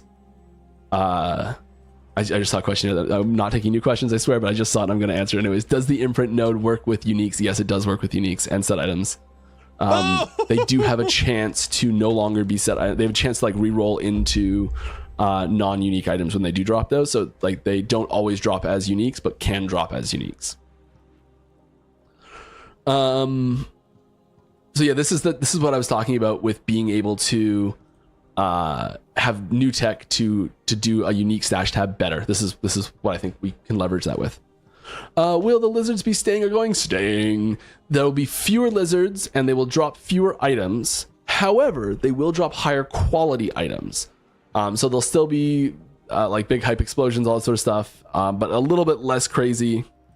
There's like 2 loot lizards per echo. They could literally drop it down 10 times. There's so many loot lizards. With a little bit better items. Streamer client plus Aaron plus Bear. So much power. Oh my gosh. Everybody, I'm going to put a quick poll up on Twitch. I'm going to start gathering a little bit of feedback. So unfortunately, this poll is only for Twitch. I can't do it on both. Is it more fun to watch a meta build where all the streamers are playing Heartseeker Marksman, or is it more fun to watch an off-meta build like Summon Bear? That's kind of the idea. Meta versus off-meta. I'm going to put this poll up on Twitch. Just kind of tweaking them into ranges. But yes, they're sticking around. They're happy to be here and ain't going anywhere. Do you have plans to look at uniques that are underused or have too limited use cases? Yeah, we do. We touch on those every once in a while. Sometimes it's just like a new skill gets added and suddenly unique becomes amazing. Or, you know, there's things that have incidental knock-on effects a lot, especially with uniques. And we have touched some of them. We kind of go back and update a few of them every time. The goal is not to have every single unique in the game have a top tier endgame build that goes with it. That's never going to happen. There's too many uniques and too few builds that'll be top tier. So we do like having them have a clear use case, and sometimes that's like, okay, this is an amazing leveling. Like Firestarter Torch, no one's putting that in an endgame build. Not really, unless it's like a challenge or something like that. But leveling as a leveling item, it's the go-to leveling item for so many classes. And so like, even though it doesn't have this like place in the endgame, it has a really clear place in the game. And so we're trying to get more items to have their own place in the game, but not necessarily all of them as super powerful endgame options. Poll at the top the of legendary chat. system in general is supposed to encourage that a little bit more. Poll I think it at does the a pretty top decent of chat. job. Is there any changes to movement skills? As just like sweeping changes overall, not hugely. I'm sure lots of them got tweaks. How difficult do you think the new Uber is compared to the hardest challenge currently in Last Epoch?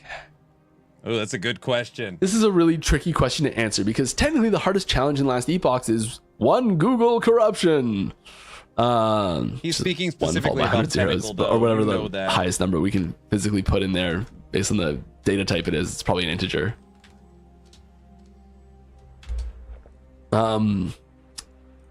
And so it's Other streams will call it, I played this probably bad build so you don't less have difficult to. than that, but of like Smite. compared to seriously completable things or fixed difficulty contents, it's significantly harder. All right, circle. But at the same time, we are like raising the Someone on YouTube said off meta easier to gear in Merchant's Guild, so us noobs can't afford the meta gear. You don't need double red rings? Floor on what characters will be. So like, I think more characters will have a shot at taking him down. But it will be extremely hard. Like unless you have current Aberoth like on farm, you're not going to have a shot at beating Uber Aberoth, I think. Unless you have regular Aberoth on farm, you have no shot at Uber. It's not really an answer.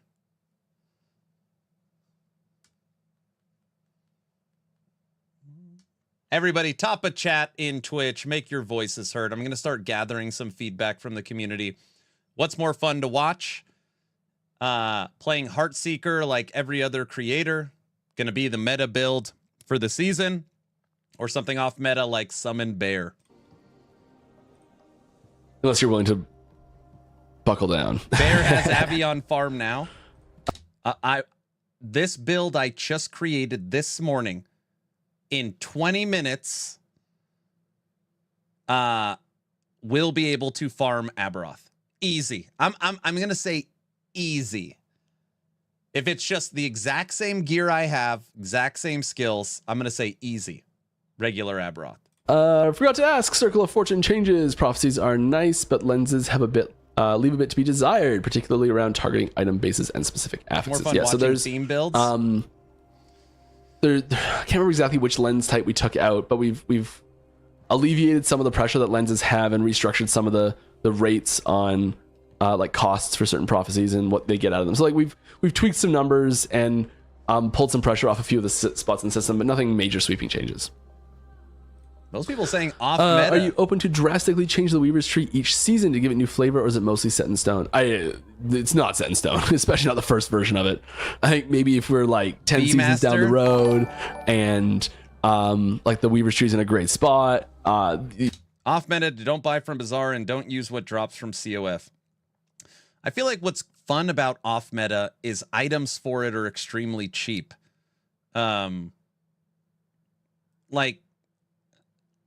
I mean, maybe I'm wrong here. I feel like if you're playing something ridiculous like bees, like only bees, if you can, like, the trick is trying to get it to work, right? Like what the community and the creators trying to do is take something that's supposed to be horrible and try and make it work. I don't think the idea is to try and take something horrible and try and make it more horrible. So the idea of like only bees with no Merchant's Guild, no COF, hardcore, you know, I mean, I guess you could do like a challenge. I don't know. Is that, maybe it isn't, maybe that is more fun. I don't know. You'd probably see very small changes I came from each YouTube patch, just to vote. It's one of those things that it's prime for Thank changes. It's the way it's set up. It loves being adjusted. Will very we have kind, better thank you. quality of life for COF Prophecy re-rolls? Especially the animation of re-roll takes a long time when you spend 300,000 favor at once.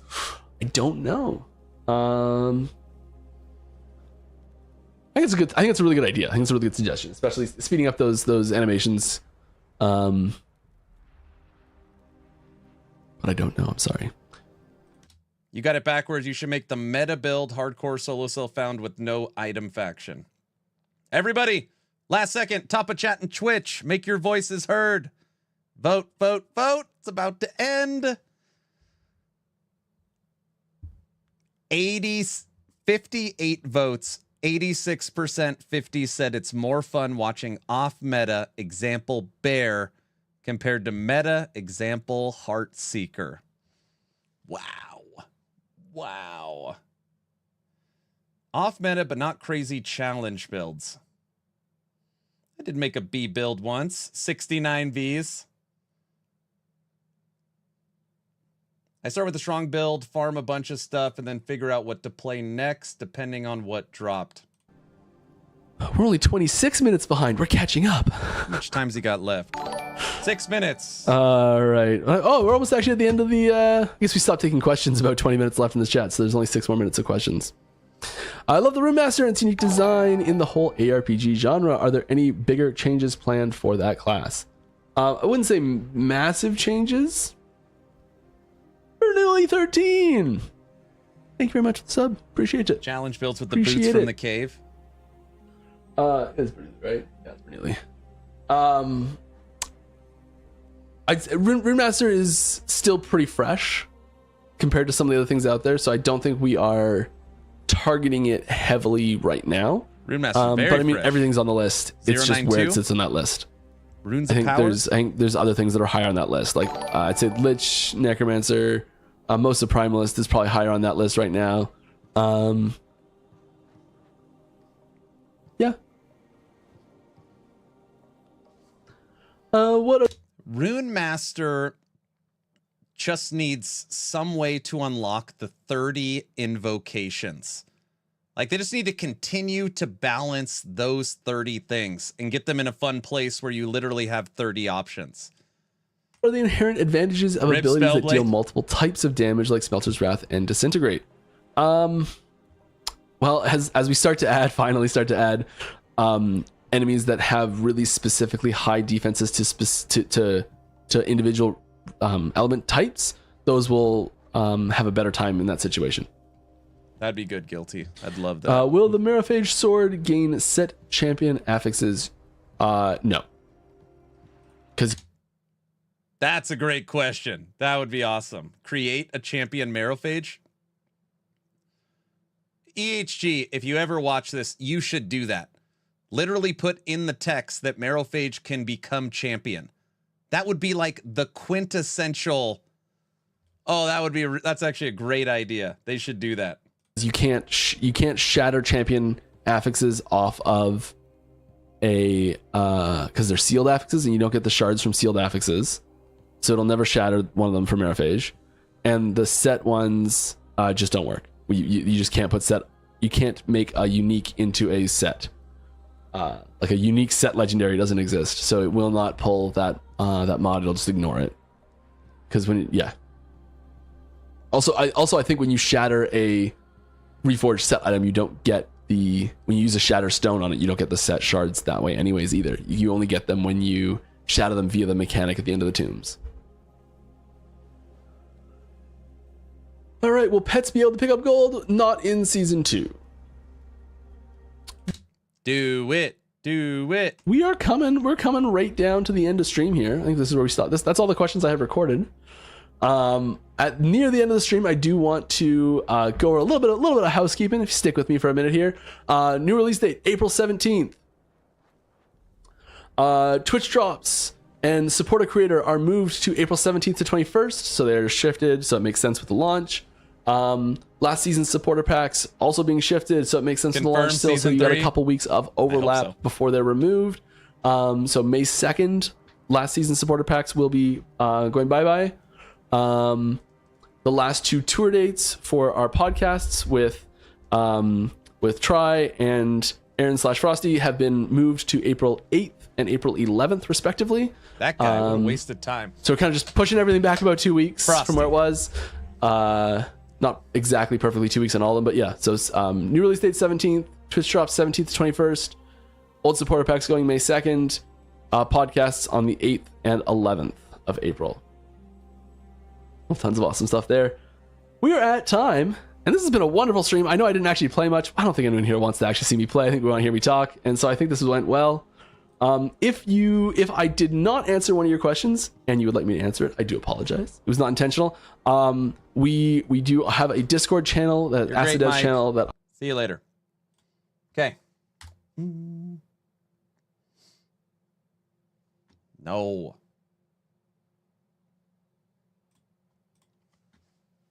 Discord. You got to see Discord showing I'm live. Okay, everybody. I know I said I would draw a giveaway today. I am sorry. I will draw 2 giveaways tomorrow. All right. So we'll just draw 2 winners just because I want to eat a quick snack and we're leaving for church in 10 minutes. All right. So, as long as you're following the channel on Twitch or subbed on YouTube, type in !giveaway and we'll draw 2 giveaways tomorrow. Housekeeping at the end of this stream. If you have not gone over to actionrpg.com, this is my new website. It has soft launched. We've got news that we update every couple of days. We just did all the news update last night when I got home from Vegas. We're going to update the event calendar over the next 48 hours, which shows everything happening. You can click on Last Epoch. You could pick your class, pick your mastery. It'll pull up all the builds that are available. And then on here, you could actually see the breakdown of the build. You've got the video, frequently asked questions, comments. This is a soft launch. Phase 1. Phase 2 is currently in development. But if you're looking for builds, this website currently for Last Epoch has 37 different builds that have all been updated. Also, the Curse and Frozen Sentinel have signed onto the website. So all of their updated builds will be here as well. So if you want to check out the site, go. It's non-monetized. I'm not telling people to go there because I'm trying to farm ads. There's no ads. We're just looking for people to push buttons to help out with stuff. Just giving us some data is what it is. So Last Epoch is fully done. The Diablo 4 CMS is complete. Just really don't have any content up right now. We're loading a few things. We have our first tester build we are working on, and we're designing PoE 2. So anyways, Action RPG is up. Go take a look. Cool. You can also leave suggestions in Discord as well. So I'm done for the day. We'll be back tomorrow. And I think I want to play one more day of Bear. Just one. I mean, today I didn't even go through the passive tree.